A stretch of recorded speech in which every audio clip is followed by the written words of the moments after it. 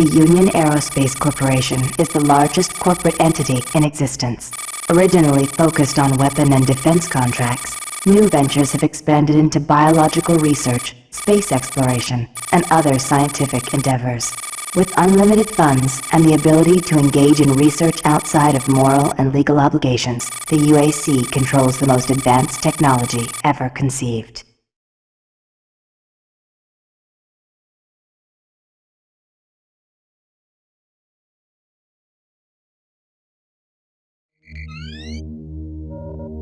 Incoming transport detected.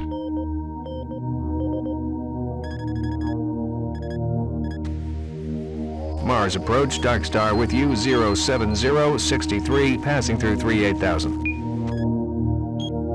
Roger, Dark Star. Descend to 2000, set speed, contact ground on 26972. Roger that, Tower. We have them on radar, sir. They'll be landing in a few moments. Excellent. See that Counselor Swan is sent directly to me. Yes, sir. Tower, Dark Star on final.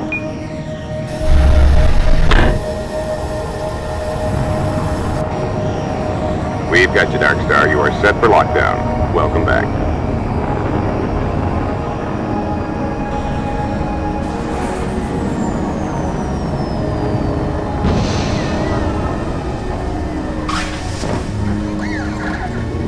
I can't believe it's come to this. I didn't want to come here. He left you no choice. True, but this is the last time. I'm tired of running damage control every time he makes a mess. Right. You're the control. And if that fails, I'm the damage. If that's what it takes, the Truger is gonna start doing things our way. Whatever you say, Counselor.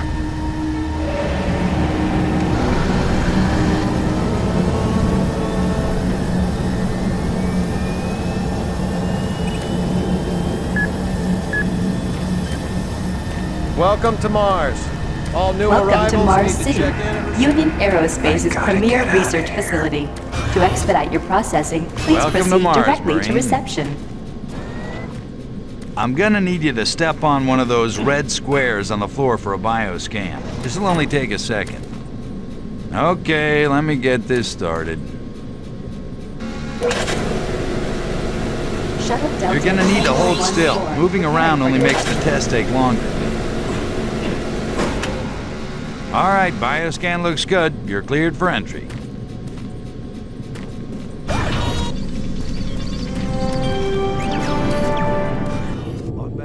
Welcome to Mars. First time? You can just leave your bag there. I'll have it sent up to your quarters. Okay, there's a few things we need to take care of first. This is your personal data assistant. You'll need this to access all secure areas. If you get clearance for any security zones, it'll download directly. It's important, so don't lose it. I see here that Sergeant Kelly has requested your immediate attention. Head directly to Marine Command. It's just that way. Follow the signs.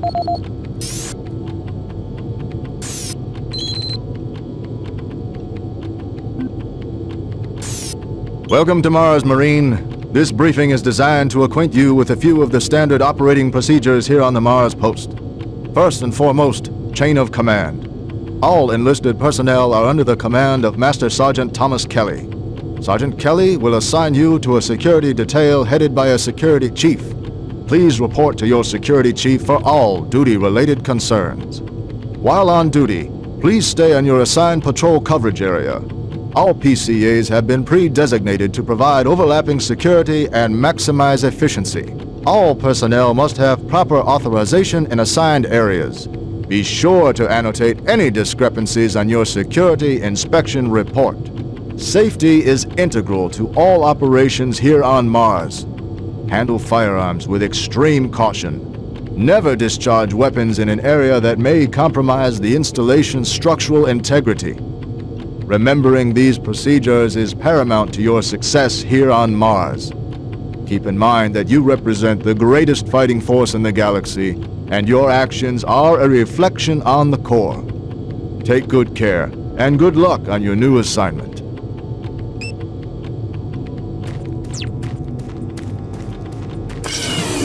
Mars City is a smoke-free facility. Please smoke only in designated areas. Thank you for your cooperation. On behalf of the UAC, welcome to Mars City. This facility serves as the central hub for all scientific research, archaeological study, and military operations. Goal number 1 at the UAC is the safety and well-being of all employees and guests. To help achieve this goal, we ask you to follow all UAC corporate procedures at all times. This includes restricting your movement to areas for which you have clearance. Always remain alert and aware of what you and others are doing. If you notice anything out of the ordinary or just have a simple question, find the nearest UAC security guard. They are here to help no matter how large or small the problem is.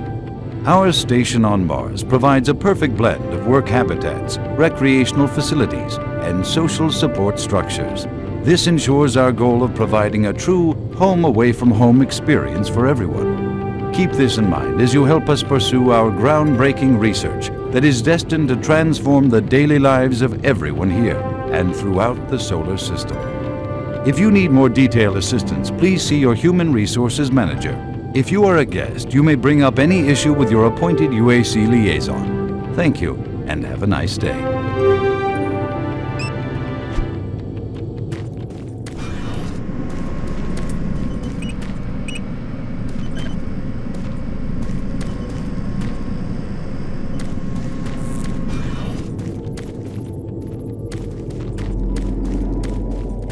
I'm here because there seems to be some very serious problems. Oh, really? Do I need to remind you of the groundbreaking work that we're doing here? No, but I've been authorized by the board to look at everything. The board authorized you?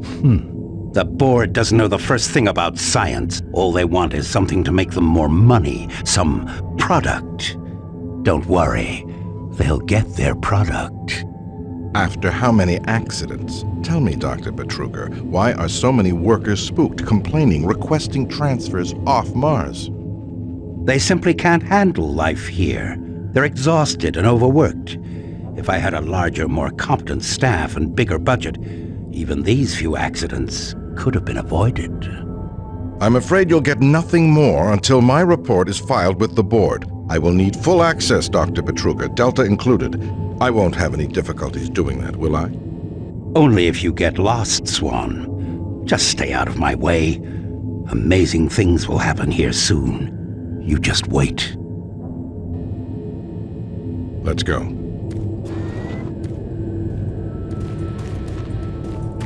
Listen, buddy, you don't have clearance for this area. Move along.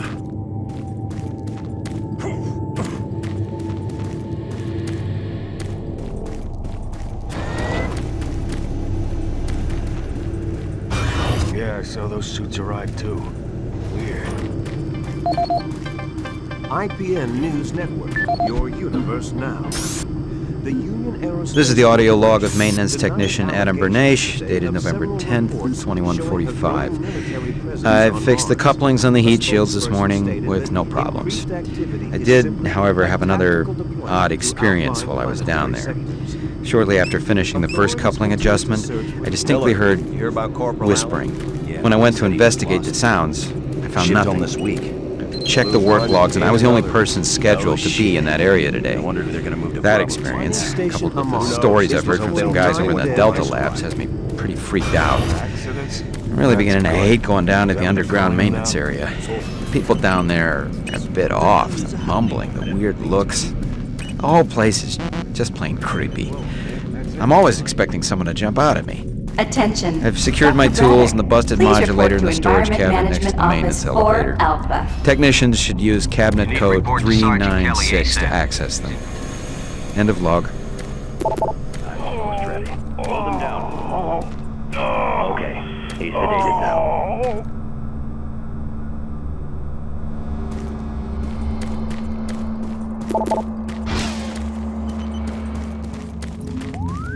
This is Delta Science Management. We would like to request another security team here in Delta.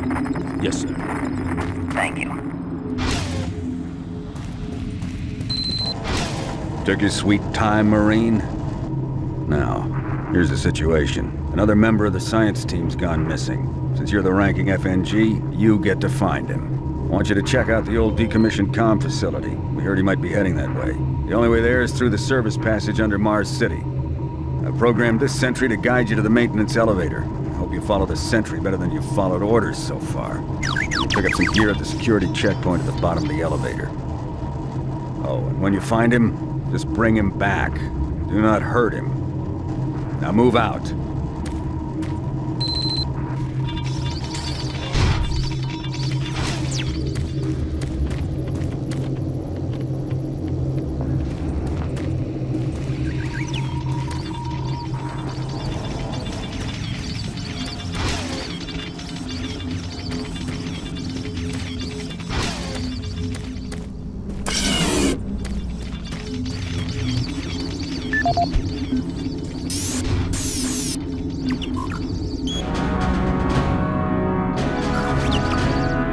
Representing yet another great accomplishment of the UAC, the Series 3 plasma gun is an extremely versatile medium-range combat weapon.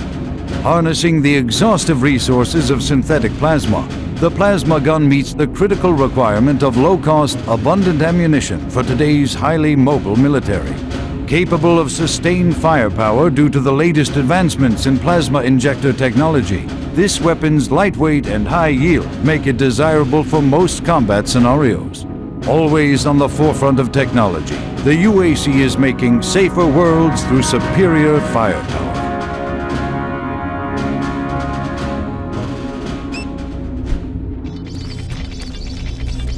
Attention UAC personnel. Interested in earning more credits? Volunteer at Delta Labs today. See your service branch director for more details. What? He said that he saw some strange...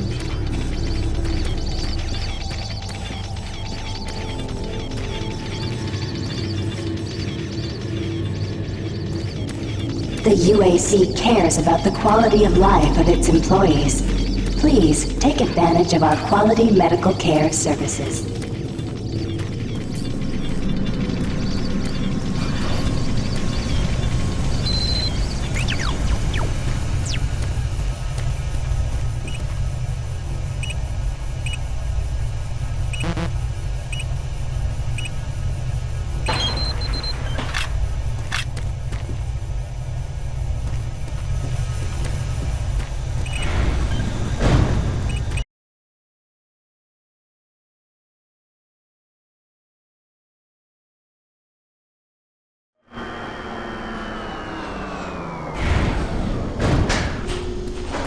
Welcome to the dungeon, Marine. Most unexciting place on Mars. I'm gonna need you to grab some armor and secure your pistol before I can pass you through security. Okay, grab your gear.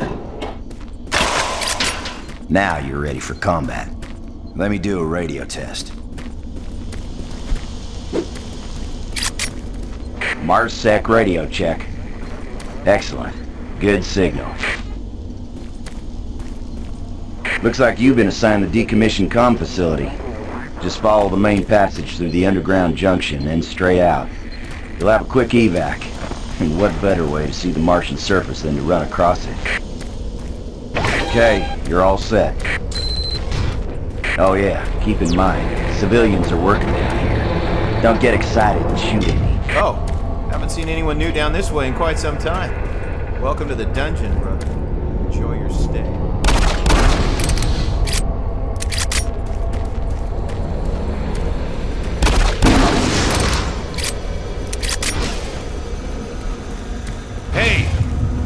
You're looking for the scientist, right? I'm not sure you want to find him. You see... never mind.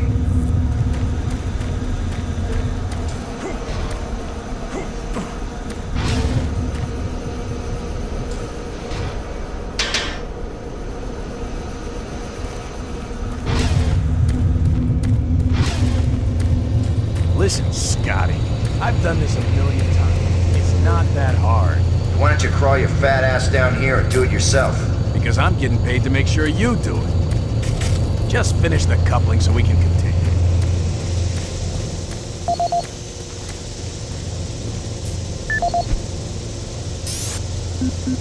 This is Grant Baston.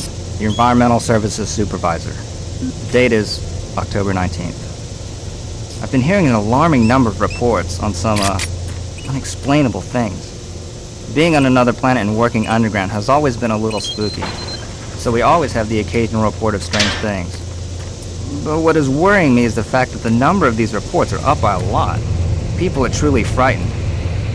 The rumors we're hearing about experiments from the Delta Complex are not helping. The power fluctuations aren't helping at all either. Having the lights flicker constantly and losing power for several minutes at a time is scaring everyone down here. I'm doing my best to keep people in track, but we're continually short-handed. Someone's reporting in sick almost every day. I'll keep my director apprised of the situation, and we'll continue to log reports as I get them. Explain some of the things that have been happening to the systems. Just get it done.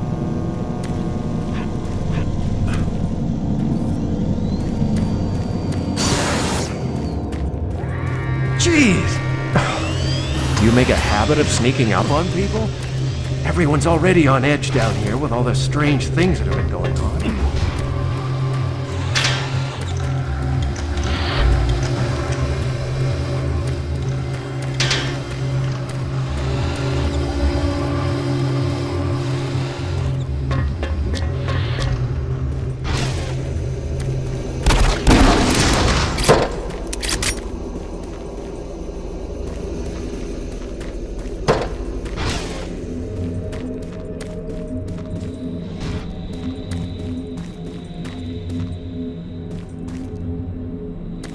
Hey, you're that new guy headed for the old comm center, right? Better hustle up, pal. This passage doesn't go all the way there. You'll have a quick walk outside to the center's airlock. Yeah, don't sweat it. Your suit's got plenty of oxygen.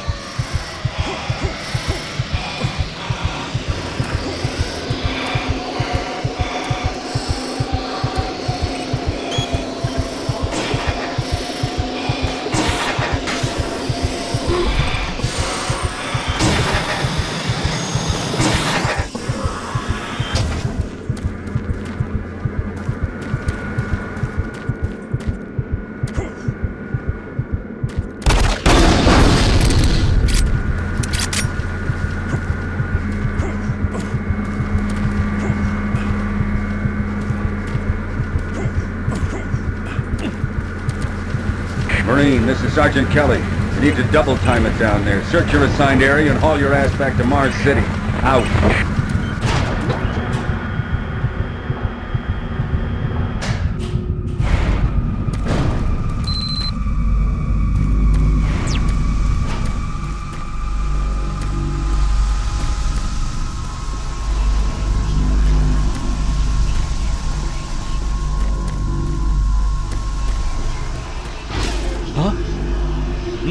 No, please. You must let me get this communication out. They have to be warned while there is still time. I can't let... You don't know what I've seen. You can't possibly understand or comprehend. The devil is real. I know. I built his cage. I'm getting abnormal readings here. This is bad. God! I can't hold these levels. We're losing it! Help us! Structural integrity at risk.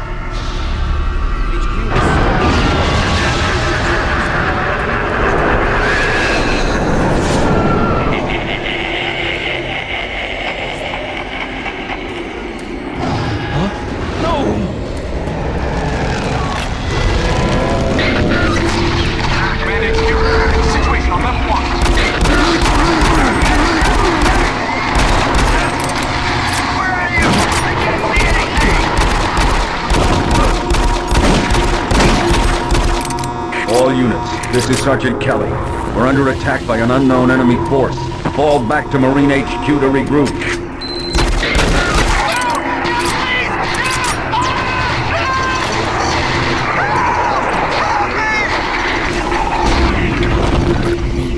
say again, fall back to Marine HQ and await further orders.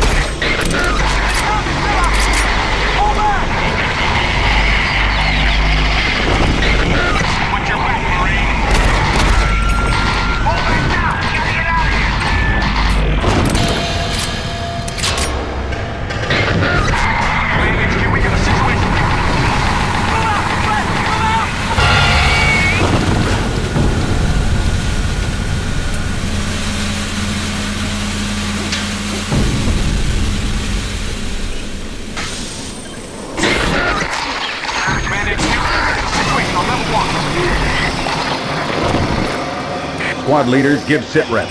Over. Command HQ, this is Bravo Team. We've got 1 Marine down, 2 wounded. Command HQ, this is Fire Team 4. We are pinned down in Alpha Labs. Command HQ, this is Fire Team 2. Main power systems down at some level. Backup and life support systems only. We've got lots of civilian casualties. It's a mess. Command HQ, attempting to secure the area.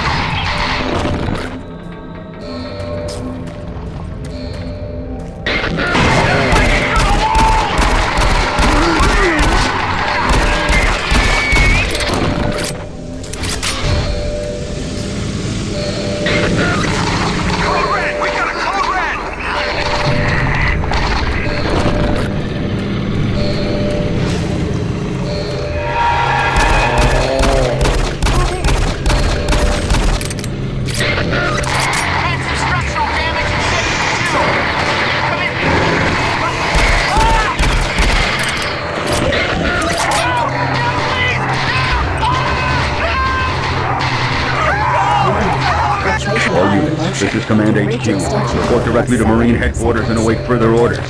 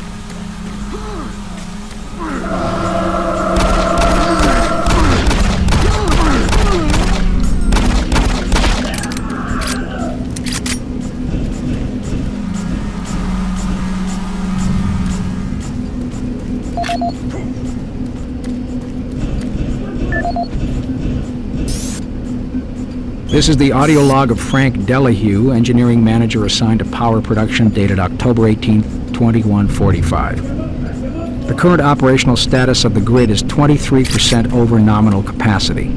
I've increased work shifts to 12 hours a day for all personnel to keep up with demand. The constant and increasing load from the Delta complex is causing havoc. We are going to start losing critical systems if we have to sustain these levels much longer. I request clearance to requisition parts from other departments in order to maintain our equipment. Okay, I don't know what is going on over in Delta, but I'm doing all I can down here. The constant demands are bad enough, but the rumors going around are making things a whole lot worse. And I gotta tell you, things don't get better soon. Thank you. All hell is gonna break loose. Command HQ, situation on level 1.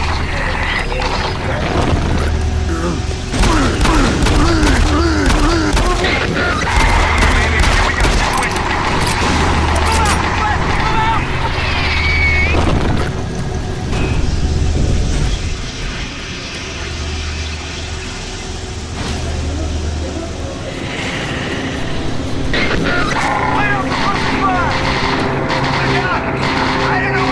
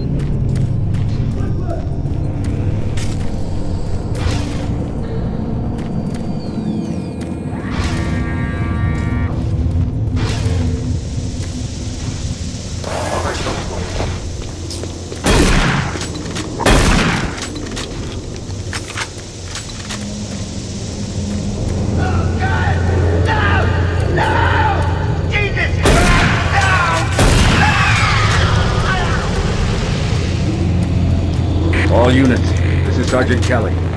We don't know what we're up against. Repeat, we have negative ID on the assailants. They're mean SOBs. They don't have a clear path back to HQ. Stock up on ammo, establish a stronghold, and keep them at bay.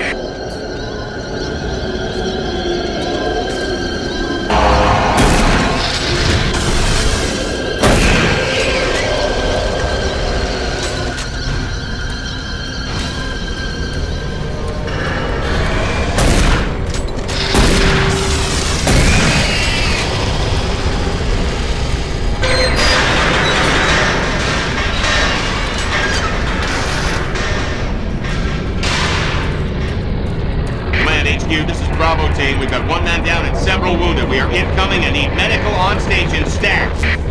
Command HQ, this is Fire Team 2. The monorail track is destroyed. Unable to secure safe transportation back to base. Over. Roger that, Fire Team 2. Fall back to the nearest station and set up a CP there. Out.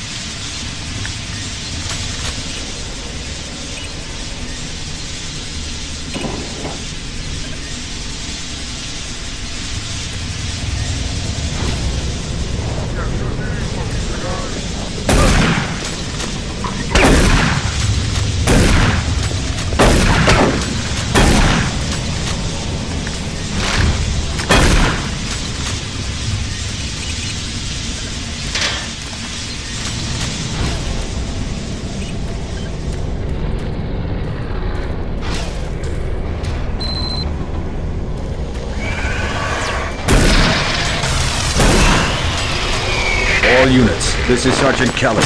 Fall back to Marine HQ and await further orders.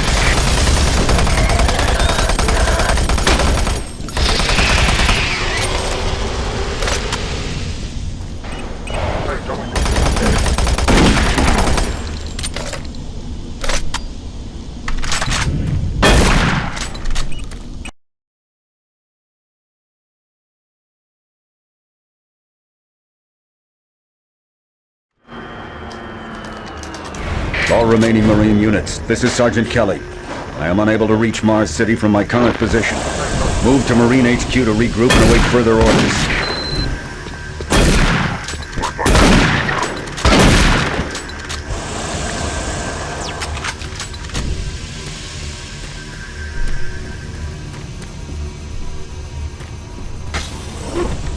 Hey, you!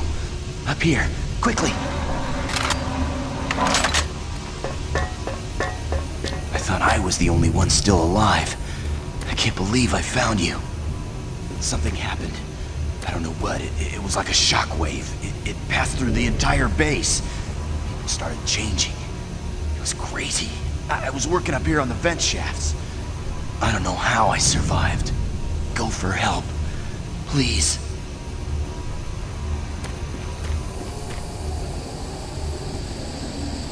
Be careful. I don't know what's in there.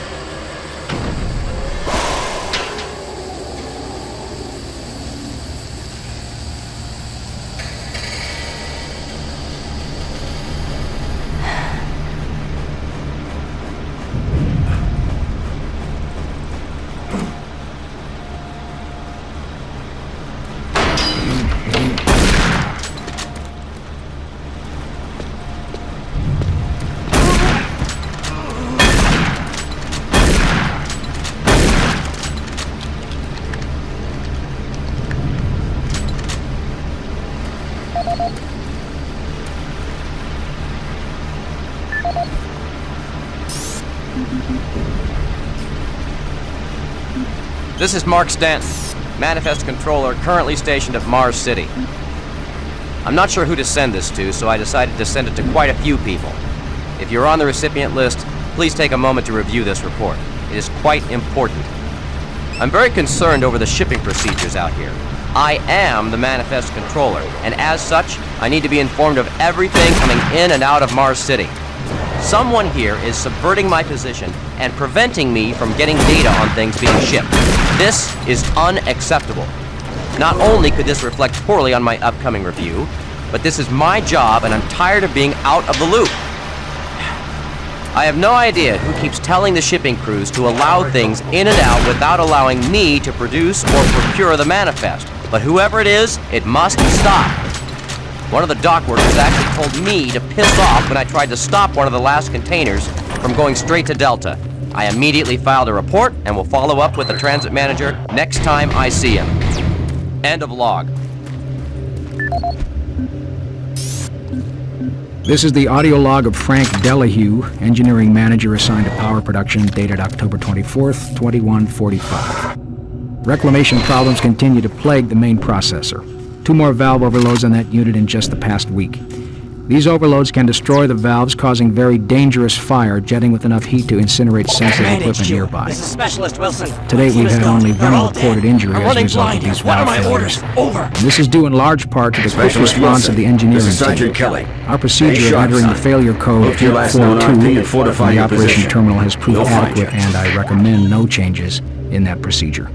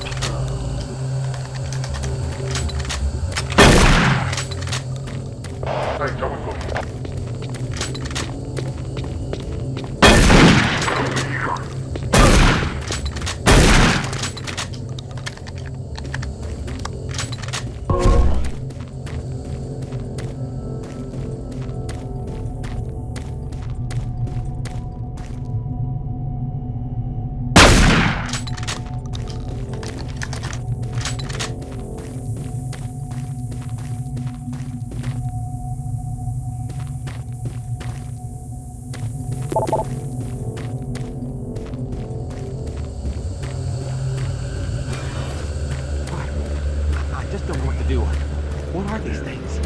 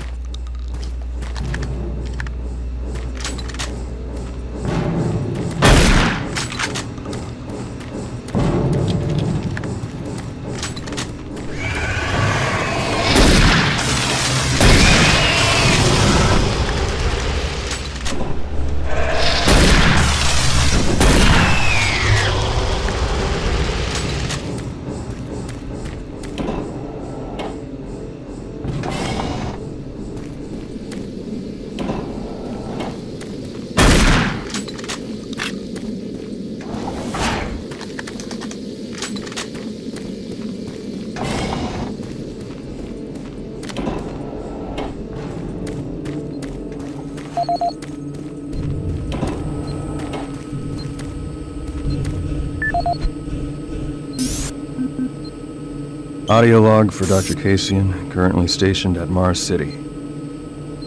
I have just left the weekly status meeting here in Medical. The most prominent topic was the vast number of psychological issues we are seeing as of late. The number of reports indicates that 10% of the overall base personnel have shown symptoms.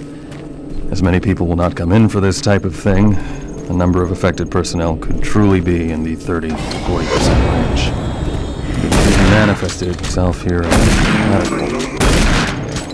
I have several nurses and a couple of good doctors out for related reasons. I'm going to formally request 2 additional psychiatrists in the next shuttle from Earth. Who we have are being overworked, and the content of their session for patients is... Dr. Casey.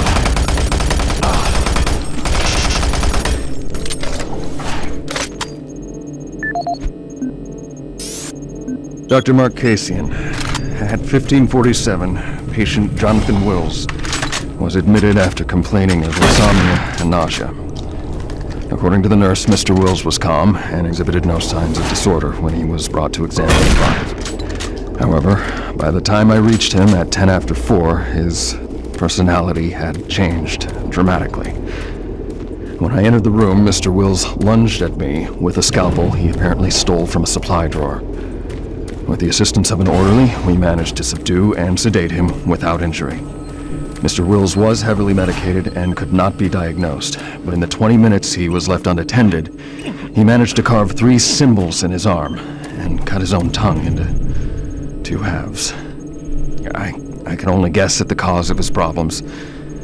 I hope that additional psychiatrists arrive soon. In the meantime, in response to this assault, all medical supplies and armaments will be locked in a secure hospital cabinet with the code 347. Dr. Kasian out.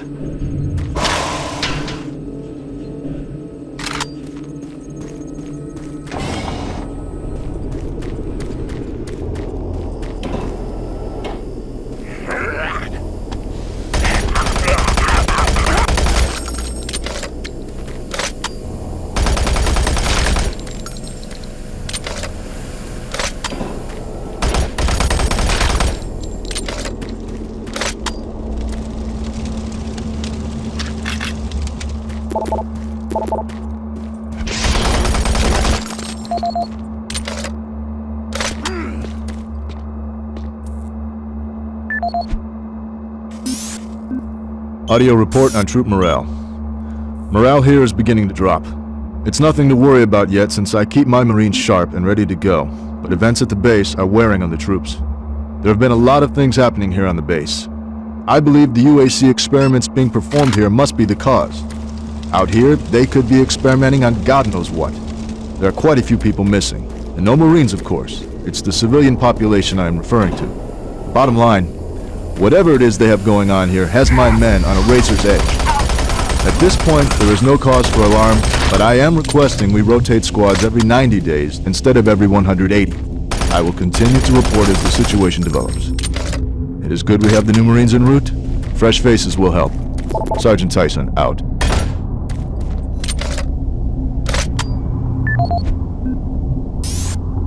Audio report confirming new troop deployments for the Mars City Marine Facility, October 30th, 2145. The new troops will be arriving within a few days.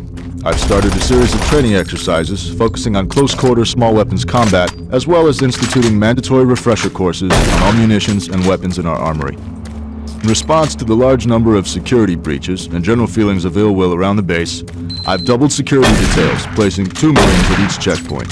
This additional presence should help calm things down. I expect that the incoming Marines are not quite as green as the last deployment. They've turned out okay, but some combat experience will go a long way right now. Sergeant Tyson, out.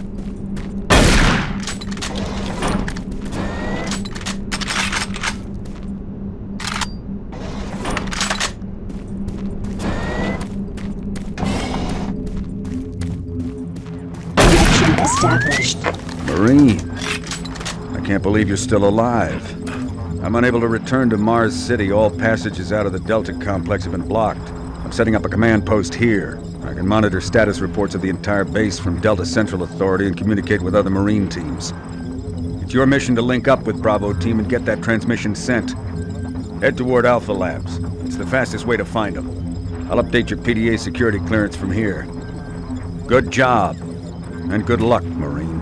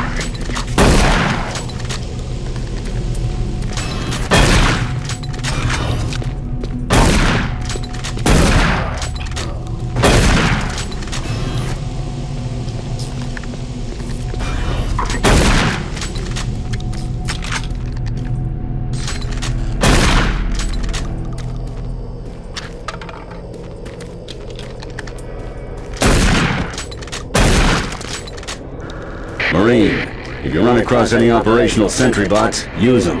Those guys pack a lot of firepower. The UAC is here to help you. Psychological services are free and confidential.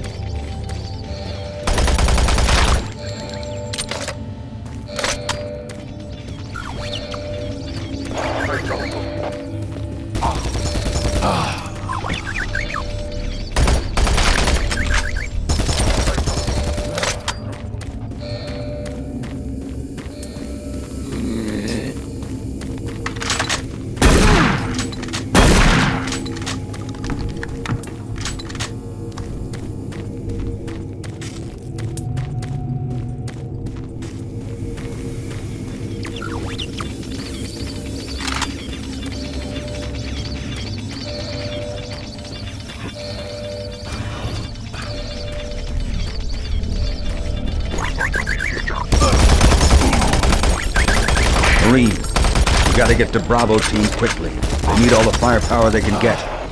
Sending that transmission is critical to our survival.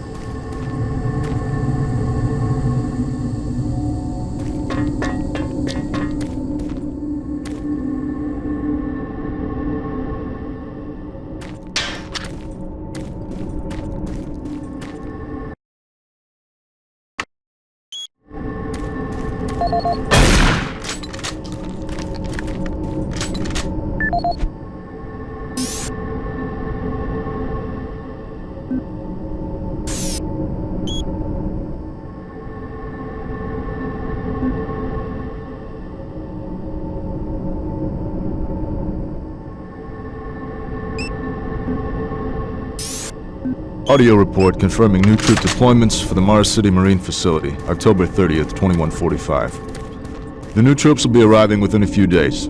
I've started a series of training exercises focusing on close-quarter small weapons combat, as well as instituting mandatory refresher courses on all munitions and weapons in our armory.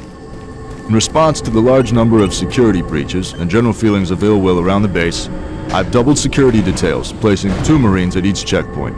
This additional presence should help calm things down. I expect that the incoming Marines are not quite as green as the last deployment.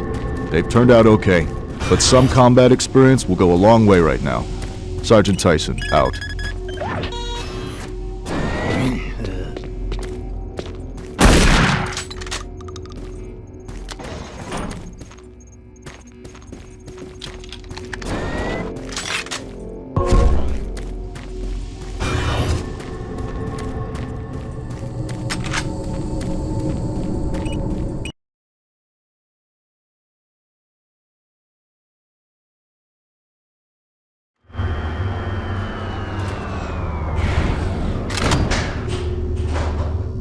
I don't think you understand, Dr. Betruger. No, I understand everything. I'm telling you now, Doctor, the UAC is taking over this operation. Operation? Is that what you're calling it? The situation is out of control. It's not out of control, Swan. You are. I'll manage this, and you and your flunky will be taking control of nothing. Do you understand? Yes, Betruger. I think I do understand. Okay, Plan B.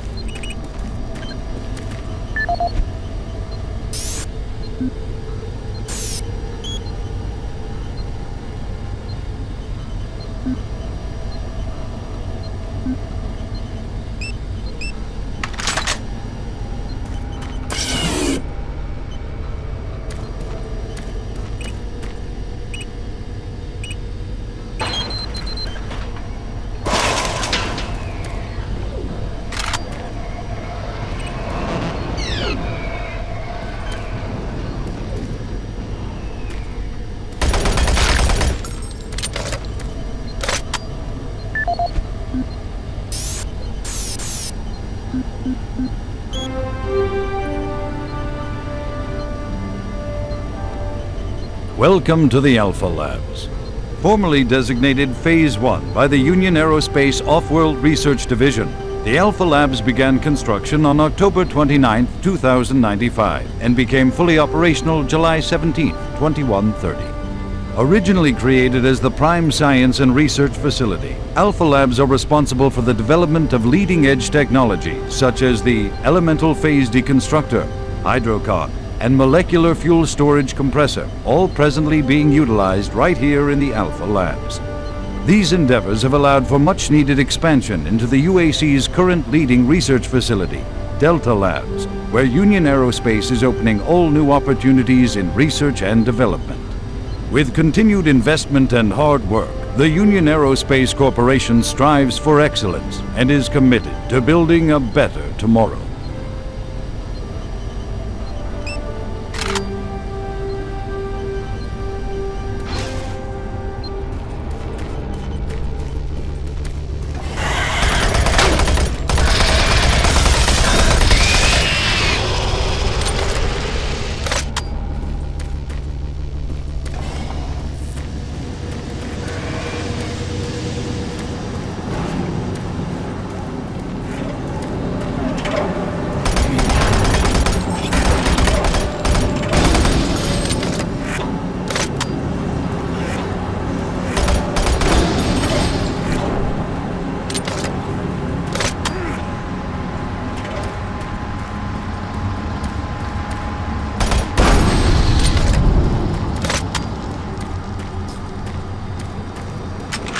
stop, buddy. There's nothing you can do for me. They're all gone. Surprised us. This came out of nowhere.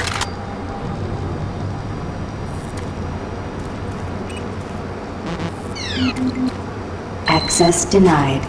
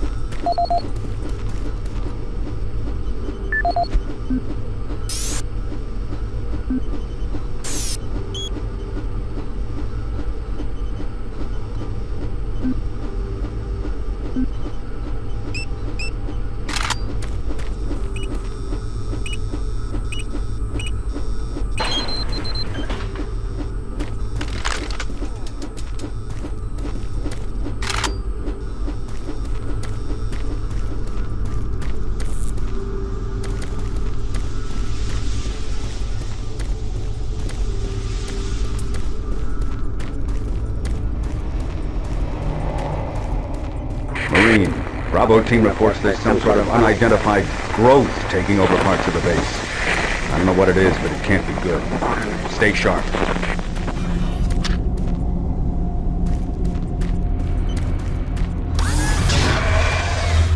It isn't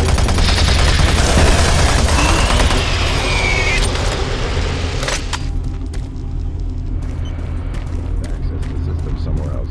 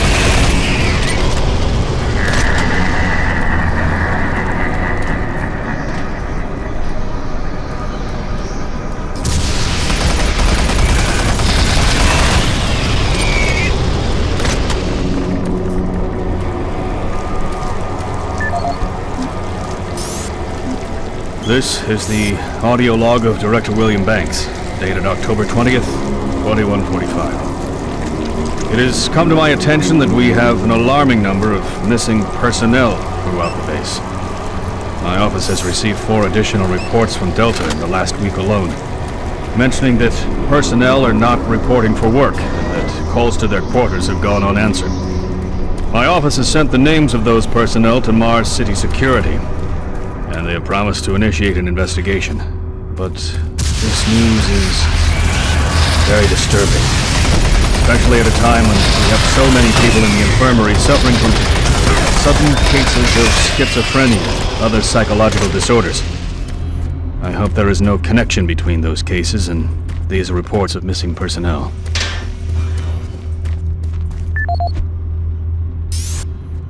This is the audio log of Director William Banks, dated October 5th, 2145. It has been brought to my attention by Environmental Services that the recent power grid changes have caused many non-critical systems to malfunction. The report explains that this is due to either intermittent power outages or lower than optimal voltage input. It also says that sufficient power distribution to all non-critical systems is becoming more difficult to maintain, thanks to Dr. Vitruga and his so-called optimization for the energy stores in and around the facility. I assured the director of ES that he would file a report with Central Authority on this.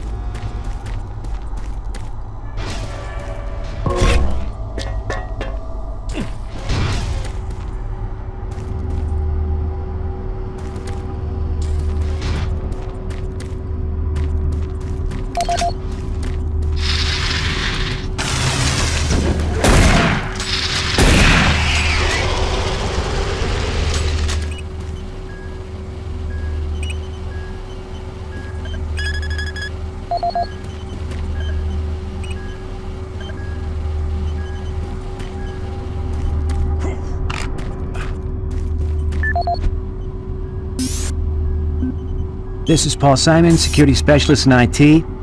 Our network security has been breached several times over the last few days. Now, it looks like it may have been going on longer than that, but whoever did this really knew what they were doing. They covered the tracks really well. I just happened to notice some log anomalies, or it would still be going on. The intrusion came on an encrypted carrier signal from the Delta complex. They piggybacked the virus on one of the supercomputer requests, and it peeled itself from the data stream once it was inside our firewall.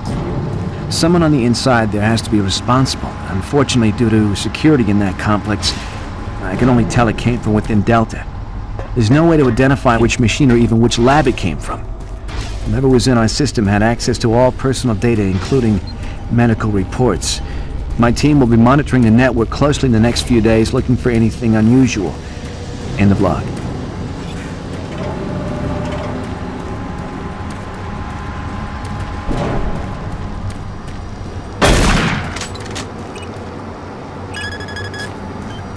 Access granted.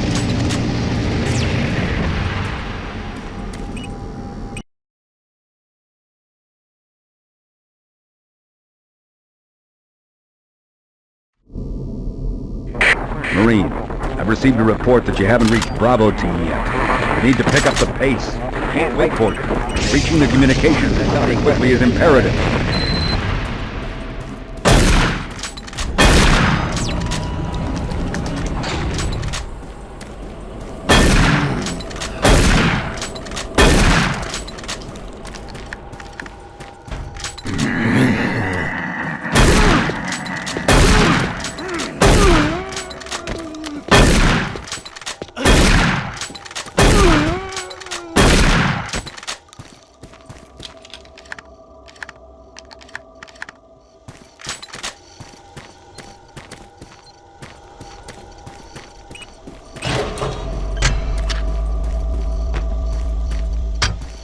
The UAC takes pride in its safety record.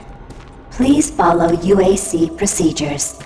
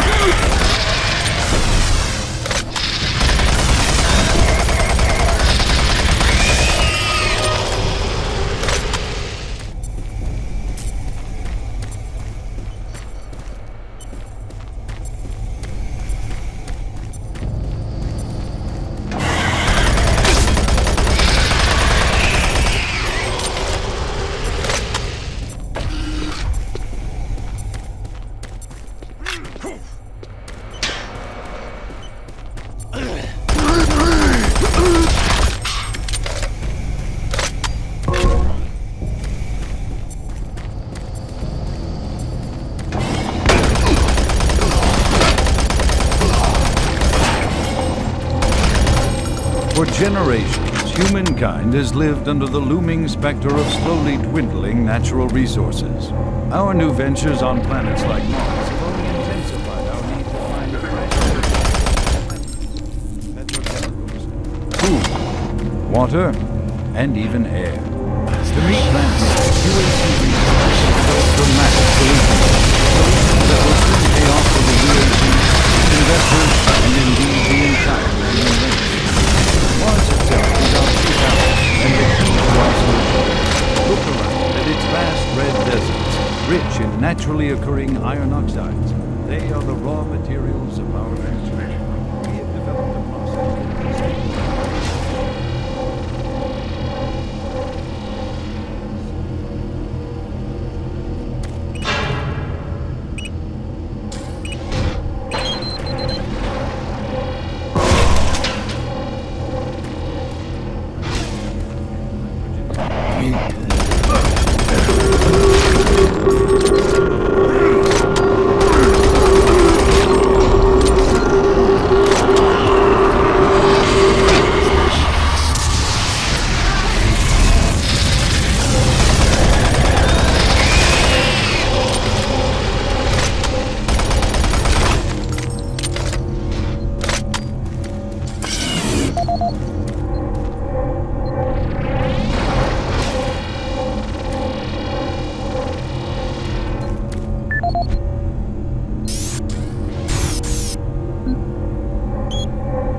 For generations, humankind has lived under the looming specter of slowly dwindling natural resources.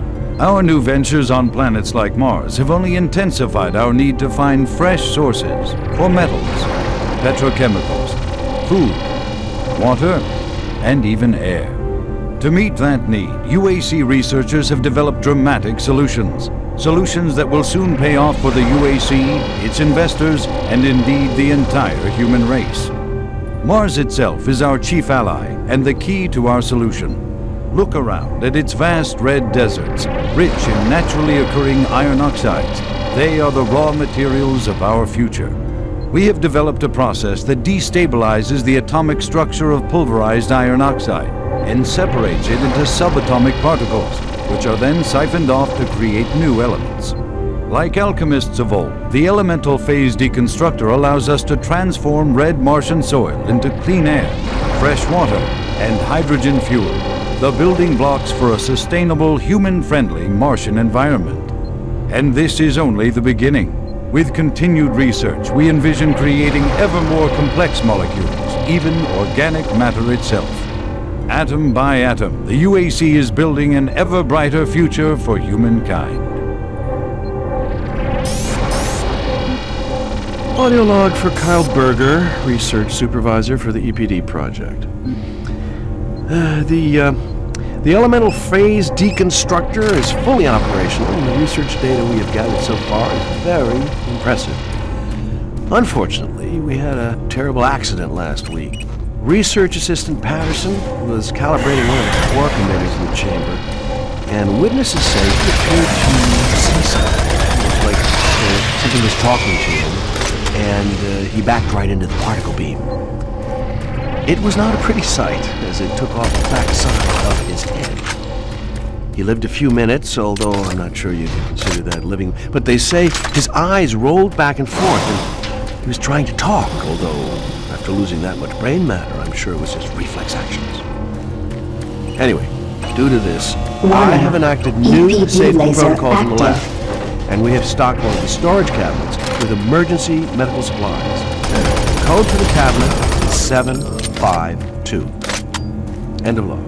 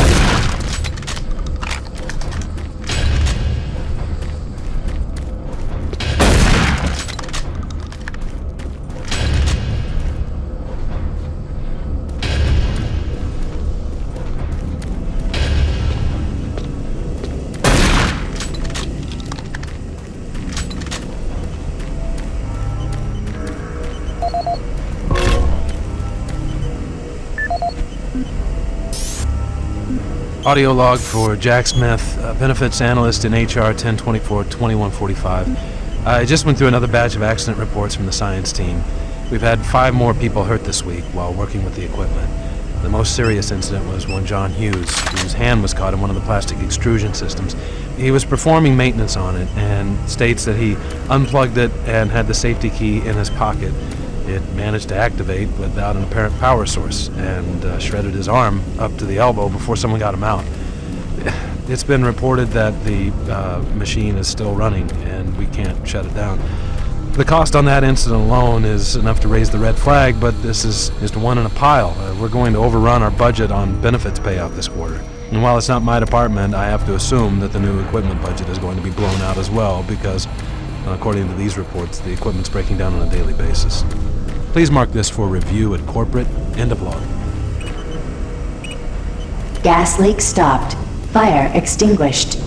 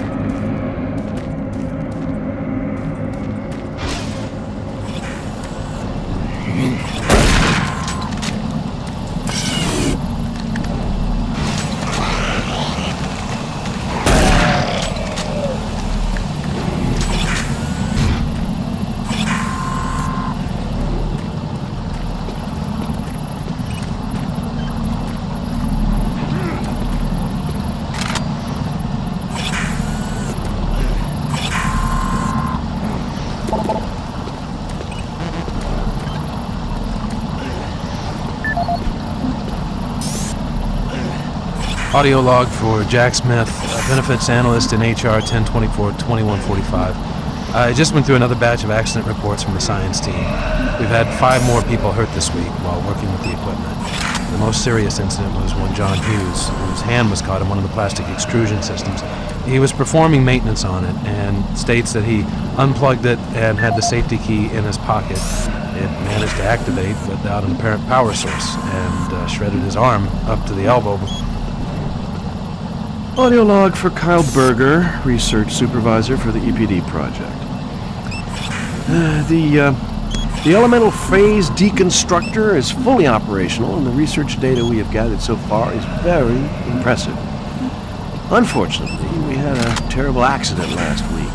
Research assistant Patterson was calibrating one of the quark emitters in the chamber, and witnesses say he appeared to see something. It was almost like something was talking to him, and he backed right into the particle beam.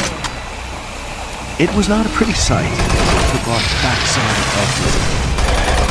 He lived a few minutes, although not too considered that living. But they say his eyes rolled back and forth, and he was trying to talk, although after losing that much brain matter, I'm sure it was his reflex actions. Anyway, due to this, I have enacted new safety protocols in the lab, and we have stocked one of the storage cabinets with emergency medical supplies. The code for the cabinet is 752. End of log.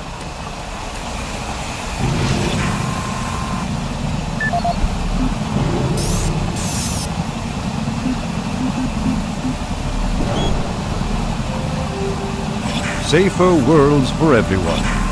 For centuries, people on Earth have waged war over 2 things vital to human existence: fuel and water.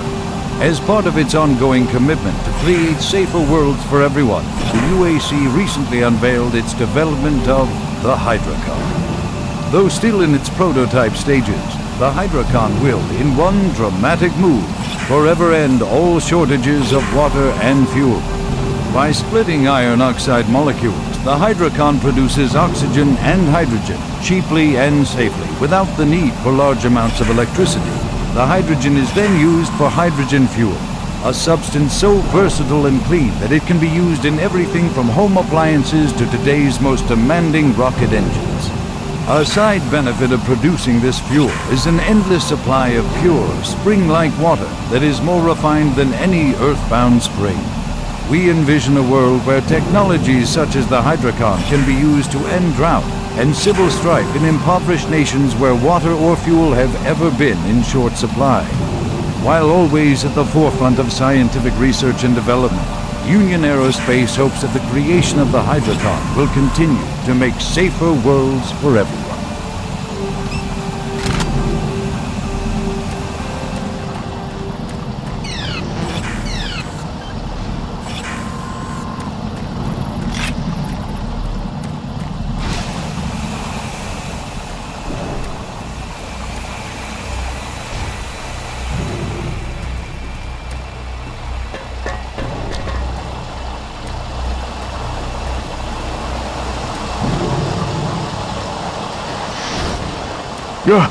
Oh, you startled me. Man, am I ever glad to see you. I thought I was all alone, and it's been freaking spooky lately. The Hydrocon's blown a few circuits and is unstable. Be careful with that gun. A stray bullet into the glass shields could blow the whole area. I'm gonna try and get this thing stabilized. I'll head to the science office when I have this under control.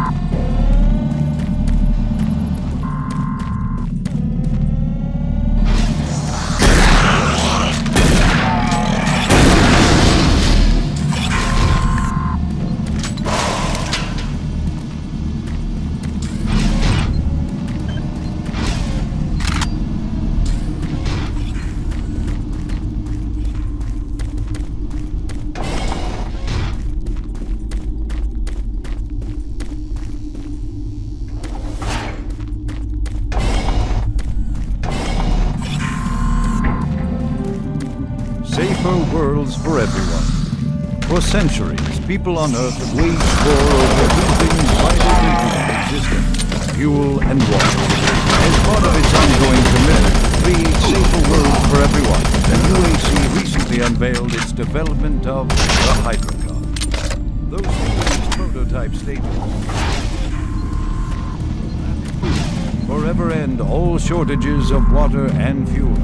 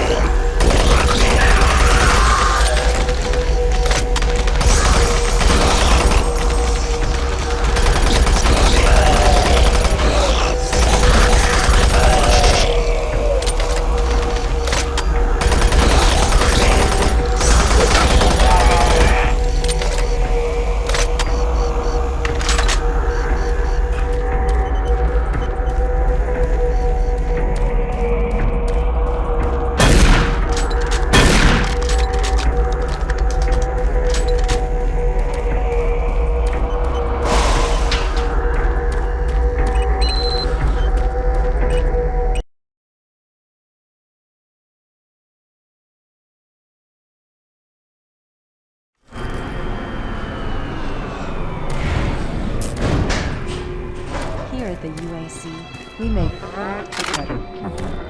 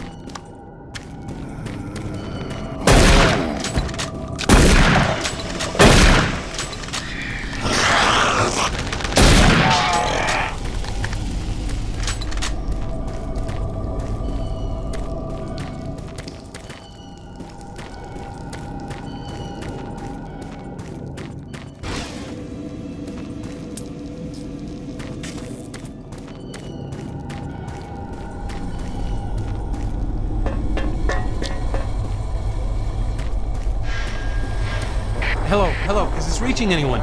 I'm broadcasting on a very low frequency. If you can hear me, I'm not far. Please help me. I've locked myself in storage room C4. Please, if anyone can hear me, please help me.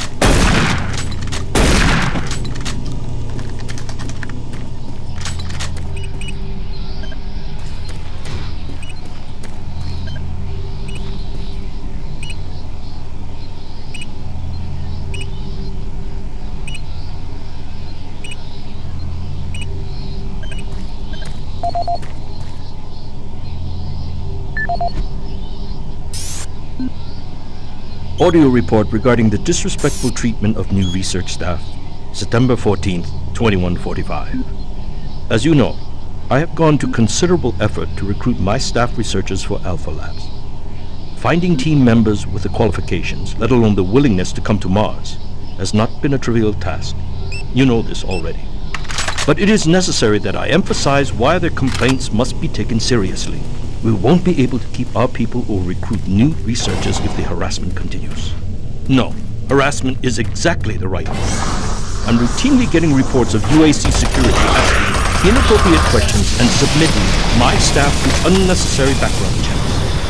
I must insist that we be allowed to keep our personal lives private and be left to complete our assignments without further delay. If there is some kind of security threat, I suggest that UAC security look more deeply into their own staff. This is Andrew Chin, end.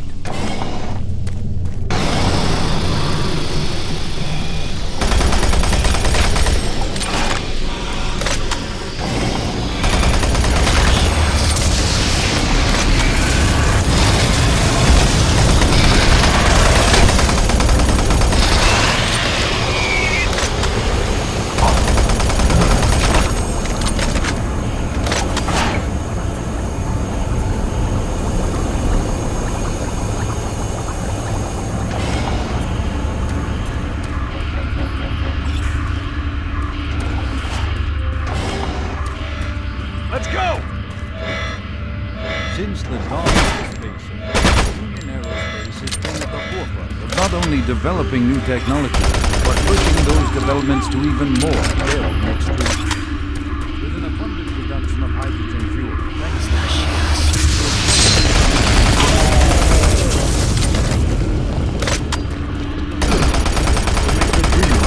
space research a reality. The answer has been a resounding yes. Marine, Bravo team reports they've located your position but are unable to move to your current location. Head through engineering and try to link up with them in Sector 3. Between electrons and protons in a molecule as a storage medium for fuel in our interplanetary antimatter drives. Now,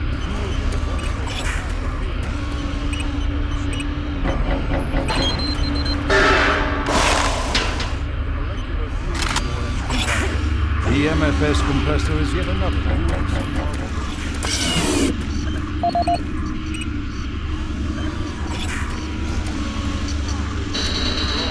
Safer worlds for everyone. And now they will bring those worlds even closer than you could ever imagine.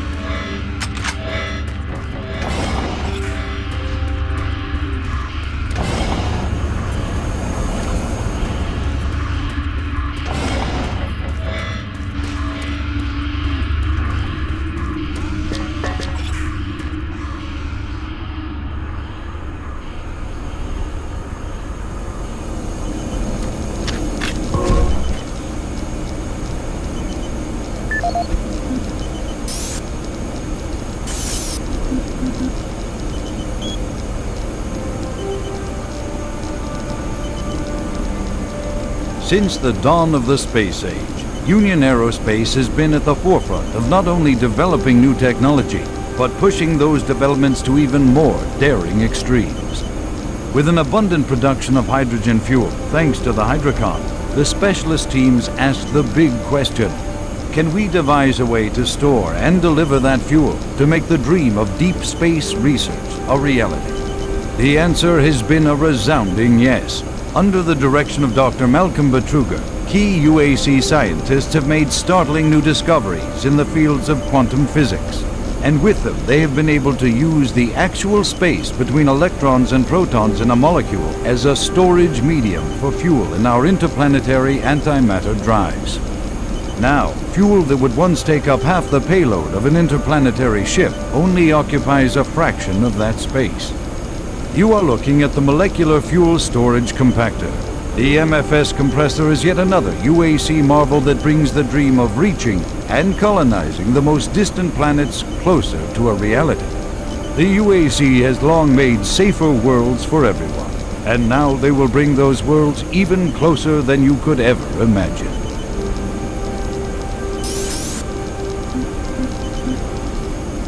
Audio log for Walter Connors. The MFS compressor is producing fantastic results. The latest modification I made to the dilation matrix were the real key to the recent breakthrough. All in all, I feel my work on this project has been the catalyst that propelled everything forward. I've also taken a set amount of time each day to make sure that everyone is doing their job, and of course I check all of their data to ensure that no mistakes are made. This is going to be a huge moneymaker for the company, and quite honestly, without my input and hard work, I'm not sure that we would have gotten this far. I wanted also to thank you for your supervisory role in the project. Working with you is a true honor. Just remember me in the end of the year reports, as I'm certain I deserve a promotion.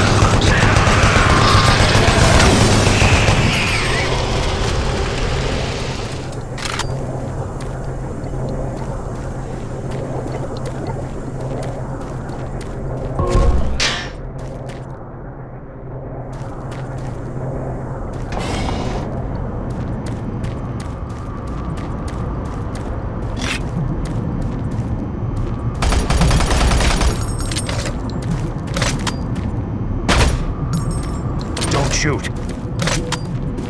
I can help you. The lights are all out.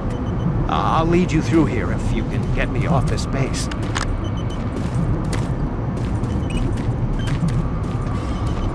Come on, I can't wait. Electromagnetic pulses have knocked out the electrical systems in this area. Watch out, a big one could knock out our...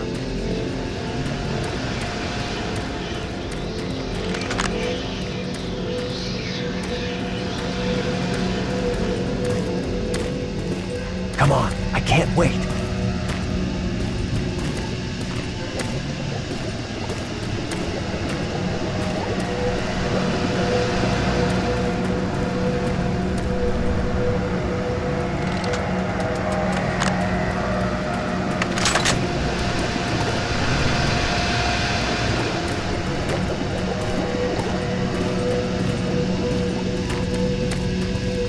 Come on, I can't wait.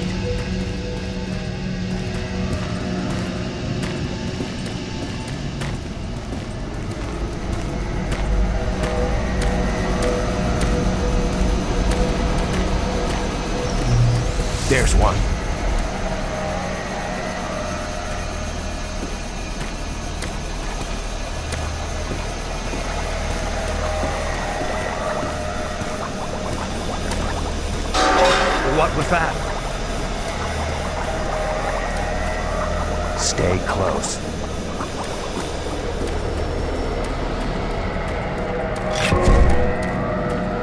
Can't stop.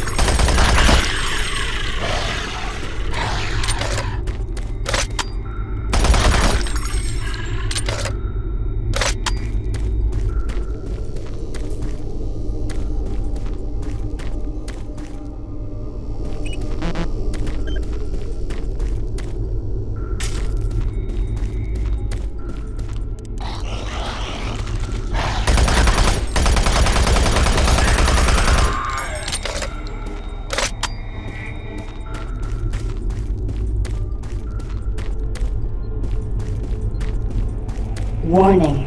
Toxins present. Please execute cleanup procedure.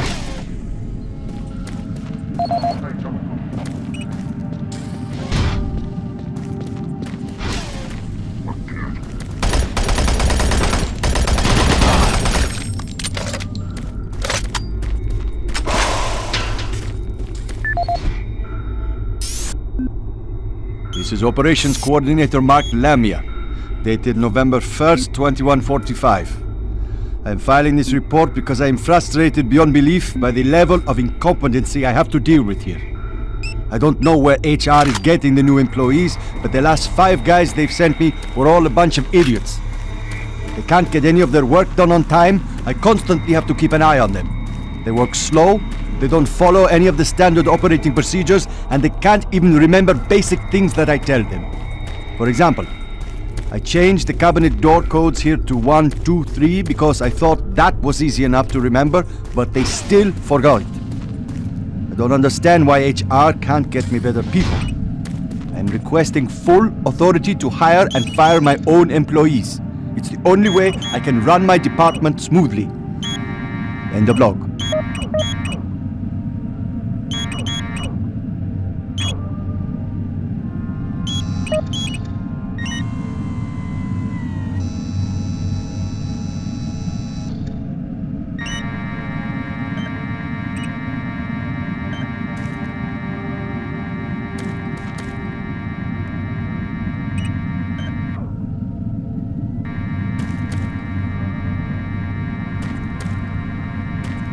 Toxic gas levels decreased 50%.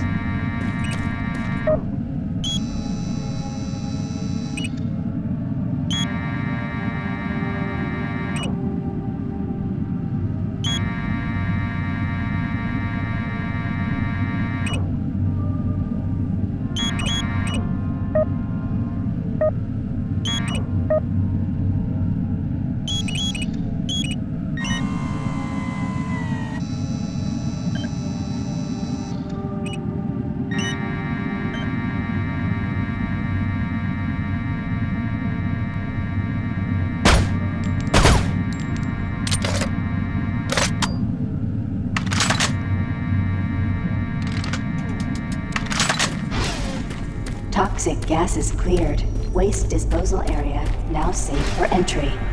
Marine, you gotta pick up the pace. We got more men down. Bravo team is barely holding their own.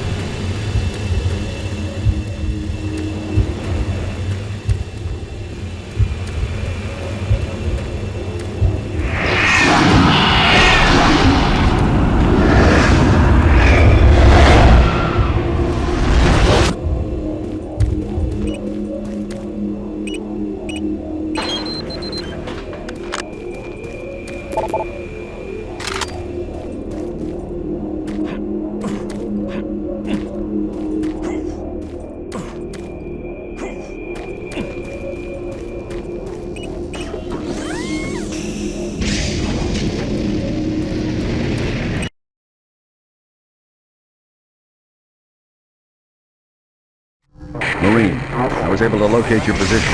Core comm systems are beginning to malfunction and shut down. Massive service disruptions throughout the entire base. I don't know how long I'll be able to track you. Bravo team has just entered the Enpro plant. Pick up the pace. You aren't far behind.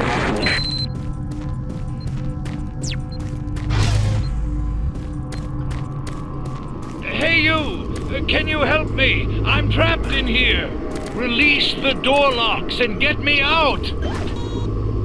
Thank you.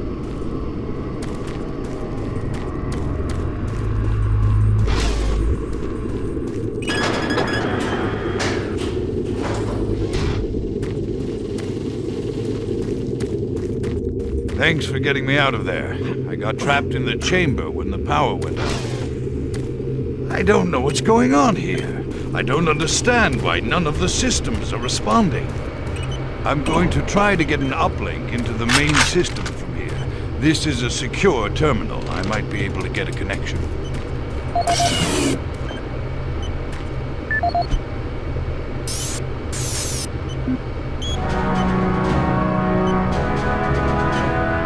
In a quest to provide armies with a well-balanced set of weapons, the UAC looked to the past when designing and manufacturing the newest line of Mach 2 chain guns. The retro style and mechanical sturdiness of the chain gun is a must for all hardened combat veterans. Early adapters have nicknamed it SAW. With its armor-piercing 30 caliber bullets, the chain gun is capable of literally cutting opponents in two.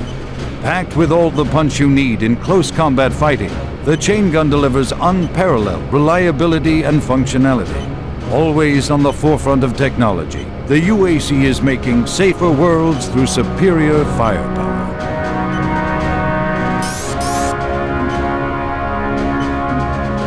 Security log number 3072 for Delta Security Chief Michael Abrams, November 15th, 2145. I've just come from the Armament Division where I was issued one of the new BFG 9000 series weapons. Well, they weren't kidding about how much lighter it is over previous prototype models. Won't be so bad carrying this one around. Anyhow, for a couple of weeks now, many of the security teams have not been following proper reporting procedures. Not sure if it's the format of the new SIR, so I'll make sure each team is scheduled by Training Division to get spun up on the new reports. There have been some security issues in the Alpha Labs. I sent a team over to investigate, now I can't reach them on any comm channel. Guess I'll have to go over there myself. Well, I'm headed over there now. I'll finish the security report in full when I get back. Oh yeah, one more thing. I'm gonna leave this BFG locked in my office for now. Please have IT security change my door code to 901. Sure as hell don't need anyone messing around with it. Chief Abrams, end of log.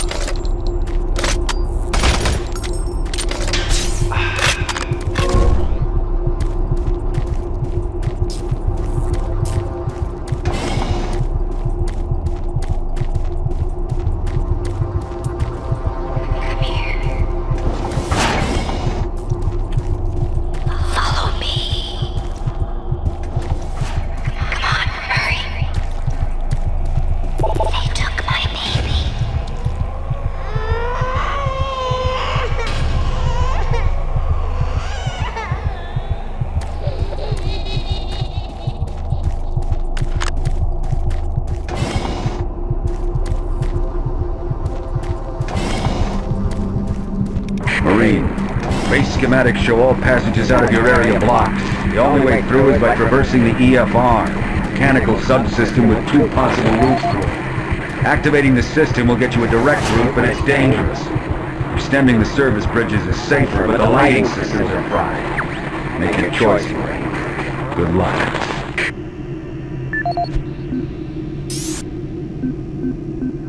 This is the audio log of Plant Manager Henry Nelson, dated October 24th, 2145. I don't know how I should report this, so I'll just talk about what I know and what I need. I've had quite a few employees reporting to me that they've heard strange sounds, like voices talking to them, calling them, even when they were alone. At first, I didn't believe them. The guys down here like to kid around, but they assured me they were serious. I ignored the stories at first, until one day, I heard something too. I was working on one of the lift-up service panels, and I distinctly heard the voice of someone saying, "Over here." I quickly turned to see who was there, but the passage was completely empty. I looked around, but I didn't see another soul. I even checked the work logs, and no one else was working near that area.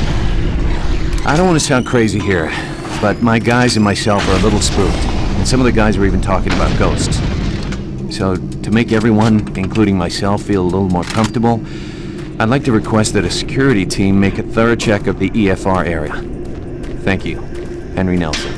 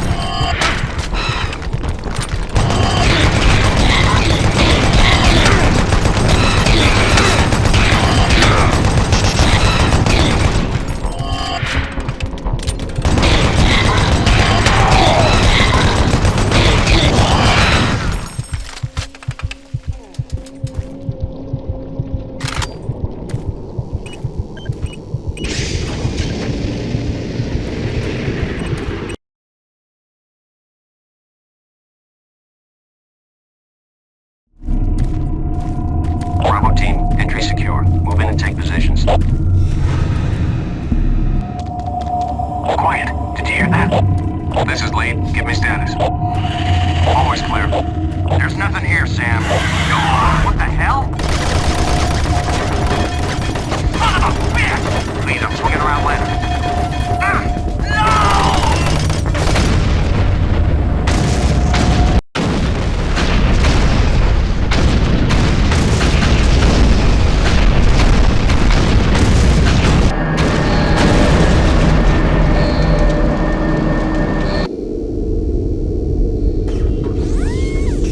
Warning.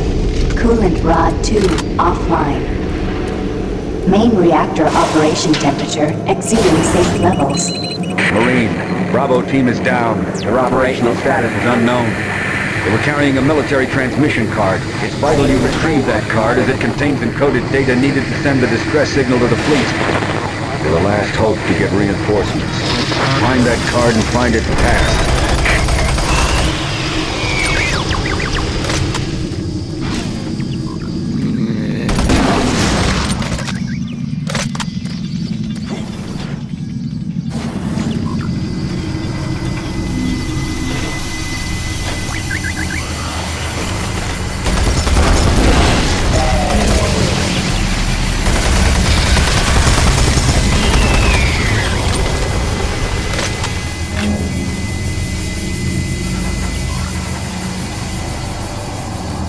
Attention. All personnel evacuate the facility.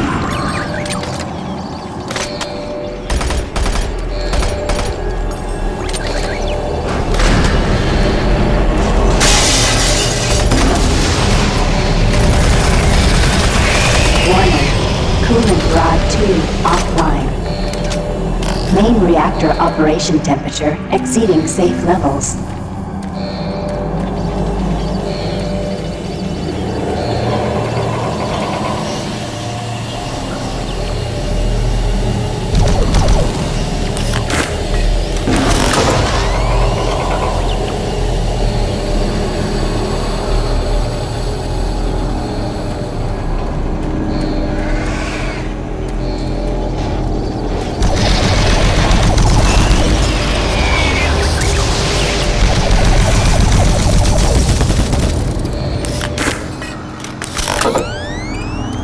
Gas leak stopped. Fire extinguished.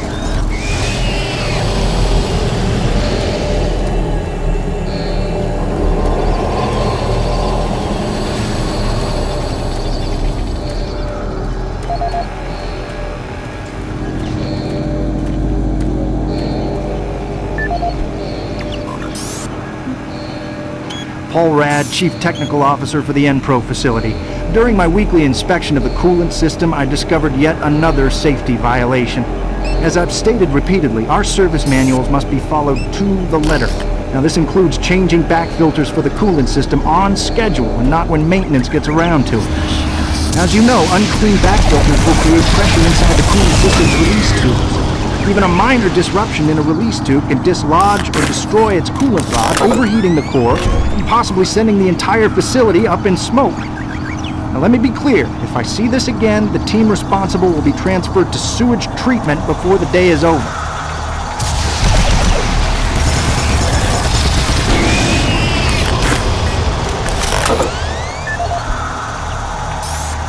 Paul Rad, Chief Technical Officer for the Enpro facility. I appreciate UAC's concerns following the number of stress-related illnesses spreading throughout the base. However, I don't understand why we require such a large detail of armed security bots in Enpro. Now, you may disagree, but I trust my team's mental condition far more than whatever programming is running inside those bots. Which brings me to the reason for this report.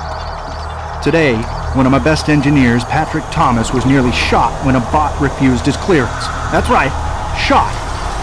Luckily, a nearby team from maintenance caught up to it and smashed it with a pipe wrench before it could chase back down. Now, it'll be days before he's ready to return to work, and I don't think you'll ever get him close to one of those bots again. Our jobs are difficult enough without needing to avoid getting shot. If we're going to be treated like prisoners, I respectfully request that you afford us the courtesy of being guarded by people instead of machines.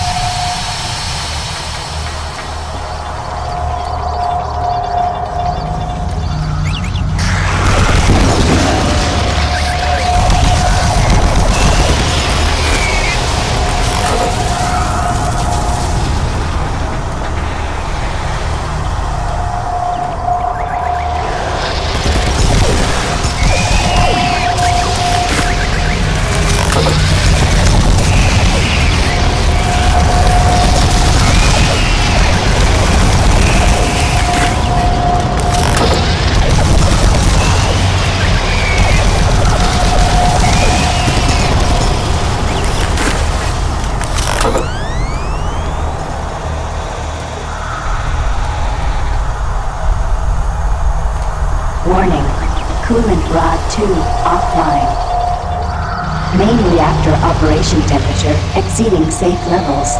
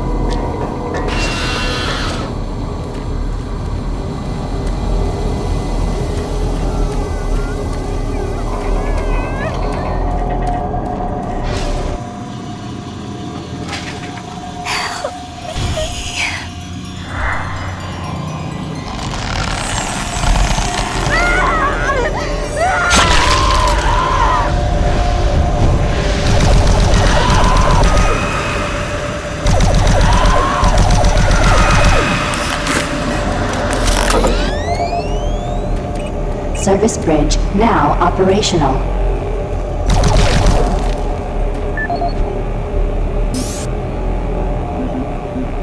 This is the audio log of weapon analyst Teresa Chazar, dated November 3rd, 2145. I'm pleased to report that the preliminary tests on the ammo storage in the new Mach 3 plasma gun has far exceeded our expectations.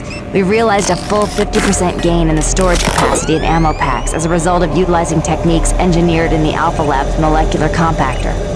I believe with the ongoing compaction research, we will reach our goal of 3 times the plasma storage currently available in standard ammo packs. I would also like to mention that all of the employees here at the Enpro plant have been very helpful and quite eager to accommodate all of my requests.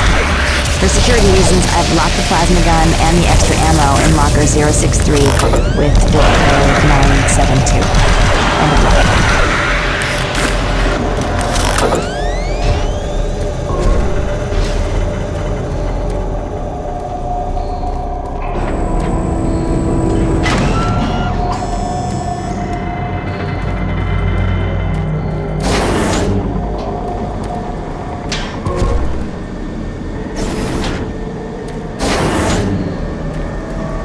Attention, all personnel evacuate the facility.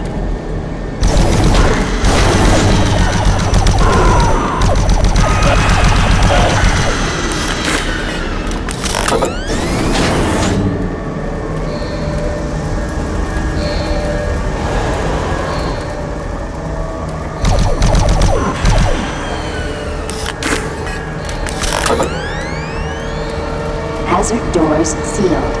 Please contact plant management for immediate assistance. Warning, reactor core temperature, 235 degrees Celsius.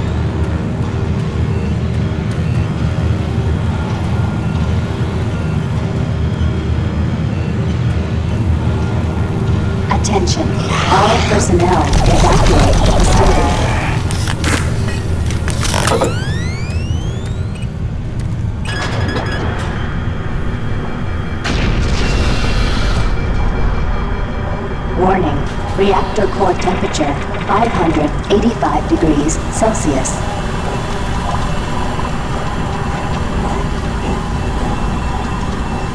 Warning, reactor core temperature beyond acceptable levels.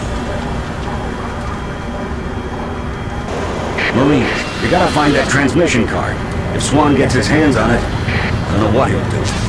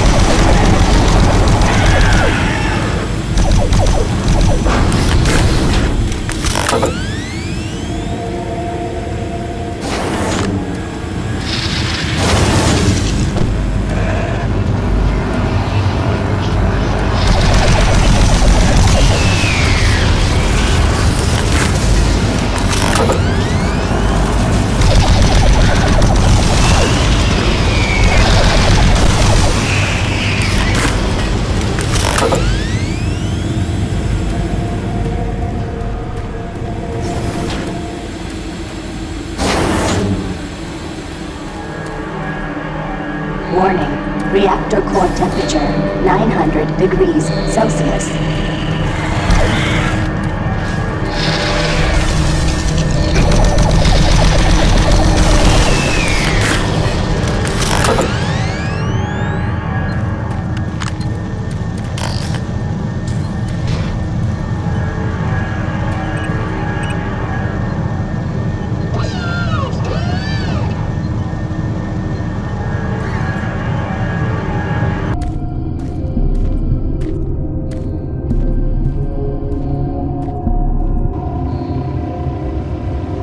You see the card?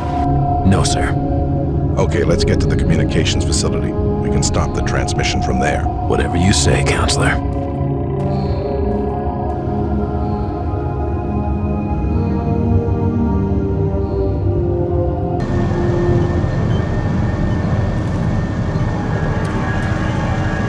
Coolant rod 2 online.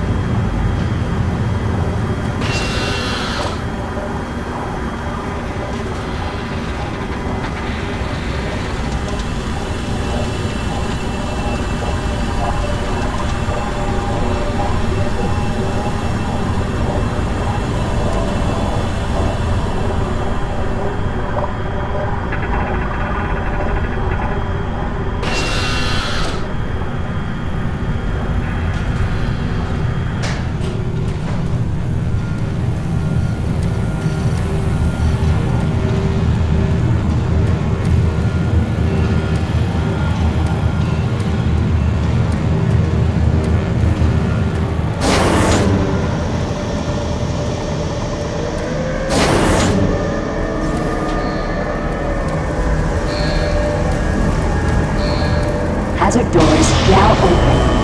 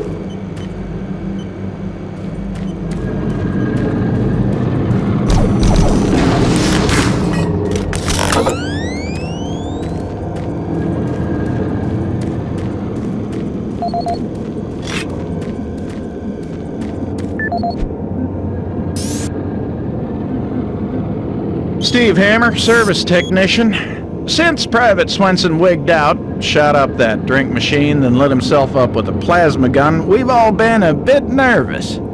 All of us in maintenance knew he was losing it. Finally, when that darn drink machine wouldn't accept his credits, he lost it. Started swearing up and down, and you had to laugh when that machine lit up, but before any of us could react, he fed himself enough plasma to power an office building. There wasn't enough head to clean up, just vapor. It's a bad thing to happen to anyone. Anyway, I know with all the psych problems we've had lately, we need the additional security, but when the guards start going nuts, I don't know, all this extra weapons and ammunition, I mean, do we really need so much firepower laying around? Well, a couple of us decided to lock up all of the unsecured plasma rounds we could find. The code is 734. I think we'll all sleep a bit better tonight knowing it's locked up.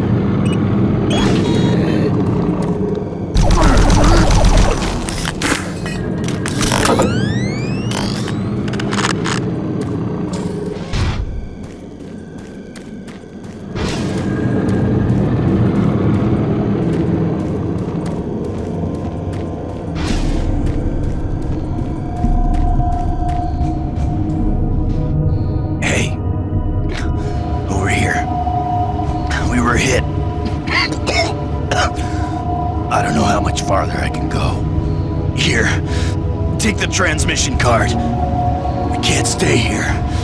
Isn't safe. We better move. No!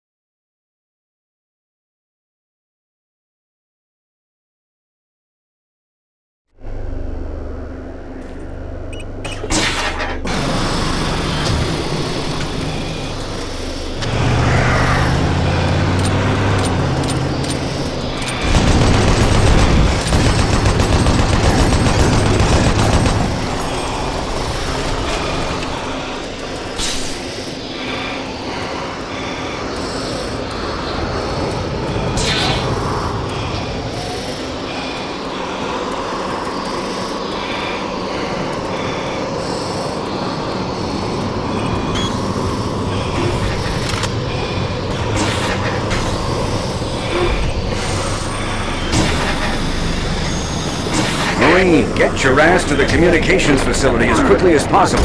Gotta get that message to the fleet.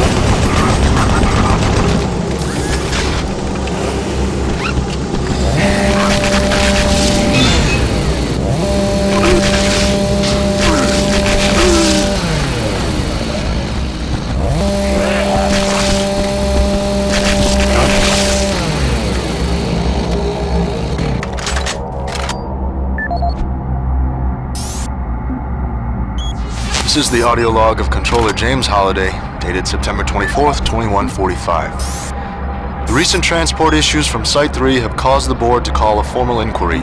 We'll study weight limits and suggest better ways to provide protection for Site 3 artifacts. Our equipment... Damn it! Yates, does anything work with this?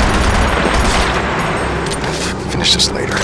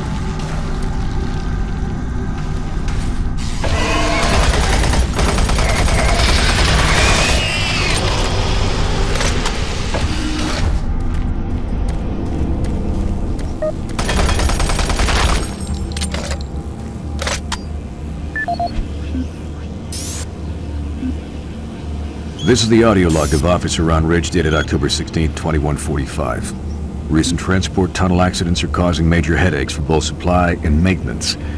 Each accident causes an estimated 1 to 3 hour delay in what are mostly time-sensitive shipments. It's becoming evident that certain junctions need safety adjustments as well as recommitment to driving safety by all personnel. The Empro to Com Center route has shown the biggest increase in accidents over the past 6 months. Safety signs and improved lighting are needed throughout the main junctions over the stretch of tunnels and paths. Absolutely, no recreational vehicle passage should be allowed during peak hours. All personnel should use monorail travel whenever possible to keep cargo shipments flowing smoothly.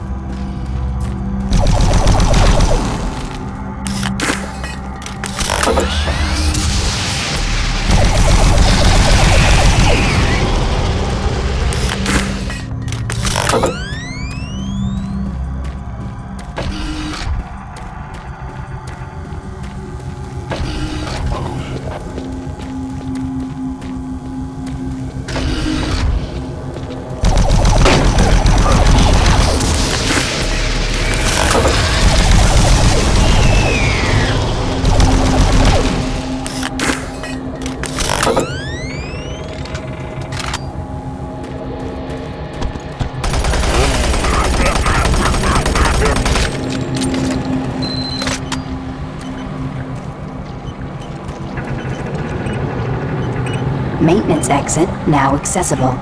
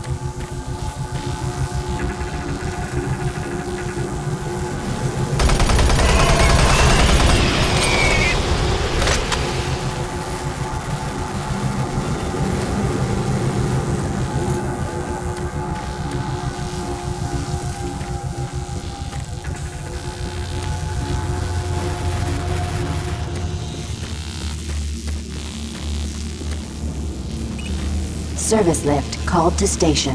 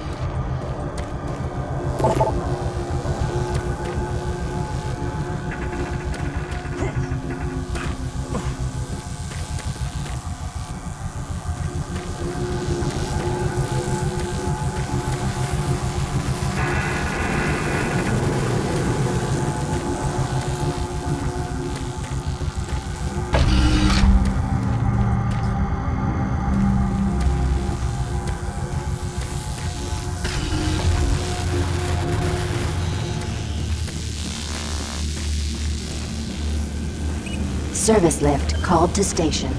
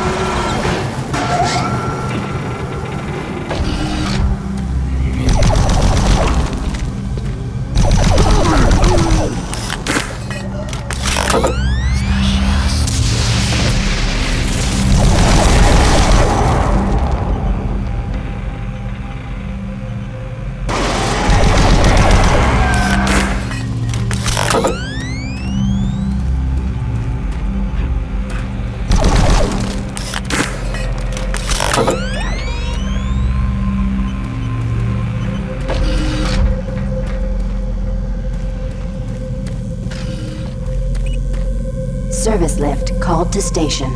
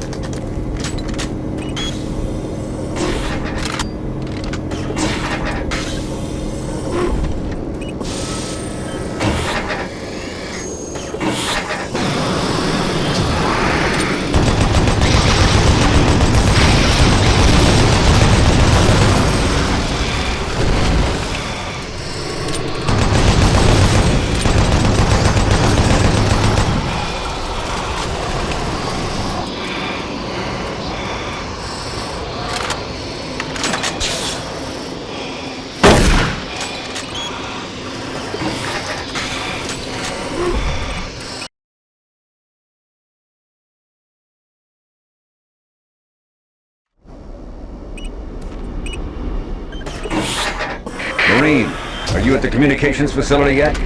You gotta get that message to the fleet now. And watch out for Campbell and Swan. Those UAC suits don't give a damn about what happens to anyone. I gotta move on.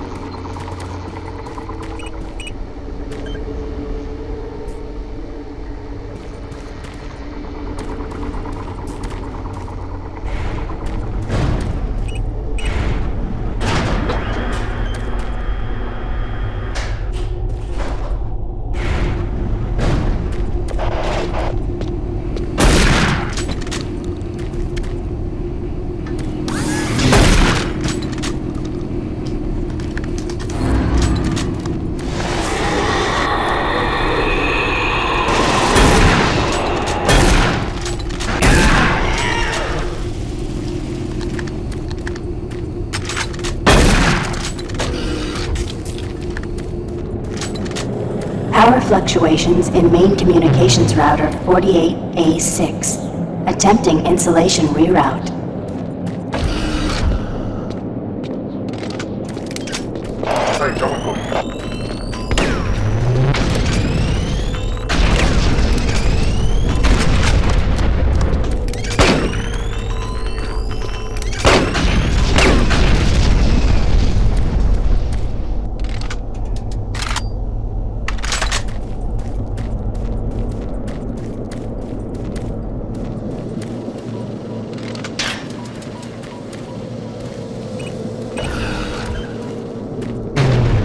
Primary communication systems offline.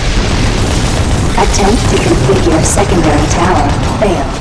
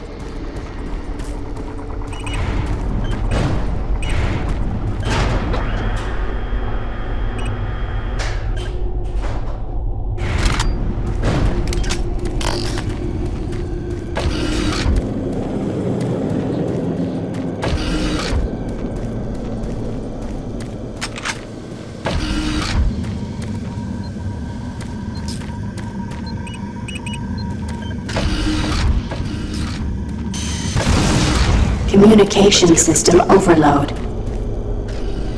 Communications shut down.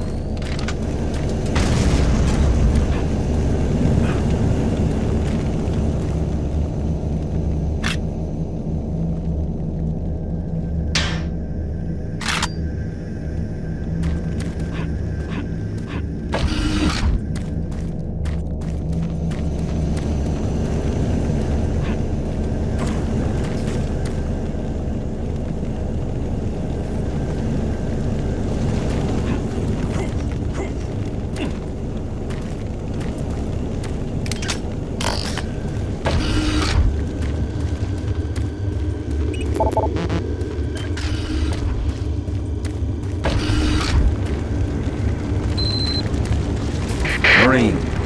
Delta System computers are showing all off-base communication down. It's that fool Swan, isn't it? You're gonna have to find another way to send that message.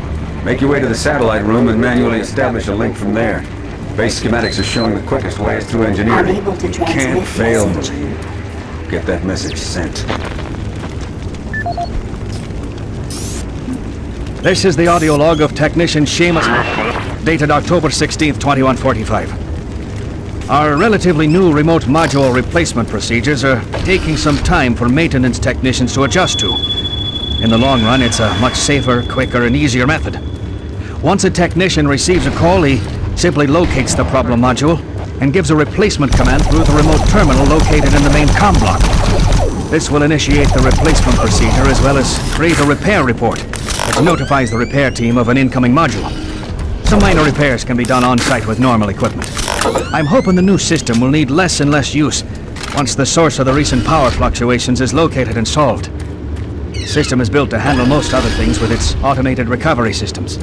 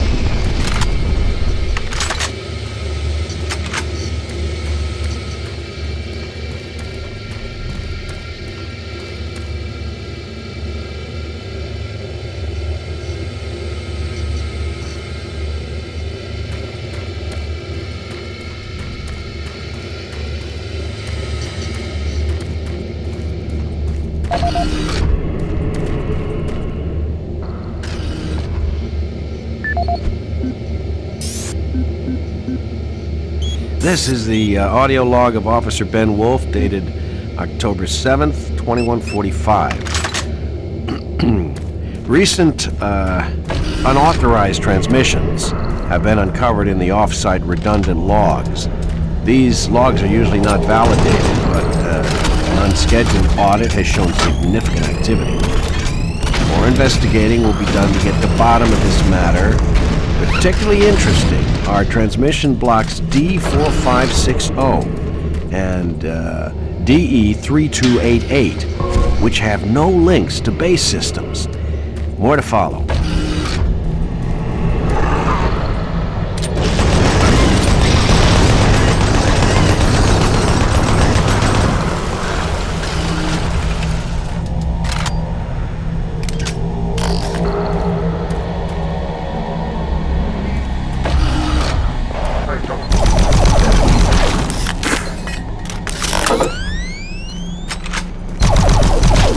Marine, I believe the source of the invasion was from the main portal here in Delta. After you send that transmission, get here as quickly as possible.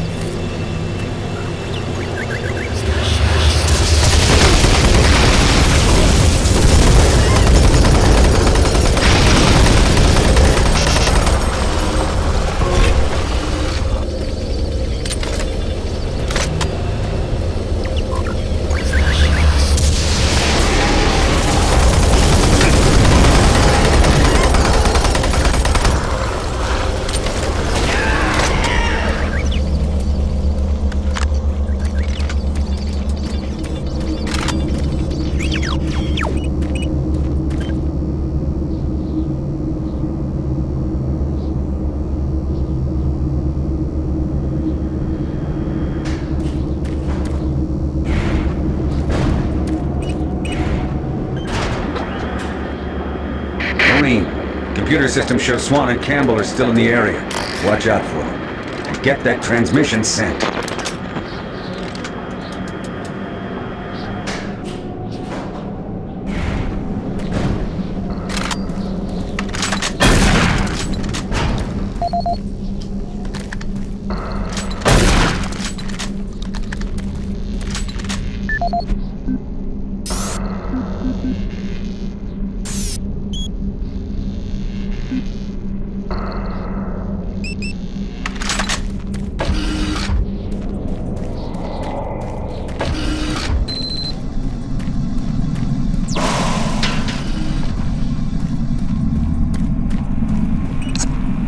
Manual uplink established. Marine, you hear me? Back off from that console.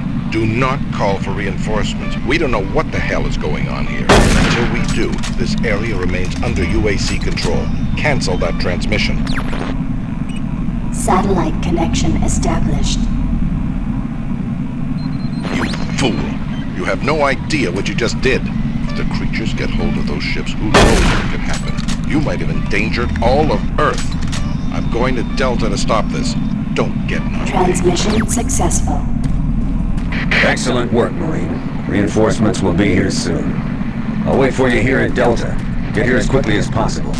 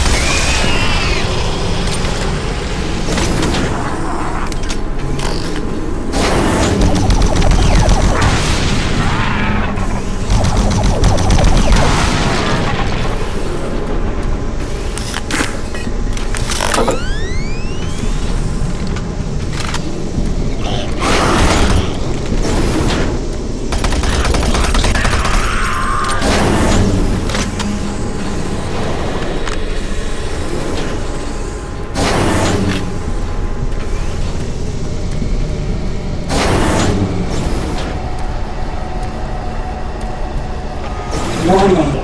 Flow control system failure. Toxins identified. Execute cleanup procedure.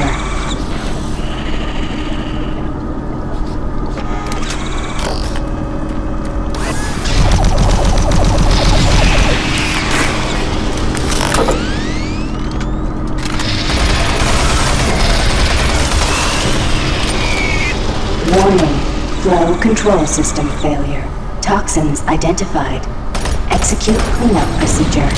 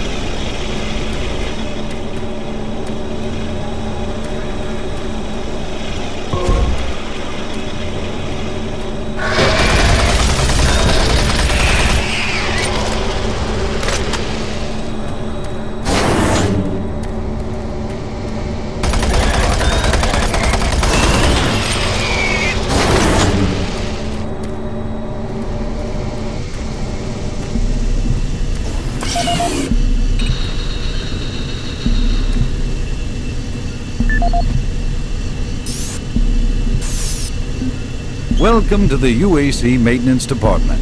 This video will provide you with the necessary tools and information to do your job efficiently and safely.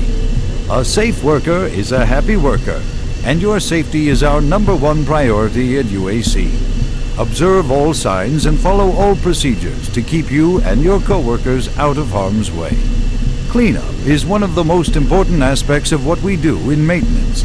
This phase of our job keeps everyone safe, and research has shown that working in a clean and toxic-free environment has a positive benefit on overall productivity. Power generation on Mars produces two byproducts, steam and green goo.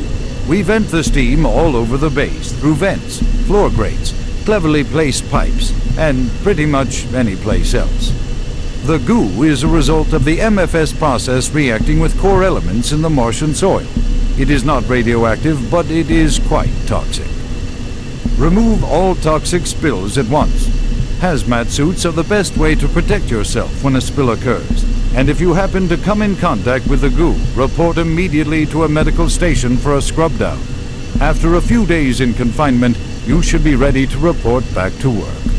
Report any rule violations to your immediate supervisor. And don't forget to read your employee handbook for additional rules and information. This is the audio log of Nicholas Edgway, member of UAC Mars Hazmat Response Team, dated October 1st, 2145. We have concluded that the Martian atmosphere is wreaking havoc on the exhaust valve seals in the standard number 5 disposal drums. The engineers cannot explain the high level of contaminants in our internal atmosphere. The air scrubbers and filtration systems all seem to be operating at normal levels, yet a small layer of particulate is making it into the storage areas. That is what caused the lockdown yesterday. EAP Director Charles Hollis informs me that the personnel won't be harmed by these contaminants in the air, but we've seen that they do cause a corrosive reaction when introduced to the rubber compounds used in the storage systems. Effective immediately, all number 5 disposal drums must be locked away in at least a Class 2 rated transport vehicle. Assessment ends.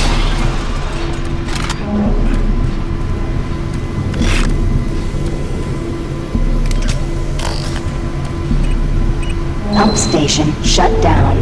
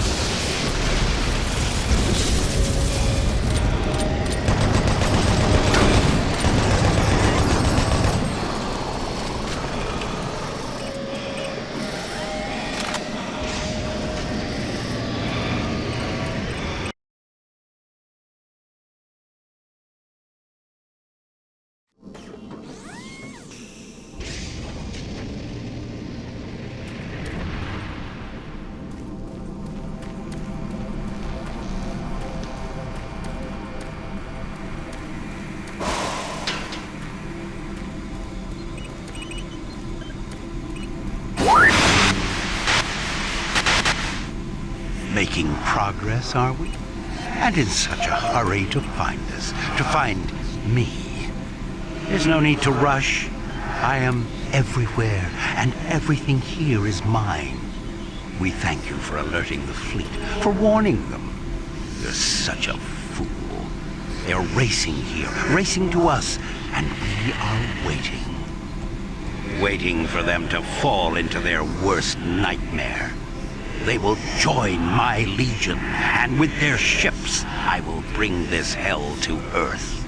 You won't live to see it, and you will die long before you have a chance to warn them. Attention. Initiating pump station 180.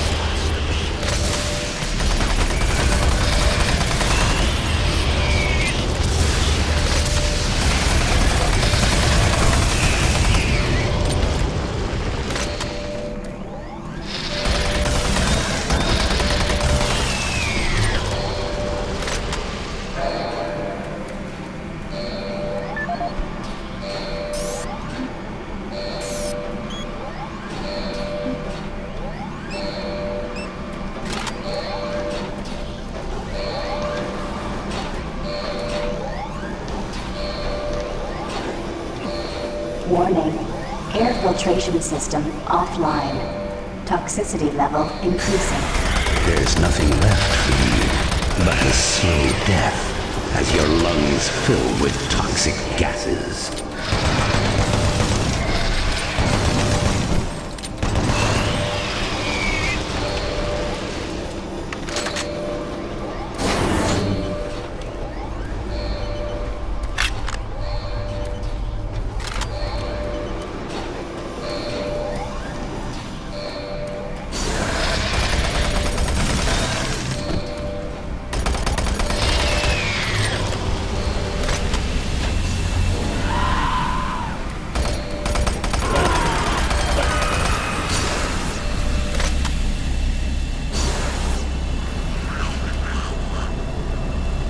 Attention.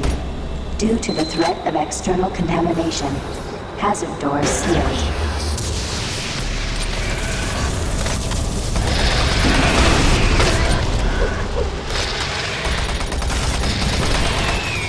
Attention.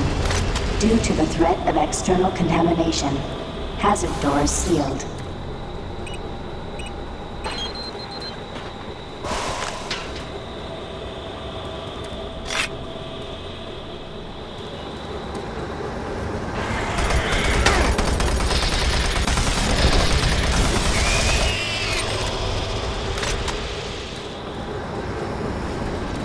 Never escape me. Your soul will be mine.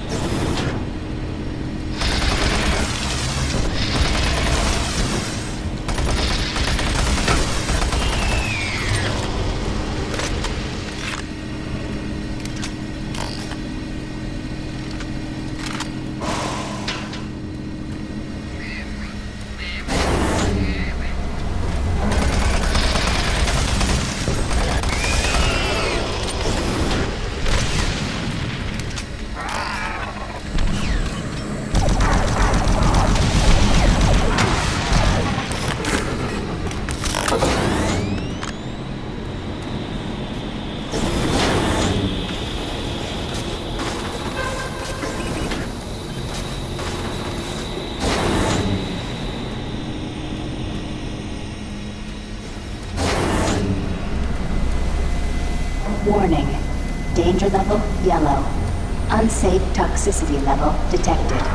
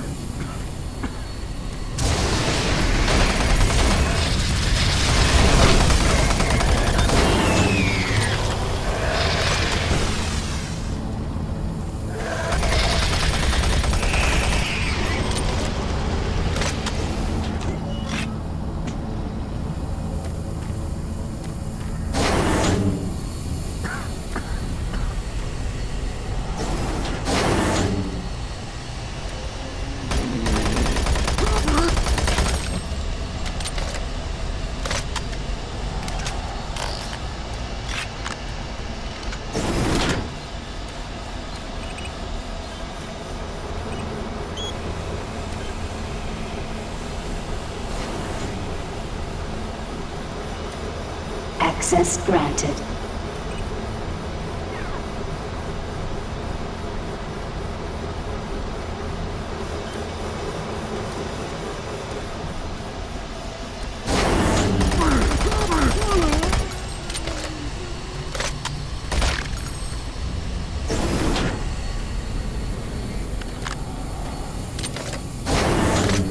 Destroy him.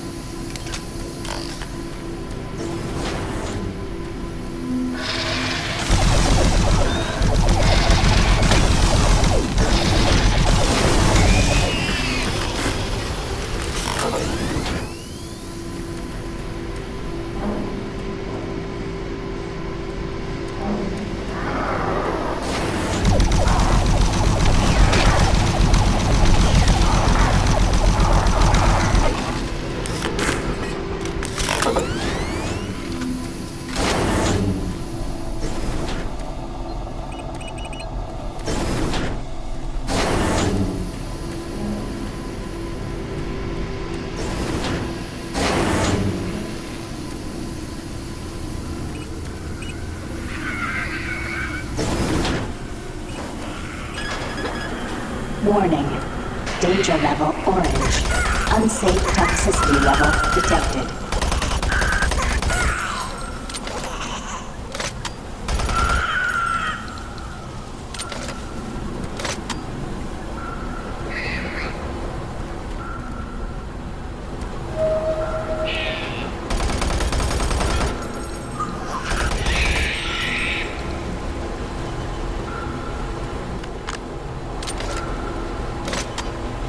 Warning. Danger level orange. Unsafe toxicity level detected.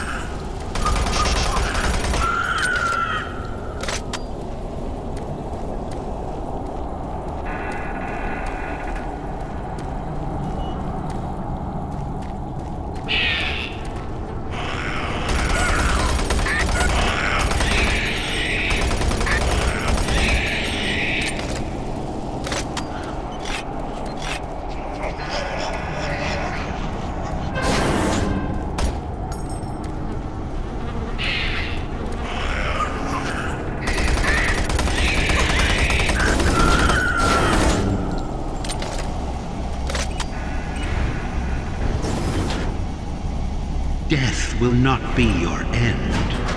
Your soul will burn in hell forever. Warning. Danger level red. Lethal toxicity level detected. Air scrubber 1 of 3. Air scrubber 2 of 3 activated. Attention. Air filtration system online. Toxicity level decreasing.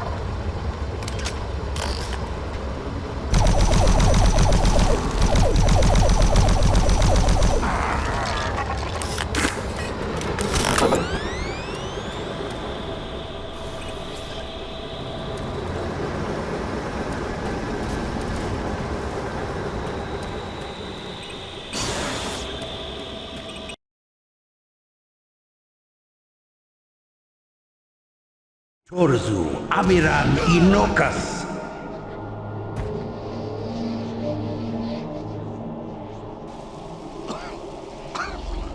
Rise, rise, Quas Mir Yalofan. There is no death for you.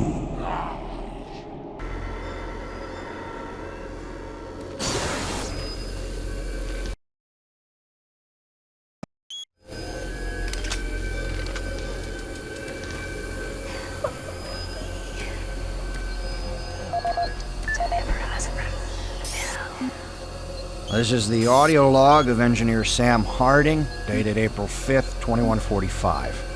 I have just completed repairs on the magnetic locks and have significantly reprogrammed the pressure sensors on the monorail systems. My fellow engineers and I are confident that the accident of last week will never happen again. The accident should never have happened in the first place. The internal sensors led the computers to believe that there was a vacuum inside the vehicle. Unfortunately, the computer decided that the only way to fix this pressure discrepancy was to open all doors in an attempt to equalize pressure with the outside. In going over 15,000 lines of code today, I can see no reason for this tragic event to have occurred. But somehow, the logs show the discrepancy is clear as day. Honestly, this looks to me like another case of a solid system going to hell in a handbasket. I'm confident that the layers of protection I added to the code today will prevent any such occurrences from happening again. I'm off to meet Engineer Jim Torben at the access doors to the Delta Complex platform to try and troubleshoot a faulty track sensor that's been causing the door to stick.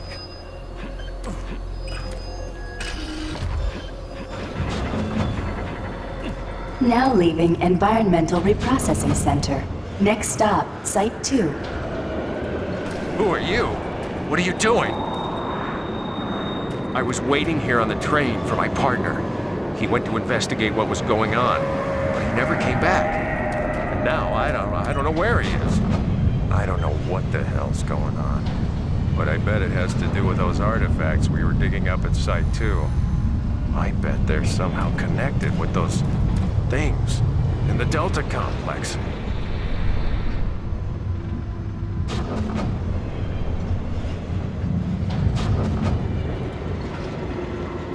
Remember, safety first. Please do not exit the vehicle without wearing proper environmental protection.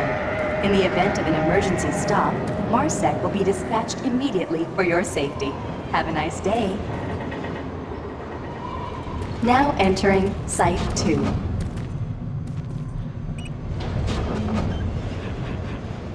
Warning, airlock malfunction. Please contact engineering to facilitate repairs. Thank you, and have a nice day.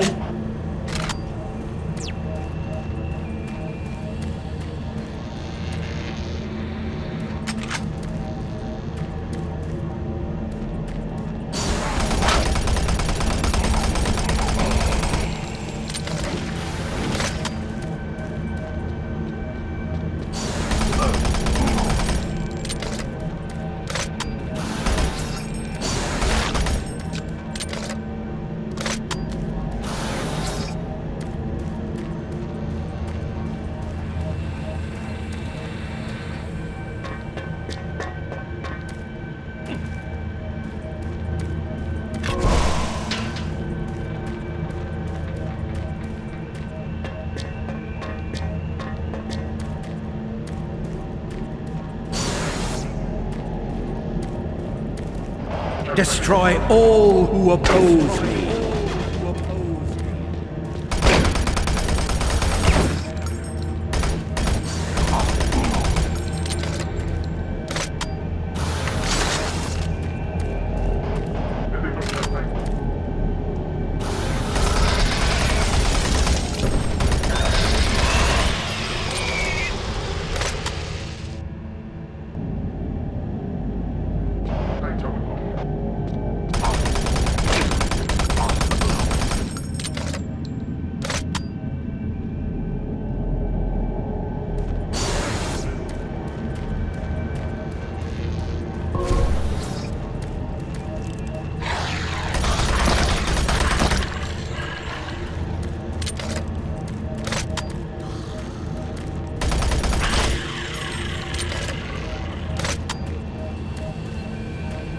Engineering, please report to Site 2 access ramp. Airlock malfunction detected.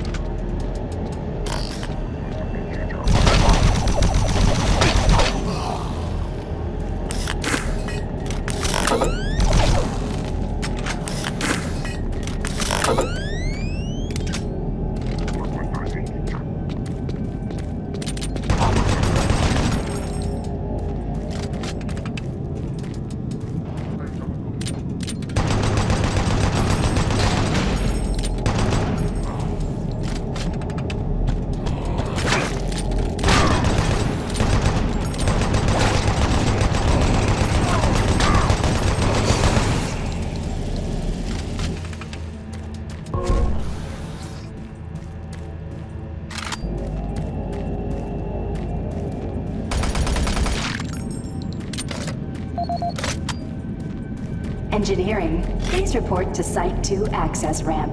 Airlock malfunction detected.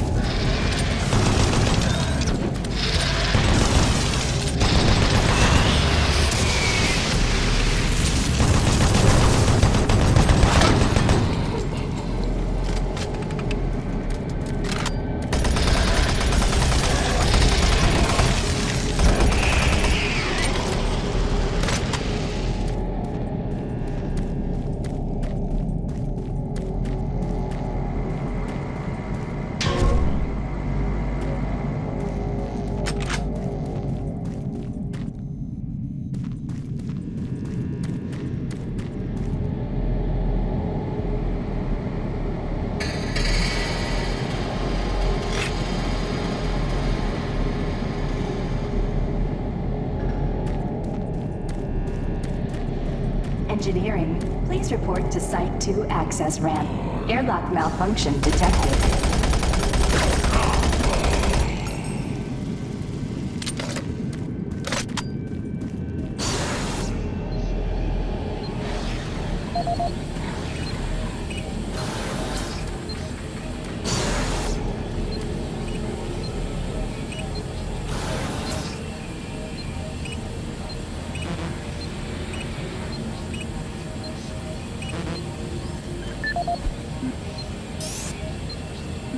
This is the audio log of Charles Hollis, EAP Director, dated September 5th, 2145.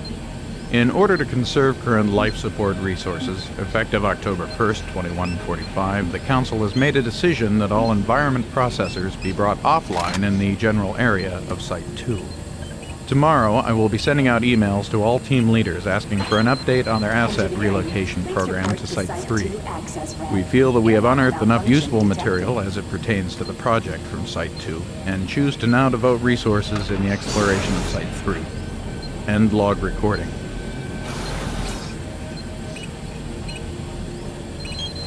Airlock security override enabled.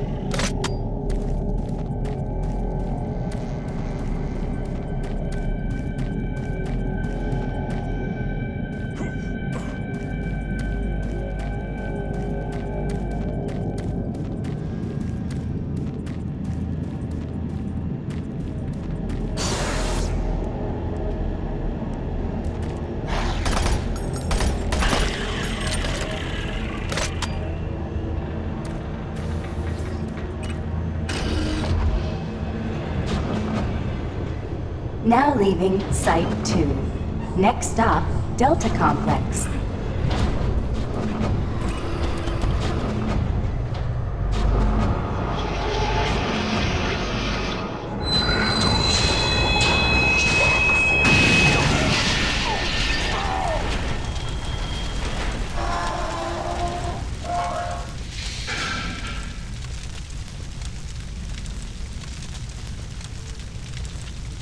Engineering, please report to Delta Complex access ramp. Track sensor failure detected.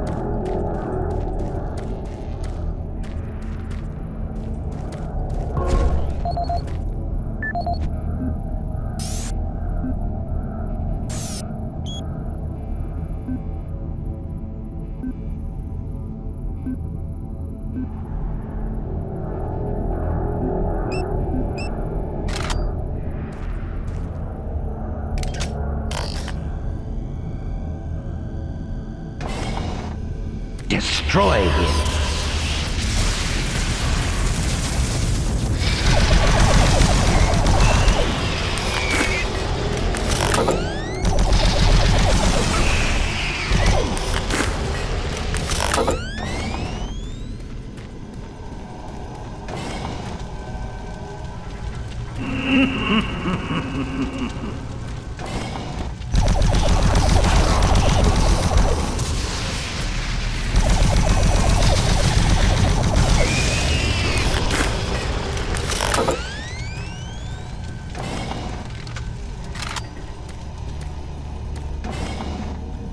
Warning.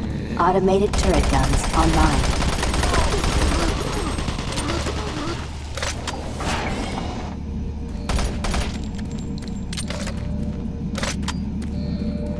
Warning. Automated turret guns online.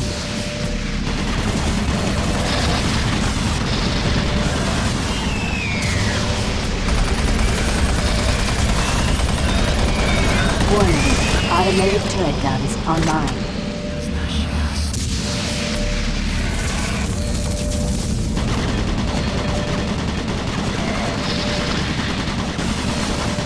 Warning. Automated turret guns online.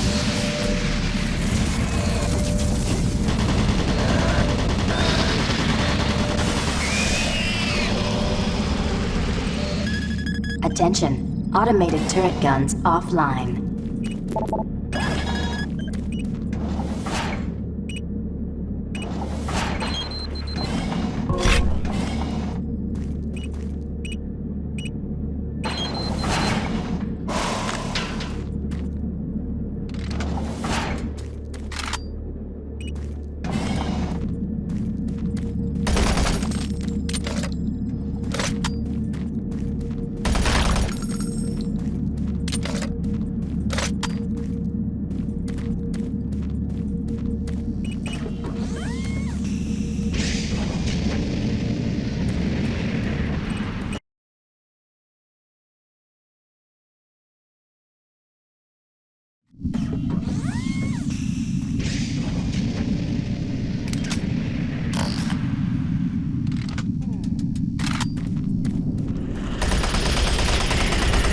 Emergency power only. All Delta operations suspended.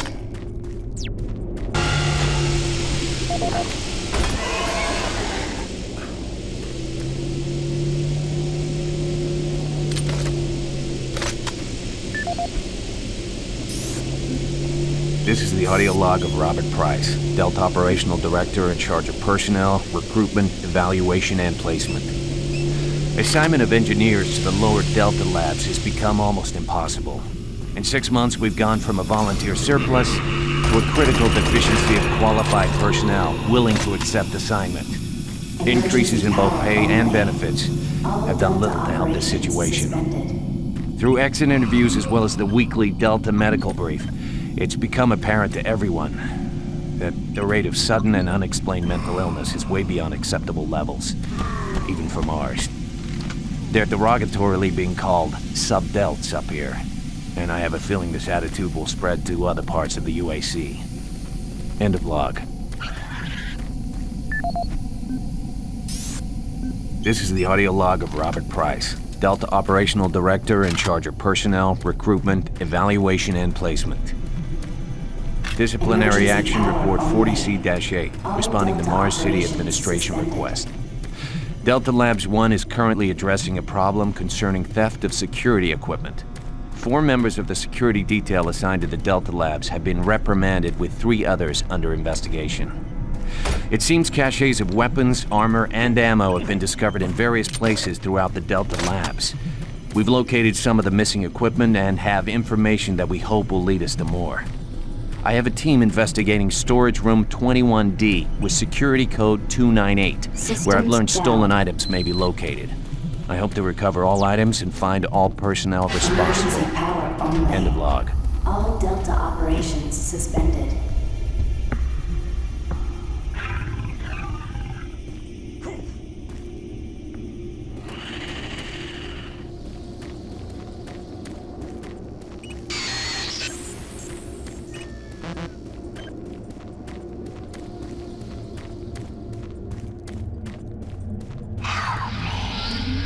Watch us.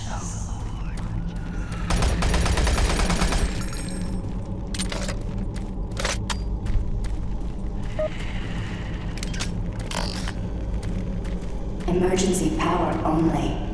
All Delta operations suspended.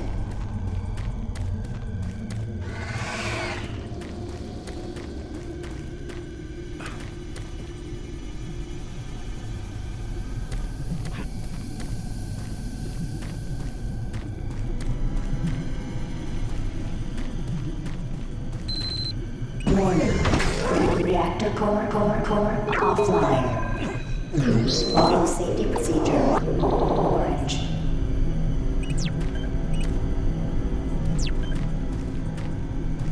Makeup requested. Connection established. Marine, this is Kelly. If you're watching this, you're tougher than I thought. I guess things aren't always what they seem. Plans have changed. Delta Complex 1's been compromised. You're not safe there. I'm moving to Secure Service Tunnel 1. It's not far from your position. Offline. Please follow safety procedure. Orange.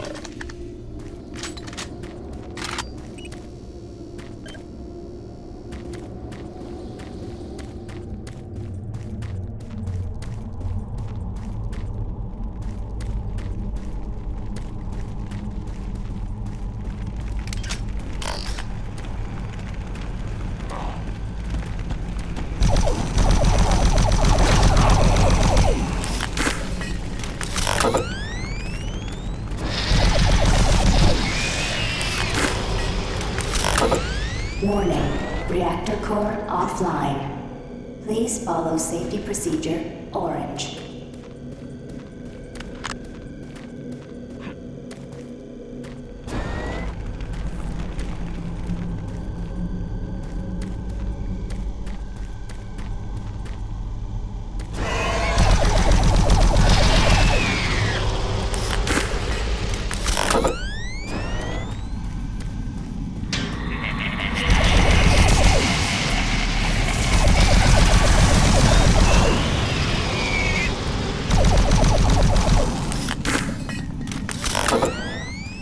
Warning, reactor core offline. Please follow safety procedure, orange.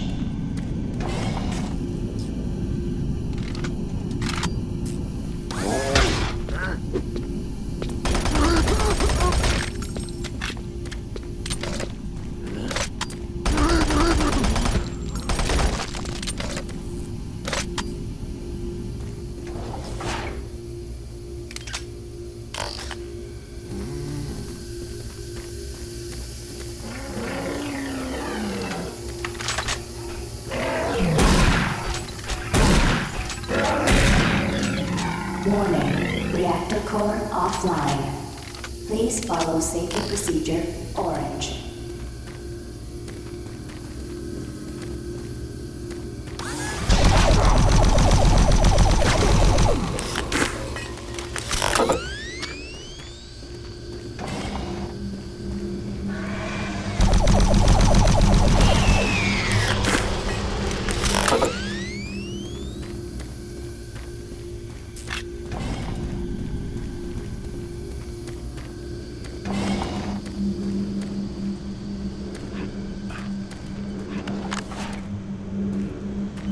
Warning, reactor core offline. Please follow safety procedure, orange.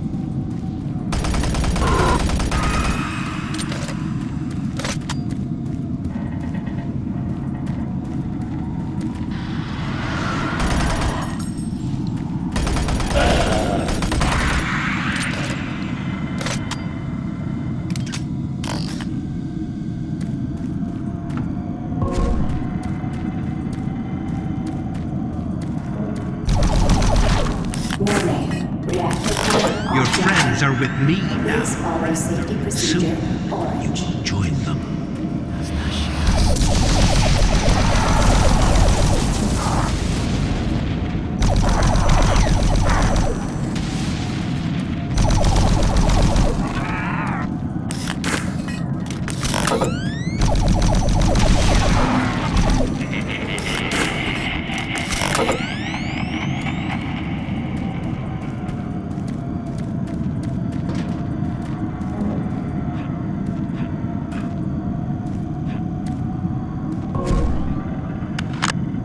Warning, reactor core offline. Please follow safety procedure. Orange.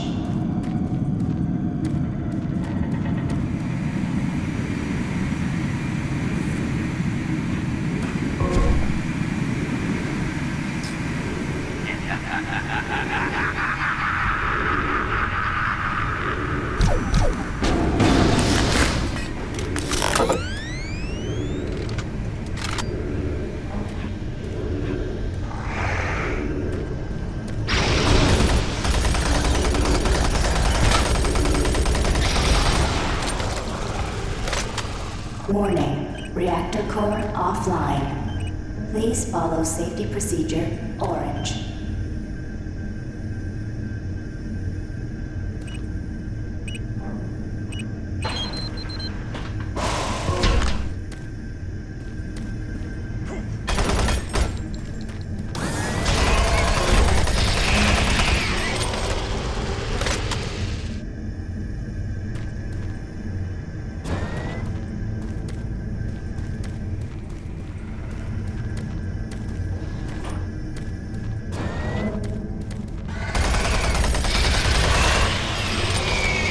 Warning, reactor core offline.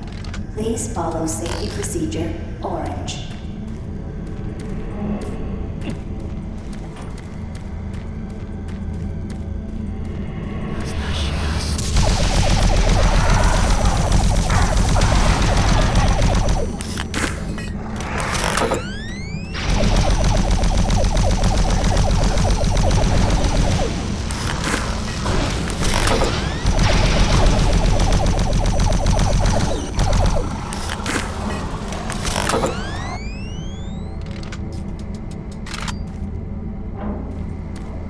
Warning, reactor core offline. Please follow safety procedure. Orange.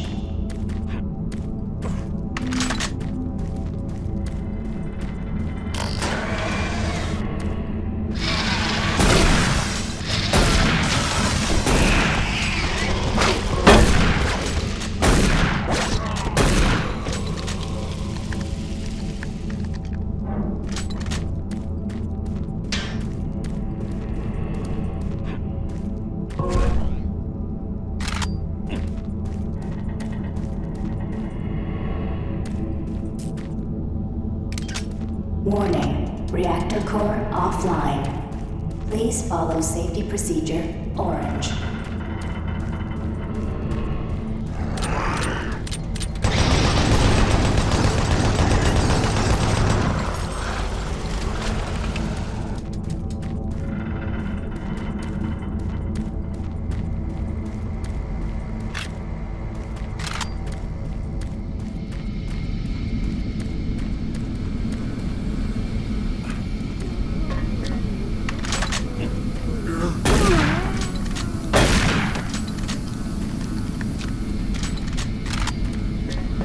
Warning, reactor core offline. Please follow safety procedure. Orange.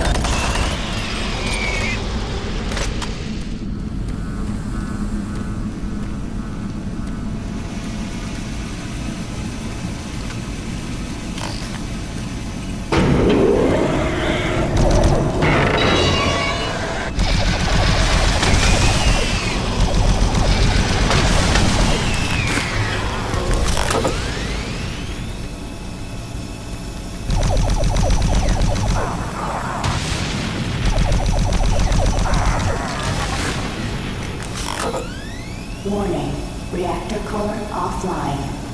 Please follow safety procedure. Orange.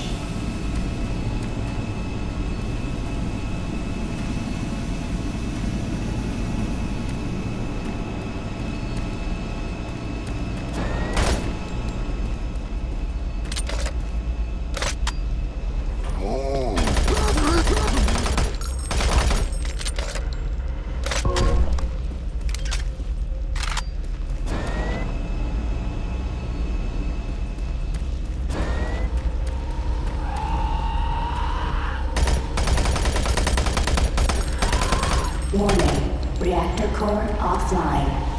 Please follow safety procedure orange.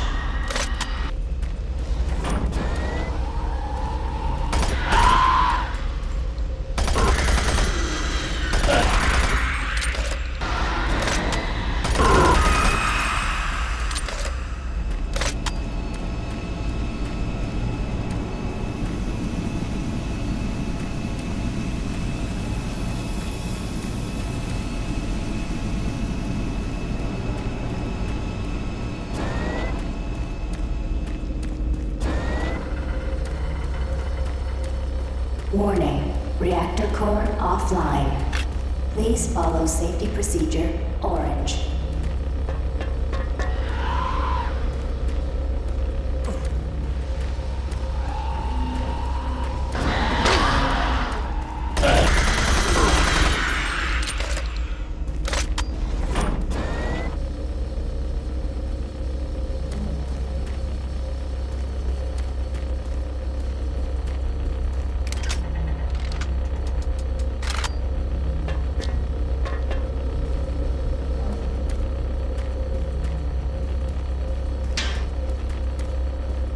Warning, reactor core offline.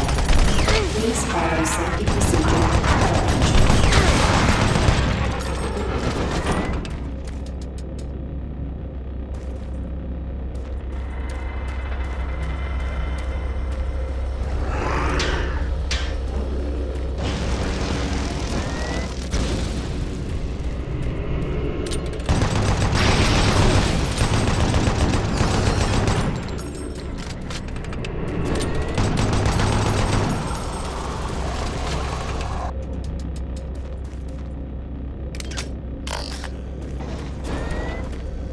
Warning, reactor core offline.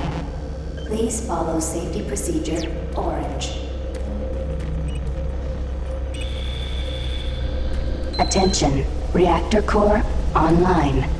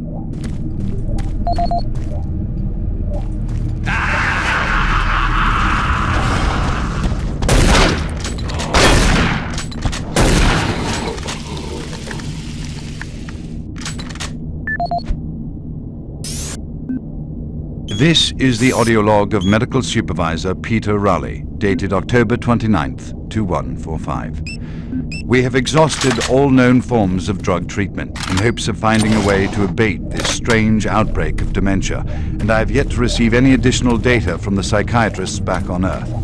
Options are quickly dwindling. Approximately 80% of all extraplanar participants exhibit signs of mild neuroses within the first 48 hours after returning from their expeditions. Within 72 hours, 75% of patients exhibit extreme signs of paranoid delusion and violence. We have isolated these cases in hopes of finding the pathogen. As yet, we can find no biological contaminants that would lead to such drastic changes in cognitive processing. It seems that whatever this pathogen is, it attacks higher brain functions and only leaves more basal functions in the lower brain stem. We've witnessed that a high percentage of subjects lose ability for rational thought and communication skills, and then the physical changes become evident. Subjects in this group appear to atrophy. Skin pales, muscles become slack, bone, teeth, and fingernails become almost translucent, veiny sinews of their former selves. I have never seen anything like this in my career. Our observations continue.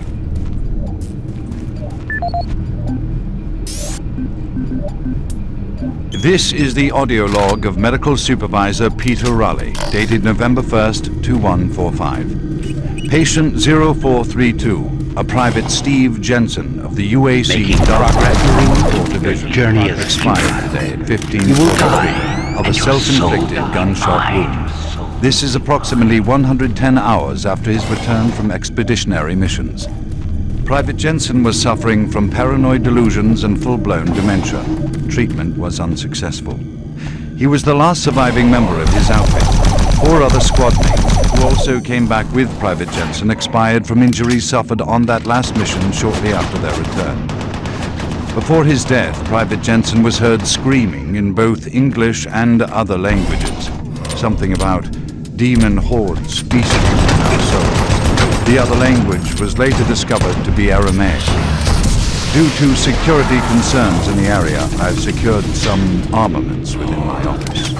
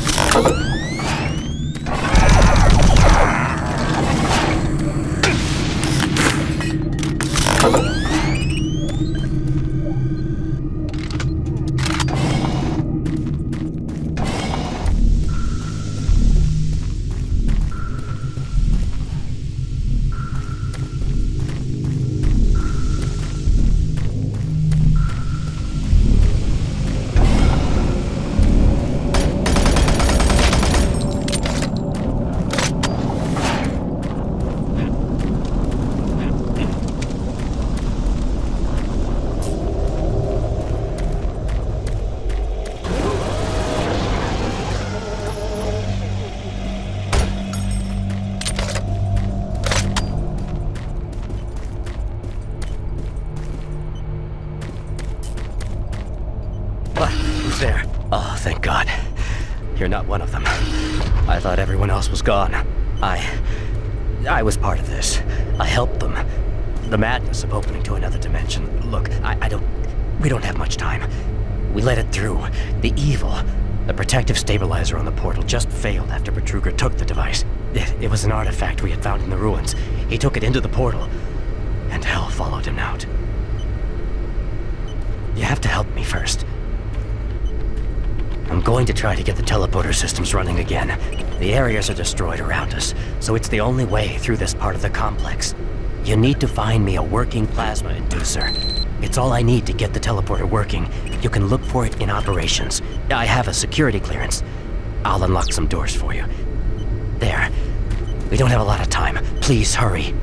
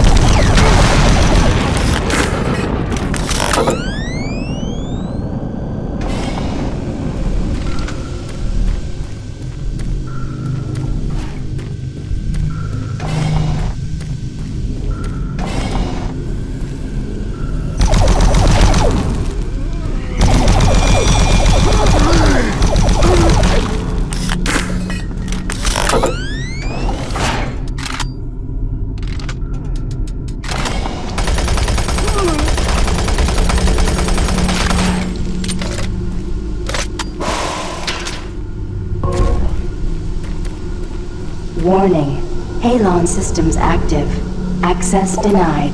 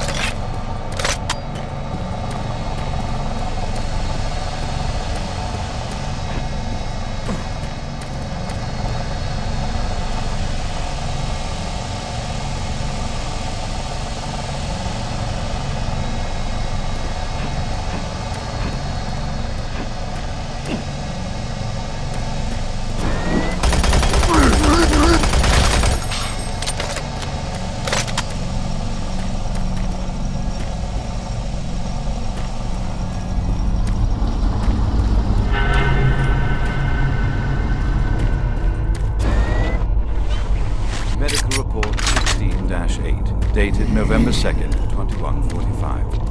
Patient 0432, a Private Steve Jensen of the UAC Darklight Corps Division, expired. Private Jensen was suffering from paranoid delusions and full-blown dementia. Treatment was unsuccessful. Initial psychiatric interviews suggested only mild psychosis with speech, motor activity, and thought processes within normal range.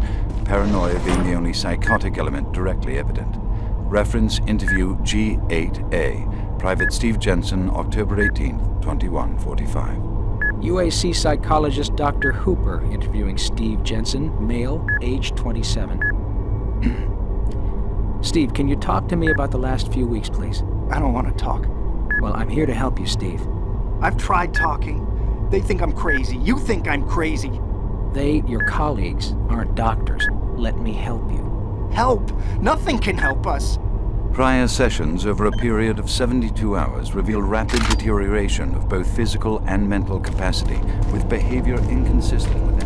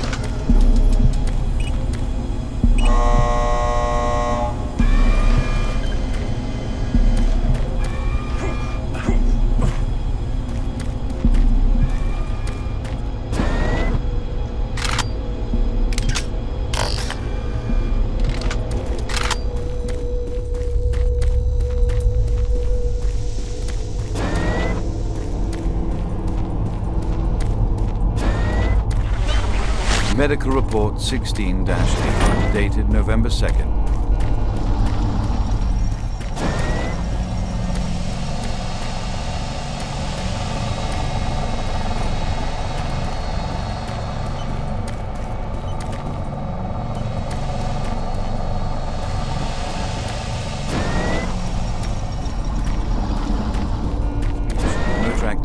thought process.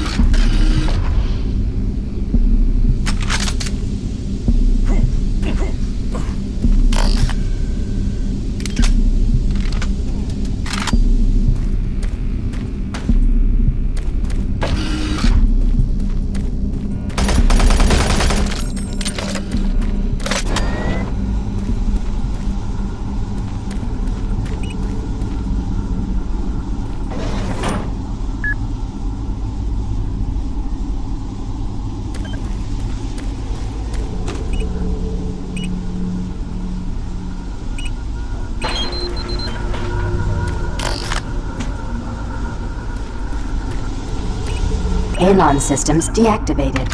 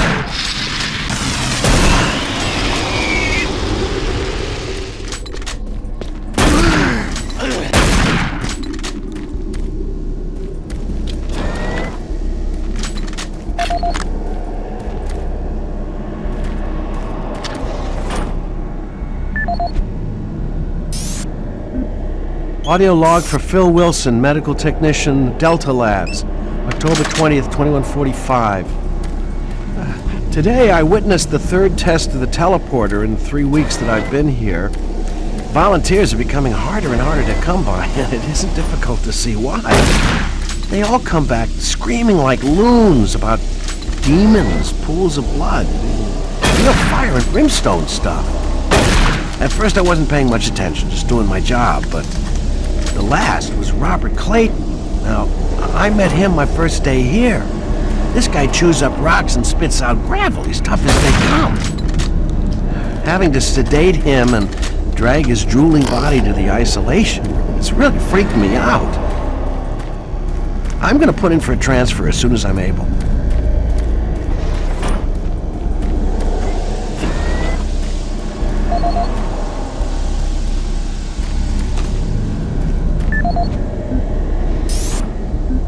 As requested, the following is my initial feedback on my first trip through the portal. Private First Class Frank Sinders, dated October 15th, 2145. I don't know exactly where to begin. Obviously, I survived the first trip and feel no worse for the wear.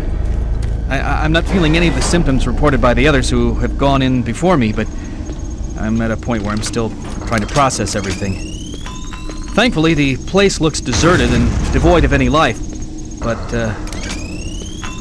flames and heat and stench of the place.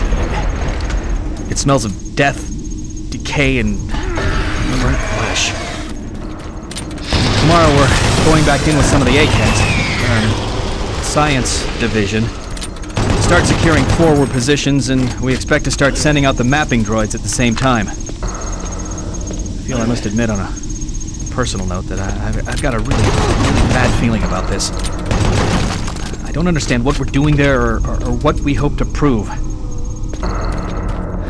PFC Sinders, signing off.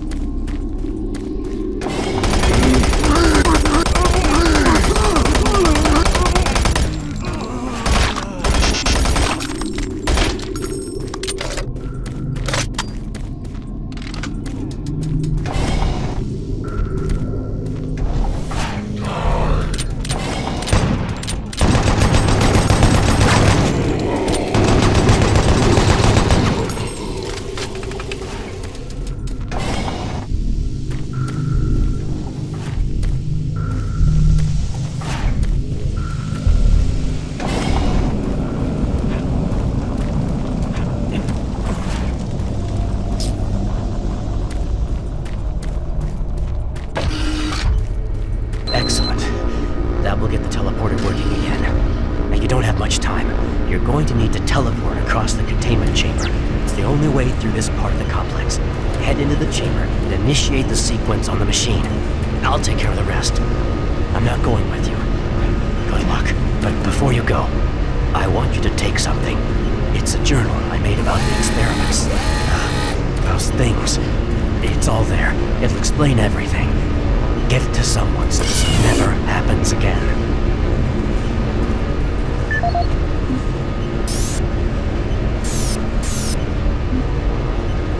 My name is Ian McCormick. I'm a research specialist stationed on Mars, working for the UAC.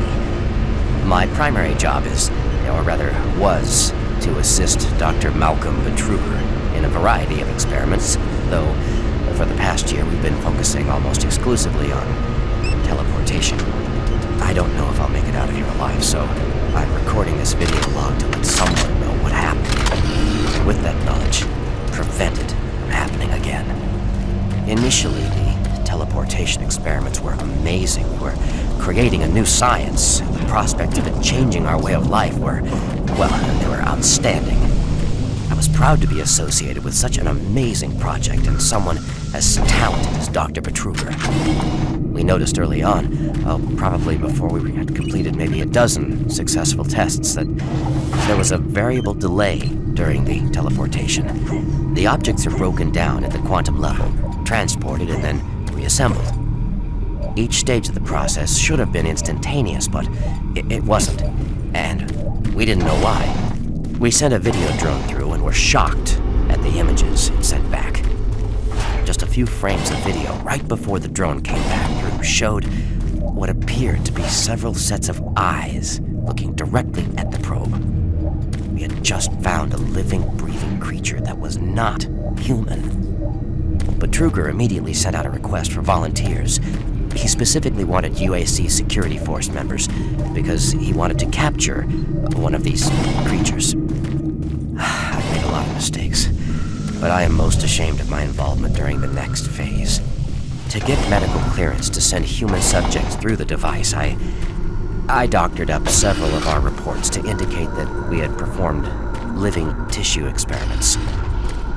I did not regret it at the time, but a few days later, when our third test subject came back, he was chewing off his own fingers. It seemed he was clinically insane. We started sending teams in, about once every 2 days. The teams were reporting nightmarish experiences, and sightings of things that ultimately made us conclude that the other dimension was not just another dimension. It was hell, and the creatures we were bringing back, demons. And then Betruger, he went through the portal himself. I don't know what he was thinking. It was an unscheduled trip, and he just went, and we couldn't stop him. And when he came back, he had changed. He sounded and looked the same, but he just... I don't know, he was just different. And then he did the unthinkable. He took the Soul Cube, the device that was discovered in the ruins, into the portal. The portal stabilizers just started to fail, and then living hell erupted into the base. We were stupid for not destroying the portals as soon as we realized what was on the other side. Oh God, forgive me. I blame myself for my part in this. Please, someone, never let this happen again. I'm sorry, Ian McCormick. Decontamination process started. Decontamination complete. Have a nice day.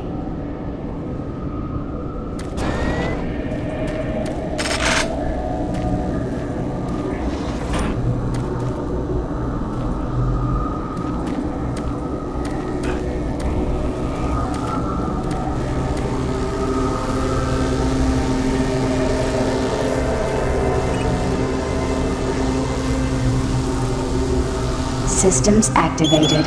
Teleportation will commence in T-minus 3, 2, 1.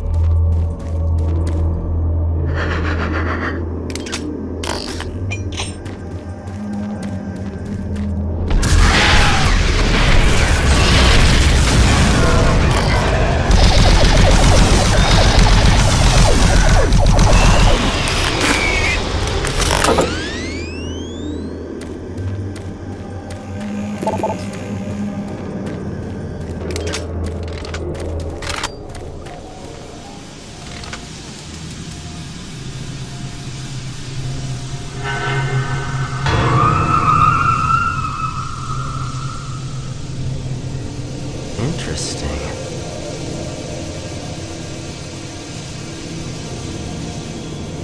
Ah, you surprised me. I'm glad to see you. I would have hoped they would have sent more than just one guy, though. I've been studying one of the specimens we brought back to see if there's something physiological that would be a weakness, a way to stop them. I found nothing so far. Haven't had enough time. I'm gonna stay here and keep looking. It's the only thing I can do. There are combat supplies in the storage cabinet in the next room. The code is 62...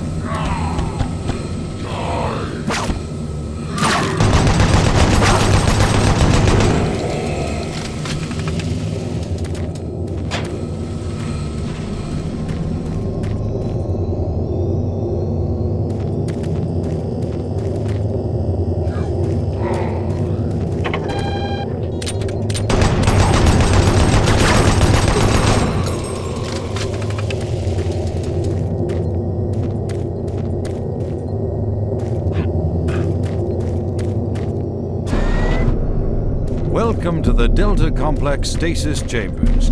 This facility was constructed to house and study the extra-dimensional beings, which were recovered during some of the first teleporter tests originating from Delta Level 3. While little is known about their native environment, the specimens appear to be carbon-based life forms with extremely high heat tolerances. The epidermal tissue is extremely resilient to abrasion or incision, which is complicated.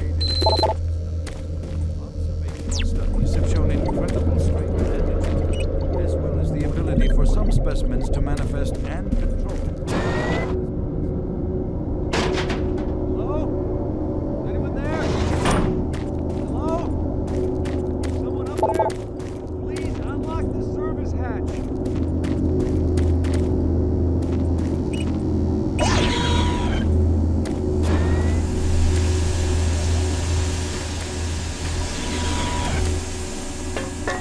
No! Oh God, no! Oh God! Ah! Ah!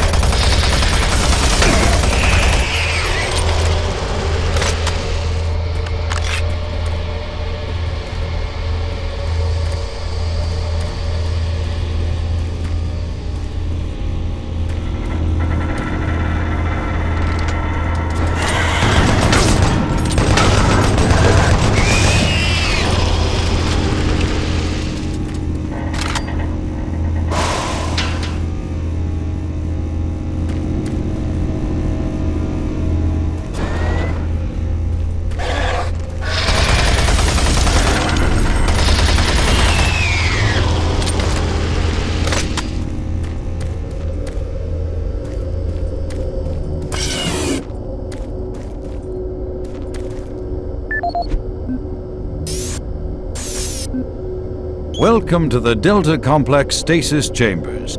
This facility was constructed to house and study the extra-dimensional beings, which were recovered during some of the first teleporter tests originating from Delta Level 3. While little is known about their native environment, the specimens appear to be carbon-based lifeforms with extremely high heat tolerances. The epidermal tissue is extremely resilient to abrasion or incision, which has complicated internal studies. Observational studies have shown incredible strength and agility, as well as the ability for some specimens to manifest and control cohesive plasma masses. The method by which these plasma masses are created is yet unknown. It is believed that the specimens possess a rudimentary intelligence and social structure, as was demonstrated during the first tragic expeditions through the portal. While the cost in human life has been great in acquiring these specimens, we hope to one day complete genomic mapping and begin to answer the many questions we have about these entities.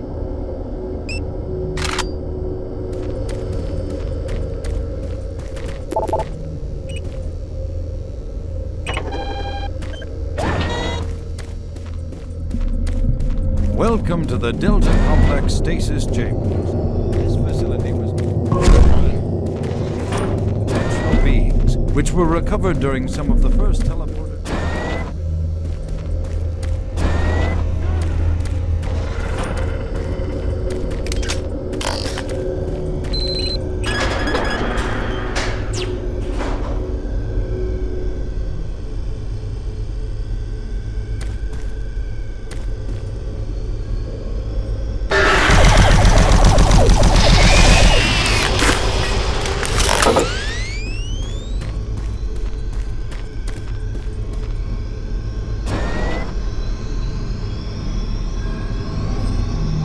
What you see before you is a relic codenamed U1, or simply Soul Cube. It was discovered in 2104, located in a geographic region where UAC researchers have unearthed evidence of a long-lost civilization. We know nothing of this. Cataclysmic event, according to what we've been able to decode from stone tablets found throughout the ruins. What clues we have been able to piece together reveal a culturally advanced society.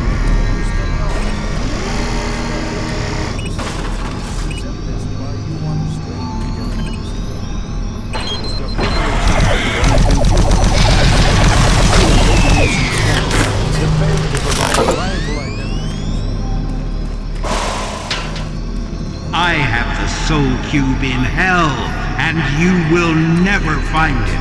All attempts to physically manipulate or open the artifact have been met with no success. We also have had no success in this.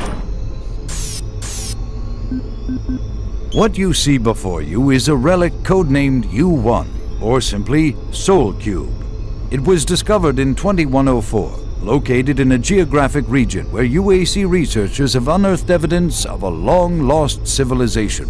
We know nothing of this civilization other than they existed, and that they were all wiped out in some type of cataclysmic event, according to what we've been able to decode from stone tablets found throughout the ruins.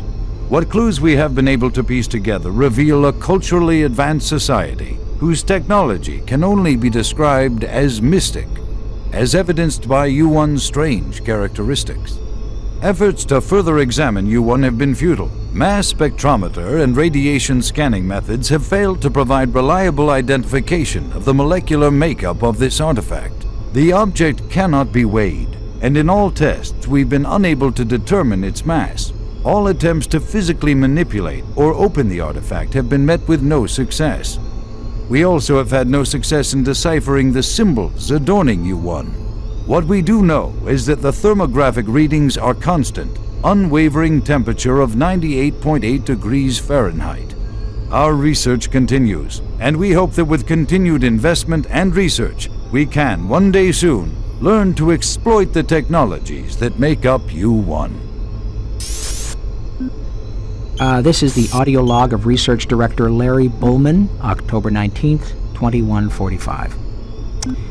I've been examining the glyphs on the cube-shaped artifact. which some are calling the Soul Cube, and combined with previous research data, it is my conclusion the device is some sort of weapon. If the power fluctuations would stop long enough for me to get the linguistic CPU online, then I am sure my theory would be verified. What you see before... You know, I'll take this opportunity to lodge yet another complaint about the continual power problems. Living in this godforsaken base academy, I don't know why the lights flicker constantly. Well, never mind. Back to the task at hand. What I've deciphered so far is a bit, I must say, disturbing. It seems that when one has possession of the artifact, if one inflicts damage or possibly kills another being, it extracts power from that event somehow. Now, once a certain threshold has been reached, the artifact has the ability to kill anything you attack with it. How you attack with it, I'm frankly not certain, indicating that the artifact is autonomous in some way. To date, I've only deciphered about 2/3, give or take, of the markings, but my initial glance at the rest indicates it harbors some far greater power. As you know, at this time we have not seen any reaction from the cube, and it has withstood any scanning, abrasion, or other test beyond picking it up and examining it. I suspect that just like the civilization that constructed it, its capabilities are diminished to the point of being useful. End of log.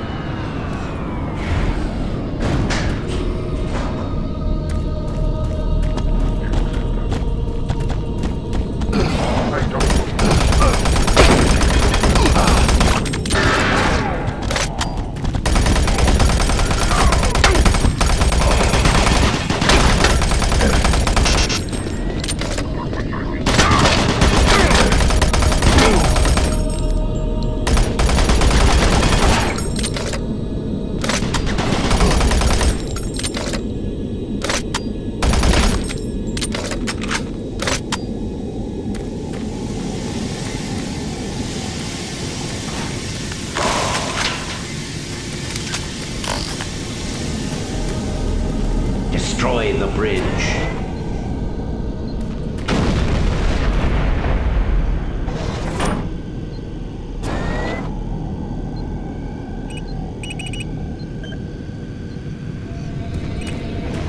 Access granted.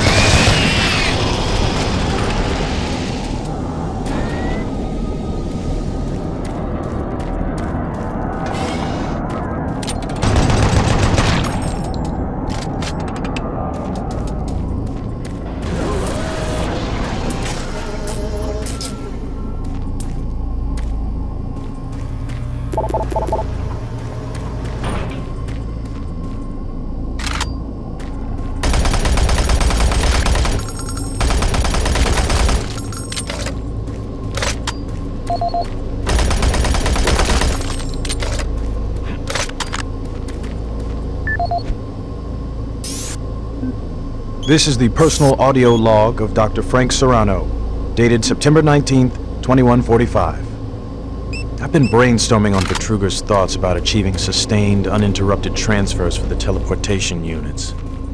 Currently, our systems can only build enough of a charge to have the portals open for approximately 10 to 15 seconds. It's enough time to get a team through, but not enough time to send in some of the heavier equipment. Engineering in the Inpro facility informed me that we can theoretically boost the active portal time to 45 seconds quite easily. But this will require rerouting power from central processing, and we just can't afford the downtime. The power requirements for this system are astronomical. We're sucking power from 3 veins in Inpro just to power Chamber 1. I have no idea how we can sustain transfers for longer than 60 seconds without giving serious thought to reorganizing the teleport power grid. I'll sleep on this.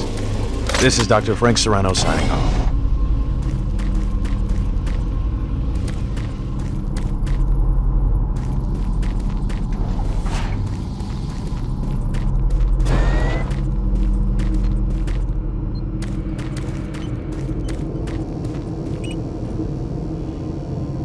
Decontamination chamber sequence initiated.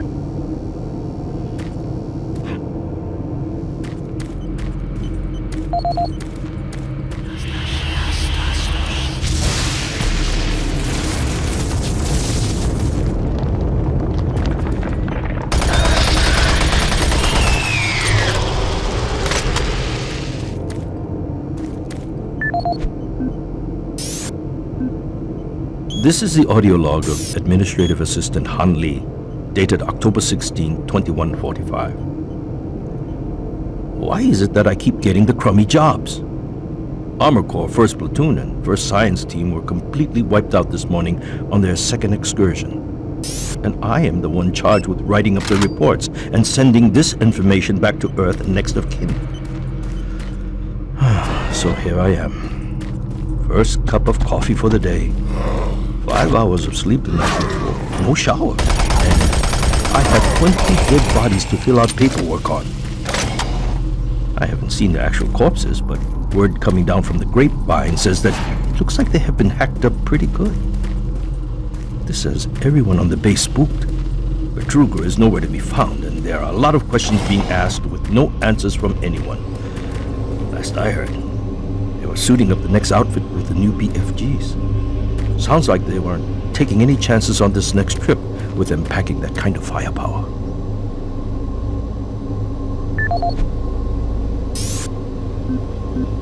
This is the audio log of Administrative Assistant Han Lee, dated October 20th, 2145.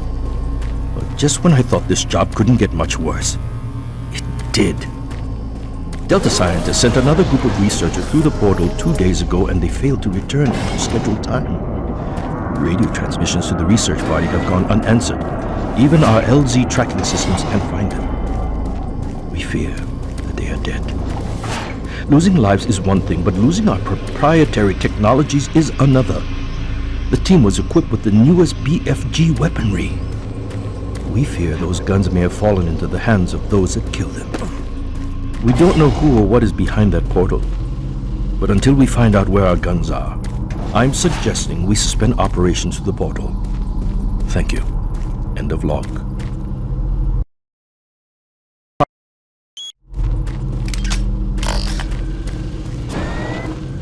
Decontamination process started. Decontamination complete. Have a nice day.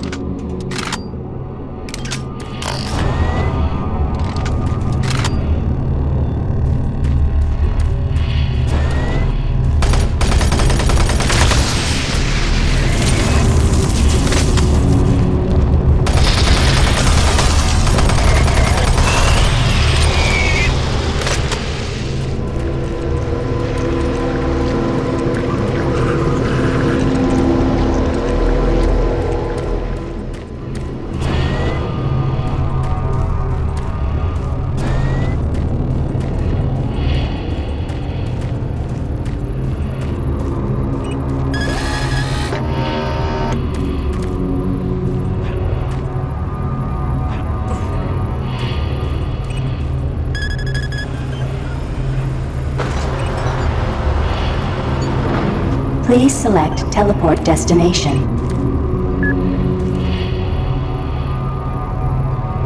Pad 2 selected.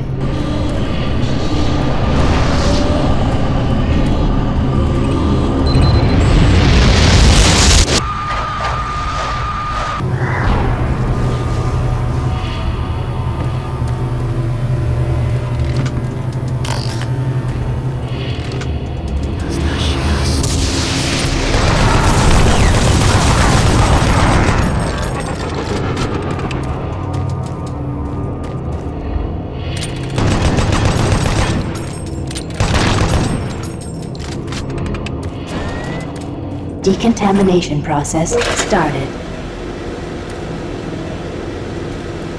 Decontamination complete. My patience with you is wearing thin.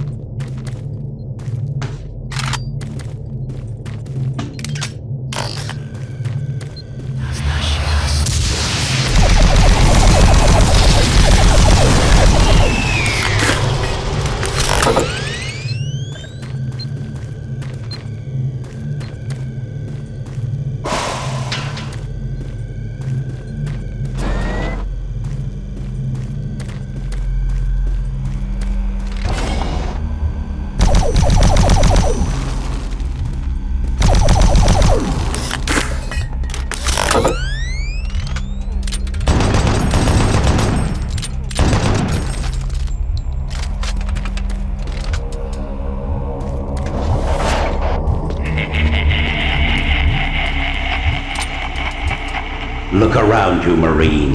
Everyone is dead, and soon you will join them.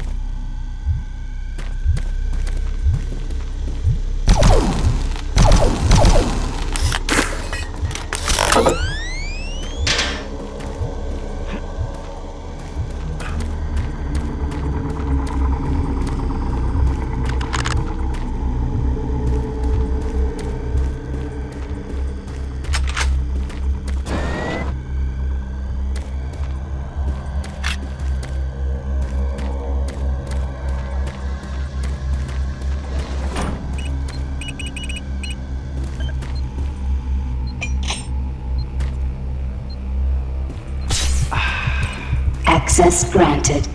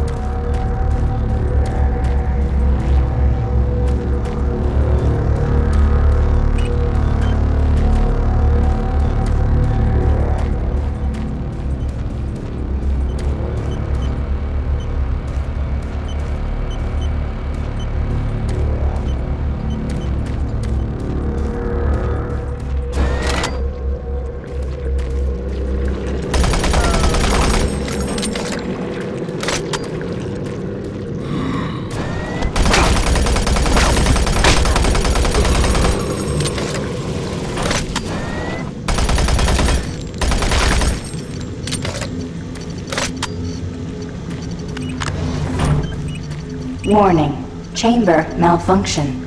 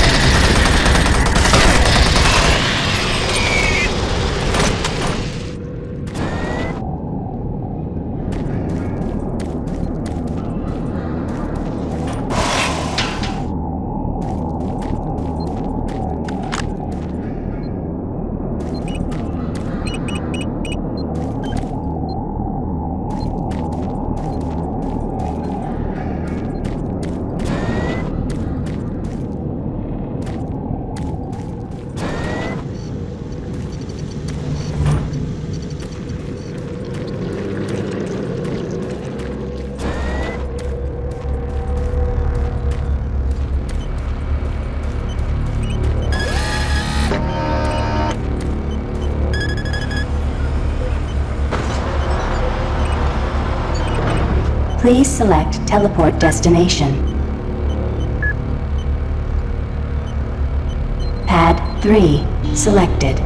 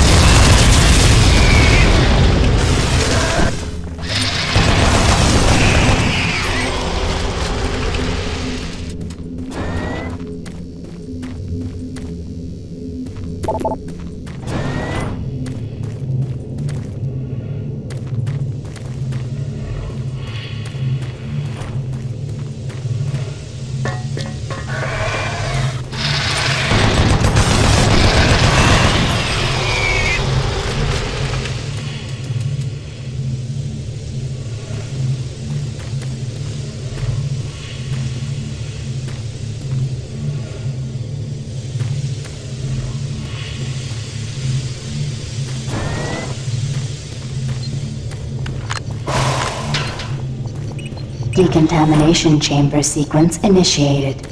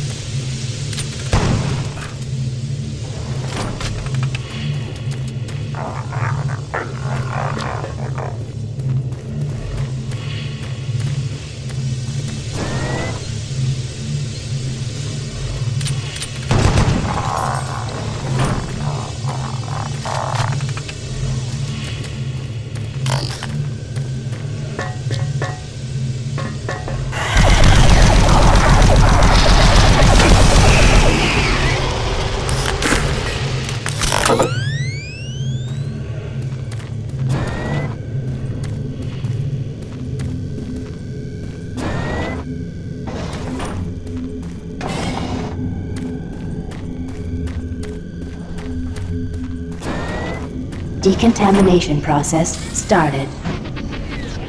Primary system failure. System shutdown. Backup systems online. Stop him!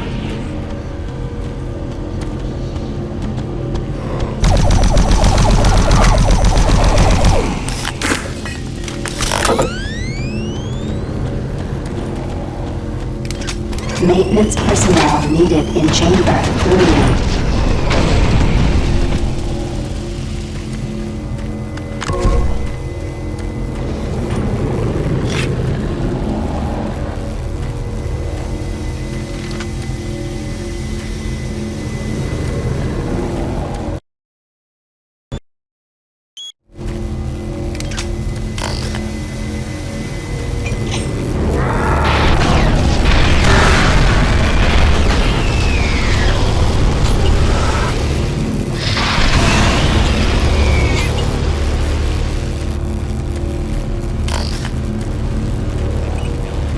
Pad 1 selected.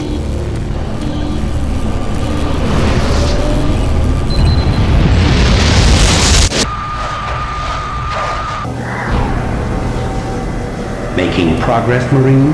Your journey is futile. You will die, and your soul will be mine.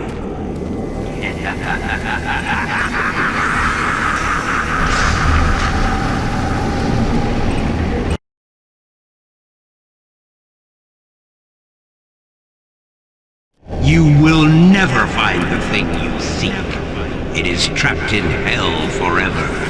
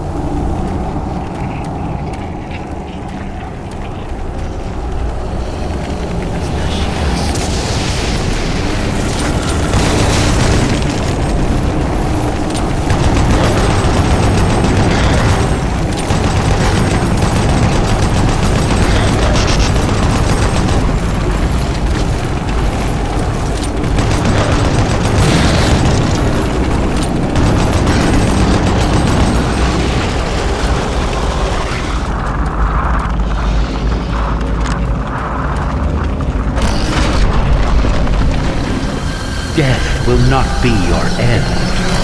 Your soul will burn in hell forever.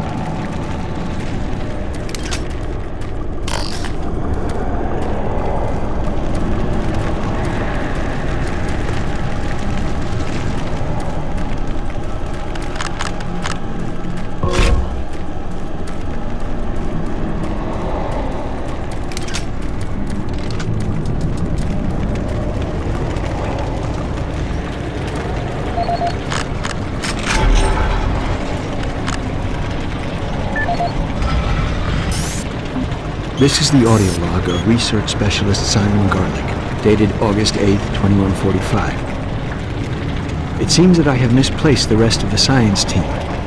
I don't know how it happened. This place... well, I don't know what this place has done with them. One moment there, I'm taking samples, and the next thing I know, I turn around and everyone's gone. There 1 second, turn around, and they're gone. I can't raise anyone on the comlinks, and the only signs of the team I can find are tools and other personal effects that seem to have been left behind. Almost as if they had stopped working midway through running experiments. This place does funny things with your eyes and your perception of time. Hopefully, they just went into the next sector and are waiting for me to catch up. I'm going off to find them now. This is Simon Garlick, signing off. This is the audio log of Research Specialist Simon Garlick, dated August 10, 2145. It's been 2 days now since I've seen any other team members. I don't know how I've survived this long, or how I got away. They were just, torn apart.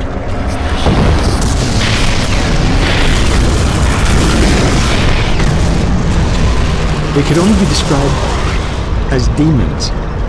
I have never seen such a big thing move so quickly.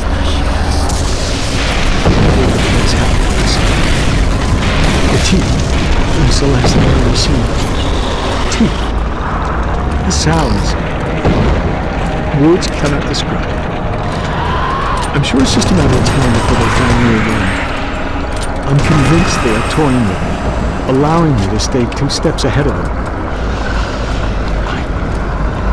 I can see them in the shadows sometimes. Why do they taunt me? I'm not sure how much longer I'm shooting at shadows here. And every moment I feel them creeping closer to me. Oh God. Oh God, we should never have.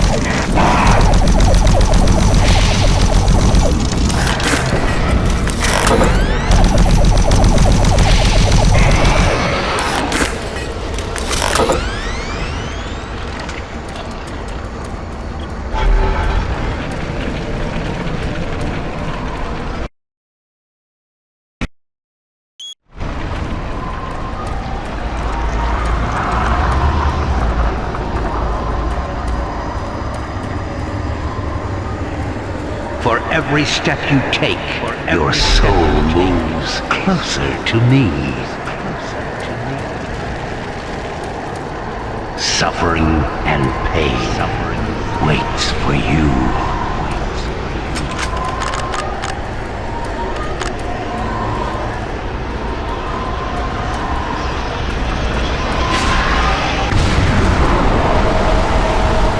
Save us.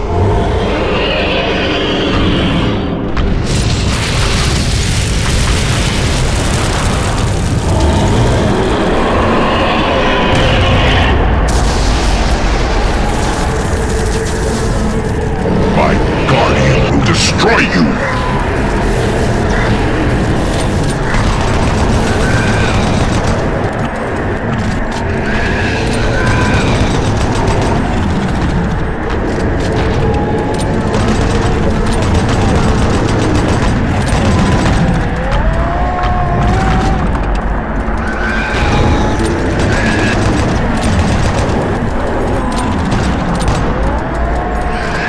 Destroy the Seekers, and the Guardian becomes vulnerable.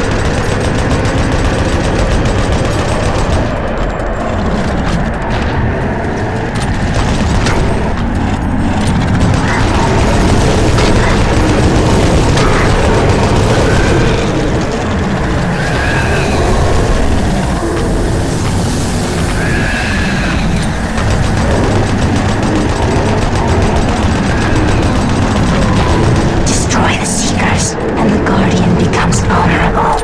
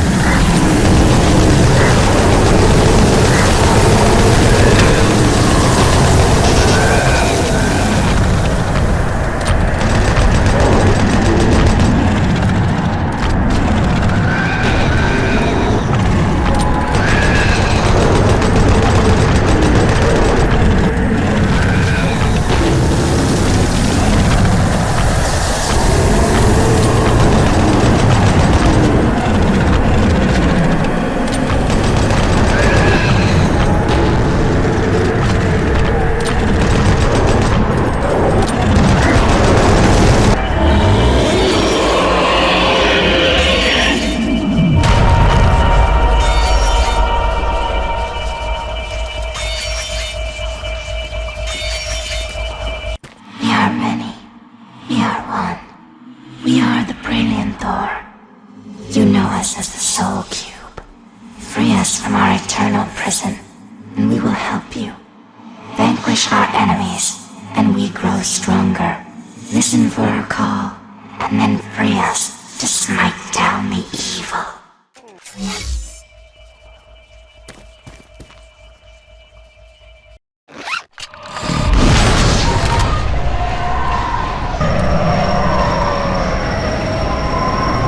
Destroying evil gives us life and makes us stronger. Unleash us when you hear our call. We will pass the life force of those we speak to you. We foresee a great battle. The outcome is not clear. We are the only way to destroy Hell's mightiest warrior.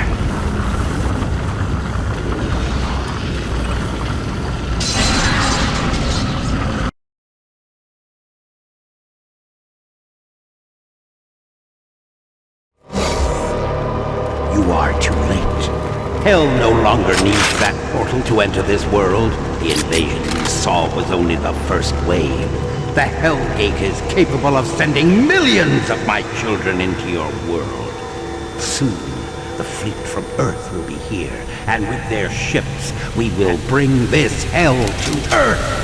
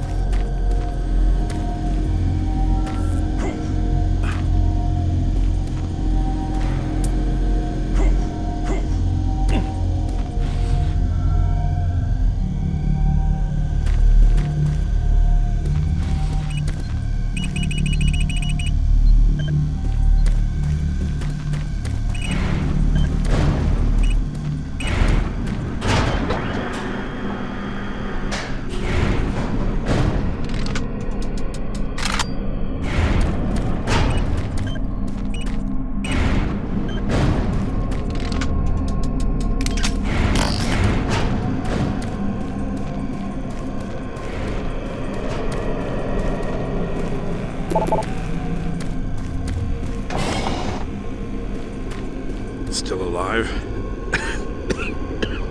Looks like you might be on your own. Sarge is gone. They've got to him. I don't know how long he's been working against us. He's no longer human. Campbell went after him. He's got to be stopped. Hell is breaking through in the caverns.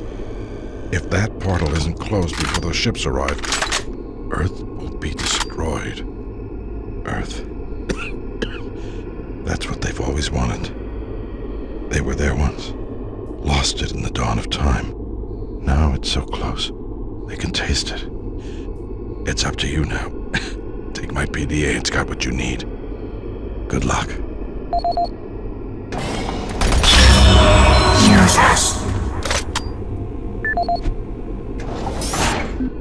This is the audio log of Counselor Elliot Swan, dated November 15th, 2145. This entire research facility is in chaos. There's at least a 90% death rate among civilian personnel. Whatever Betruger unleashed is literally consuming the base. People have been turned into some sort of undead creatures that are relentless. Campbell and I are making our way towards the communications facility. We must stop all communications. If a distress call leaves the base, then everyone here and on Earth is doomed. This is the audio log of Counselor Elliot Swan, dated November 16, 2145. Campbell and I were unable to reach the main portal in the Delta Complex, but that portal may be inconsequential to a more disturbing discovery. We have uncovered reference to another portal, created by the demons themselves, a passageway between Hell and Mars. We suspect it resides within the cavern somewhere near the archaeological dig. The fleet is on its way. Campbell and I will attempt to move there and somehow either shut it down or destroy it. That hellhole must be closed before the fleet arrives.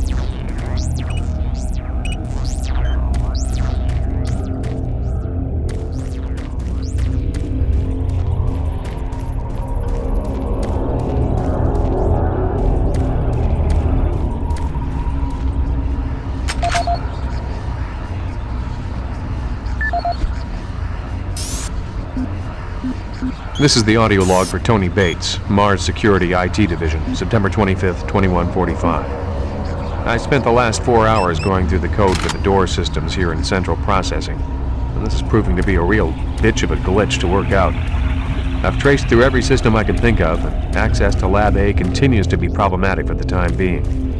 All the regular access codes seem to be working fine, but the database will not allow access rights to be granted to new visitors. In the meantime, I'm adding a backdoor code into the systems for IT staff and the eggheads, so if they need access to Lab A while the systems are on the fritz, they can use the code 627 to bypass door security. End of log. This is the audio log for Tony Bates, Mars Security IT Division, October 15th, 2145. I resumed my investigation into case A-10982, the systems intrusion that took place in the CPU complex yesterday. All network traces seem to originate from an old system located in Site 2, Office S2-038. What is truly troubling is that engineering informs me electrical systems have been offline in that section for years, and were only reactivated this morning in order to prepare more storage space.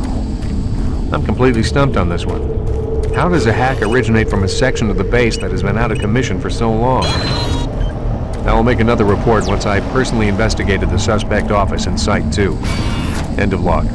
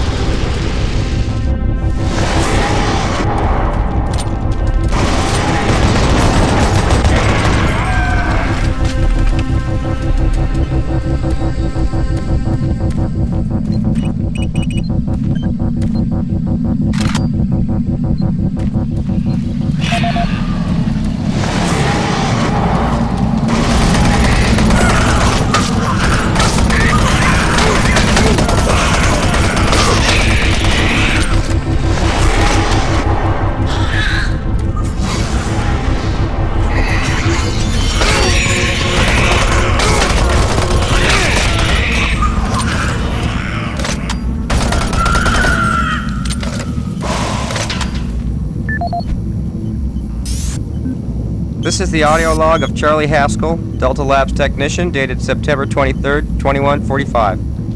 We're making good progress in increasing the max range of Chamber 3 in the Delta complex.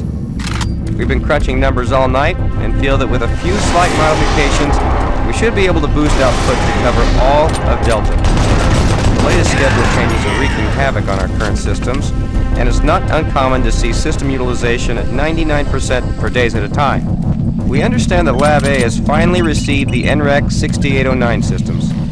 Please consider this a formal request for a block of 2 hours to run our latest formulas at the soonest available time.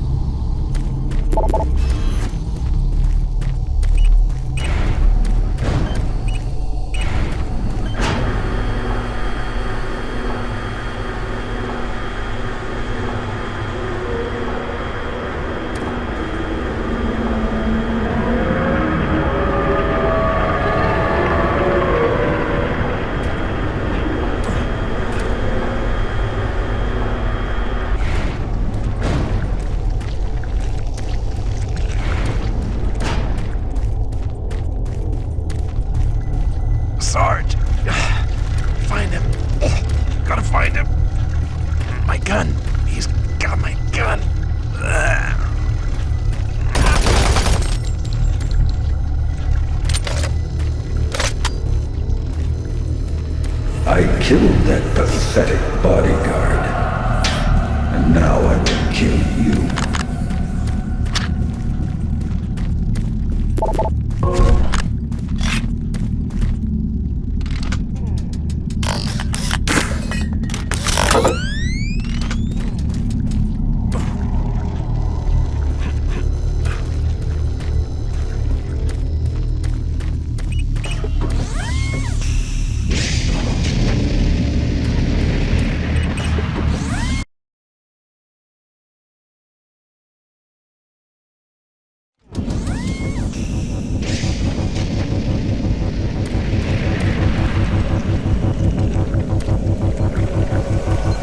I am waiting for you, waiting to kill you.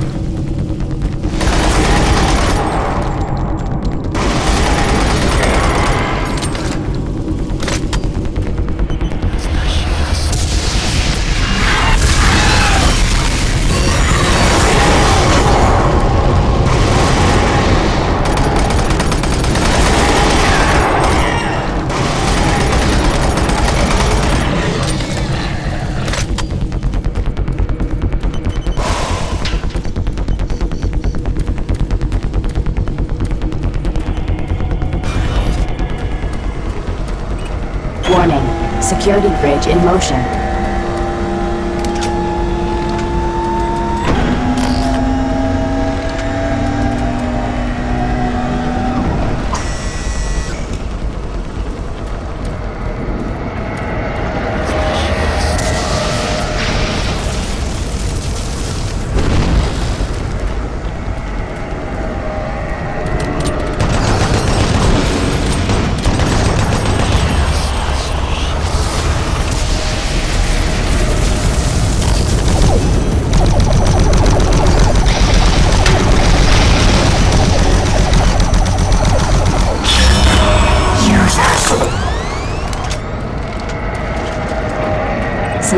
Reach destination.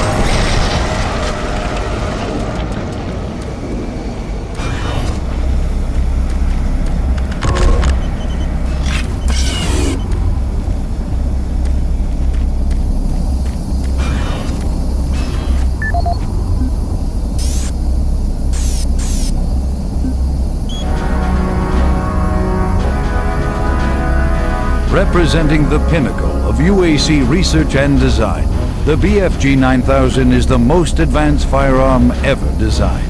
Fully self-contained and deployed as a handheld platform, it is capable of an excessive amount of firepower. The BFG 9000 contains sophisticated friend or foe technology that discriminates targets in real time. Each projectile contains a small but very powerful computer core that actively maintains targeting and delivers a stream charge down each beam to soften targets before detonation. The detonation stage of the projectile is devastating. Targets within 15 meters of the flashpoint are not likely to survive. While not recommended for small quarter combat, the BFG 9000 is ideal in the field and against multiple targets. The only foreseeable defense is small arms ballistics. If the projectile is destroyed before exploding, the computer core cannot process the final fusion reaction, resulting in a less than optimal detonation. For more information, contact the UAC's Advanced Weapons Department.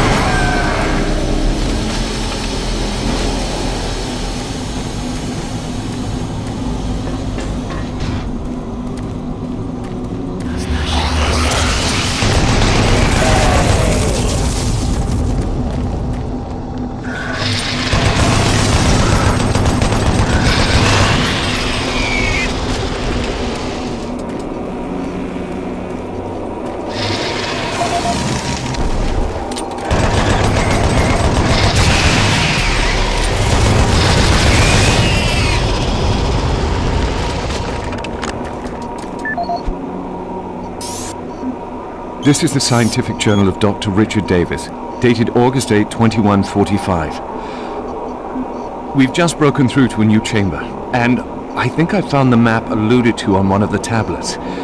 The artifact is constructed into the ceiling, and it is a magnificent find. It appears to be made of some crystalline material, and even after all this time, it is still emitting a soft glow. The markings on it were strangely familiar when I first observed it, and after digitizing it and analyzing it, I'm certain this is a map of our solar system. It seems to show a connection between Mars and Earth. My current working theory is that the last survivors used the teleportation technology to escape to Earth. The ramifications of this are overwhelming. This may end up proving that we are actually descendants of this race, and what we are exploring is our own history. I'm going to report my findings as soon as we finish the excavation, and they should show up in corporate within a few days. These are truly exciting times. Log out.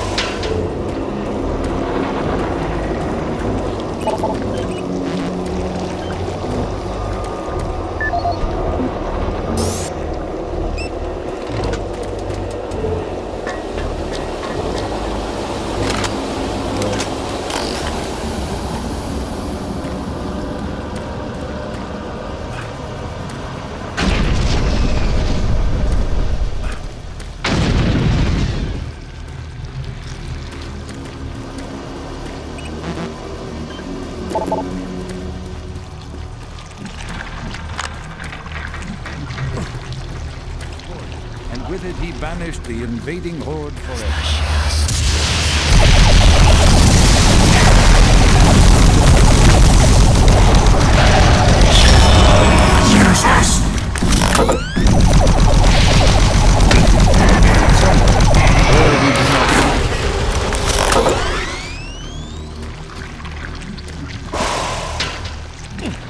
At any of the sites, our assumption is that time... Are you sure you killed them? What? You have the Soul Cube, just like in the carvings I've been researching. If I'm correct, that cube is our only chance to stop this. No time to explain now. You need to get to the caverns quickly. Take my PDA. It's right there on the desk. It's got security codes for the area, and my research logs on it. It'll help. I can't go with you. I need to finish my work here. Good luck.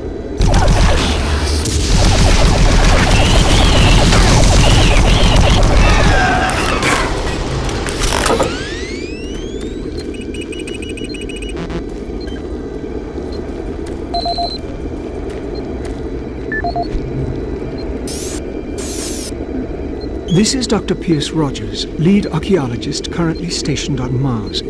As the preliminary reports have suggested, we have made some amazing discoveries here on Mars. Life on Mars has long been theorized, but we never imagined anything like this. The initial chamber was discovered in 2115. It leads into what is now known as Site 1. Site 1 is the largest of the sites, and we are still actively working there. It is made up of a series of chambers and connecting tunnels, all of which are covered in glyphs and symbols. Using the UAC pattern processor, we have finally been able to understand some of the glyphs, and from them, here is what we have learned. The ancient people looked like us, at least to the extent that they were bipedal and were similar in shape and size. Their level of technology was astounding.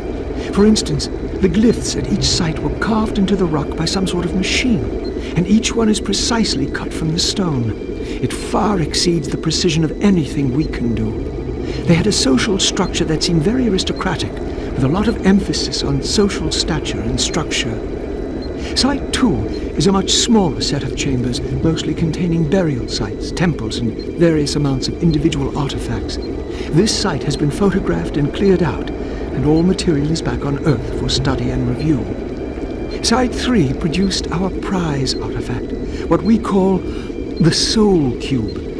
If you have read or seen the other material, you probably know that this once grand civilization was attacked by some unknown force. And if we can believe what is written in stone, they sacrificed most of their society to drive the invaders back. There are additional reports filed on the Soul Cube with Central Administration. We also recovered several other device-type artifacts. They are not as ornate as the Soul Cube, but each appears unique. We are still learning how to interpret all of the glyphs, and hopefully, once we have that completed, the science teams can provide more detailed information on their technology. Now, these are truly unique and special times for archaeologists. This is the audio log of Dr. Pierce Rogers. I don't know if I'll make it off the base alive. I don't have much time, so I'll sum up what I have quickly and upload the rest of my finding into the databank. I hope someone finds them. It was all on the stone tablets, all the answers. I can't believe we never saw it.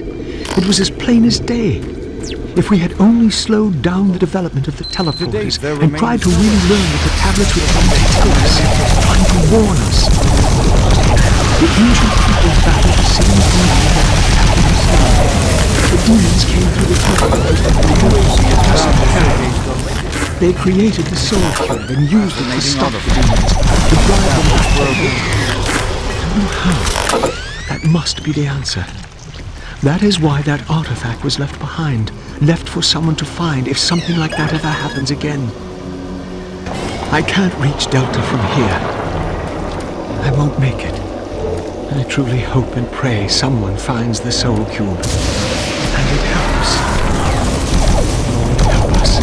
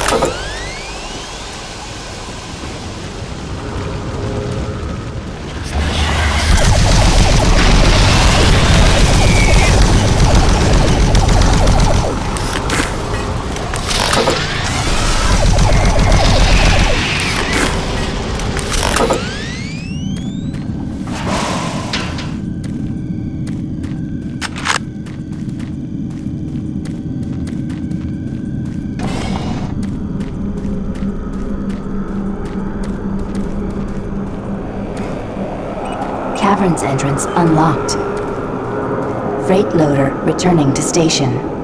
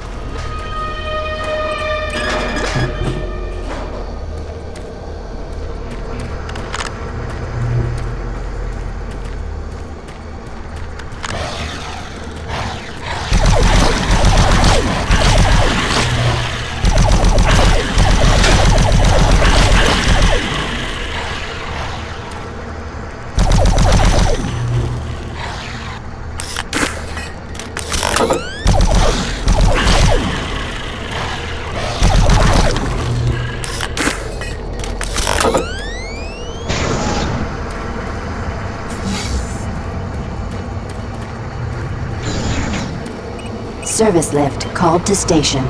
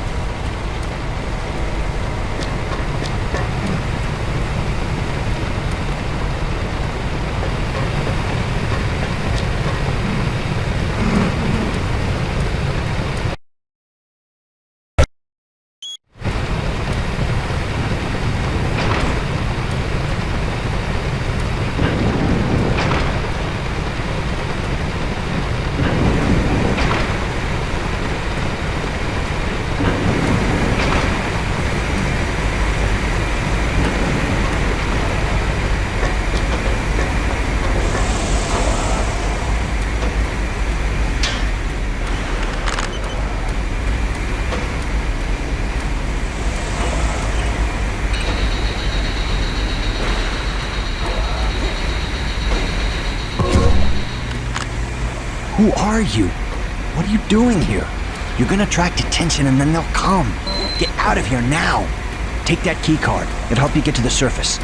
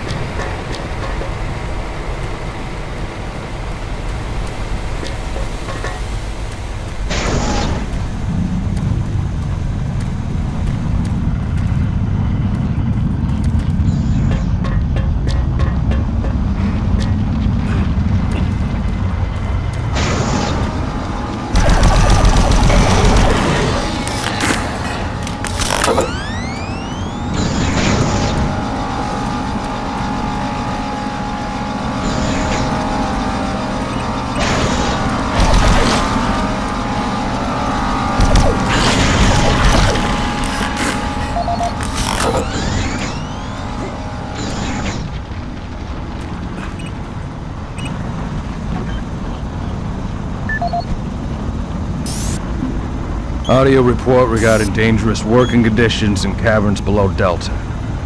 This is Bob Cody.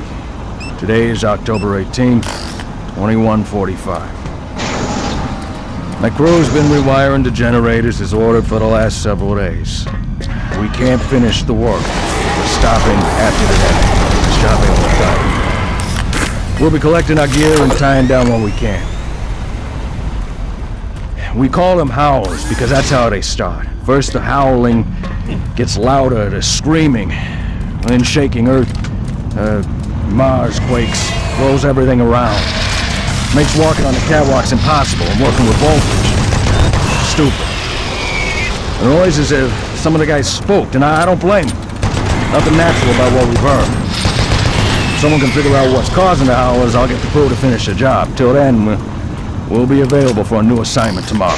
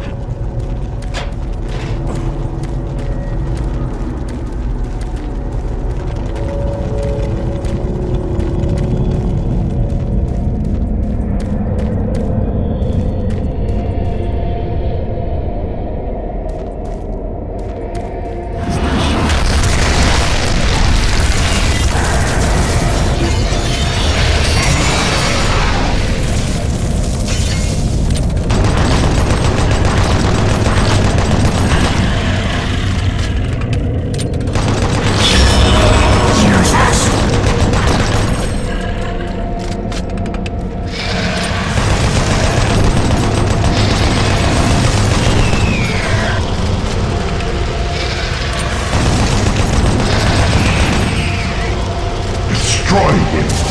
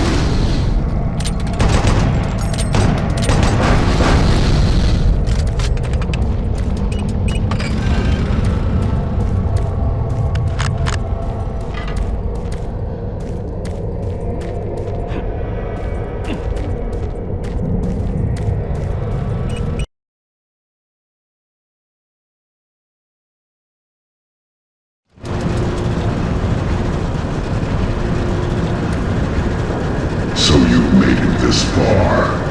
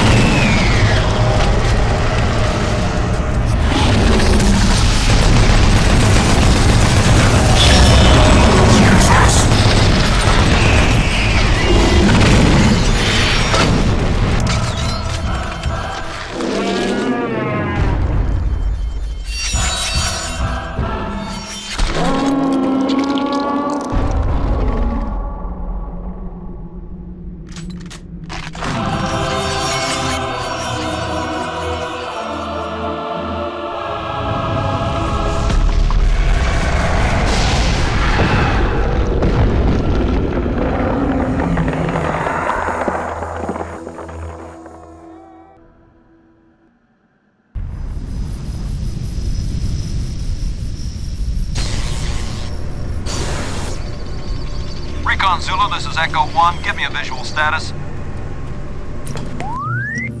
Echo 1, this is Recon Zulu. We've got massive damage all over the base. This place looks like hell. I've got life signs on the bioscanner. Eyes sharp. Echo 1, we've got a survivor, a Marine. Corporal, you hear me?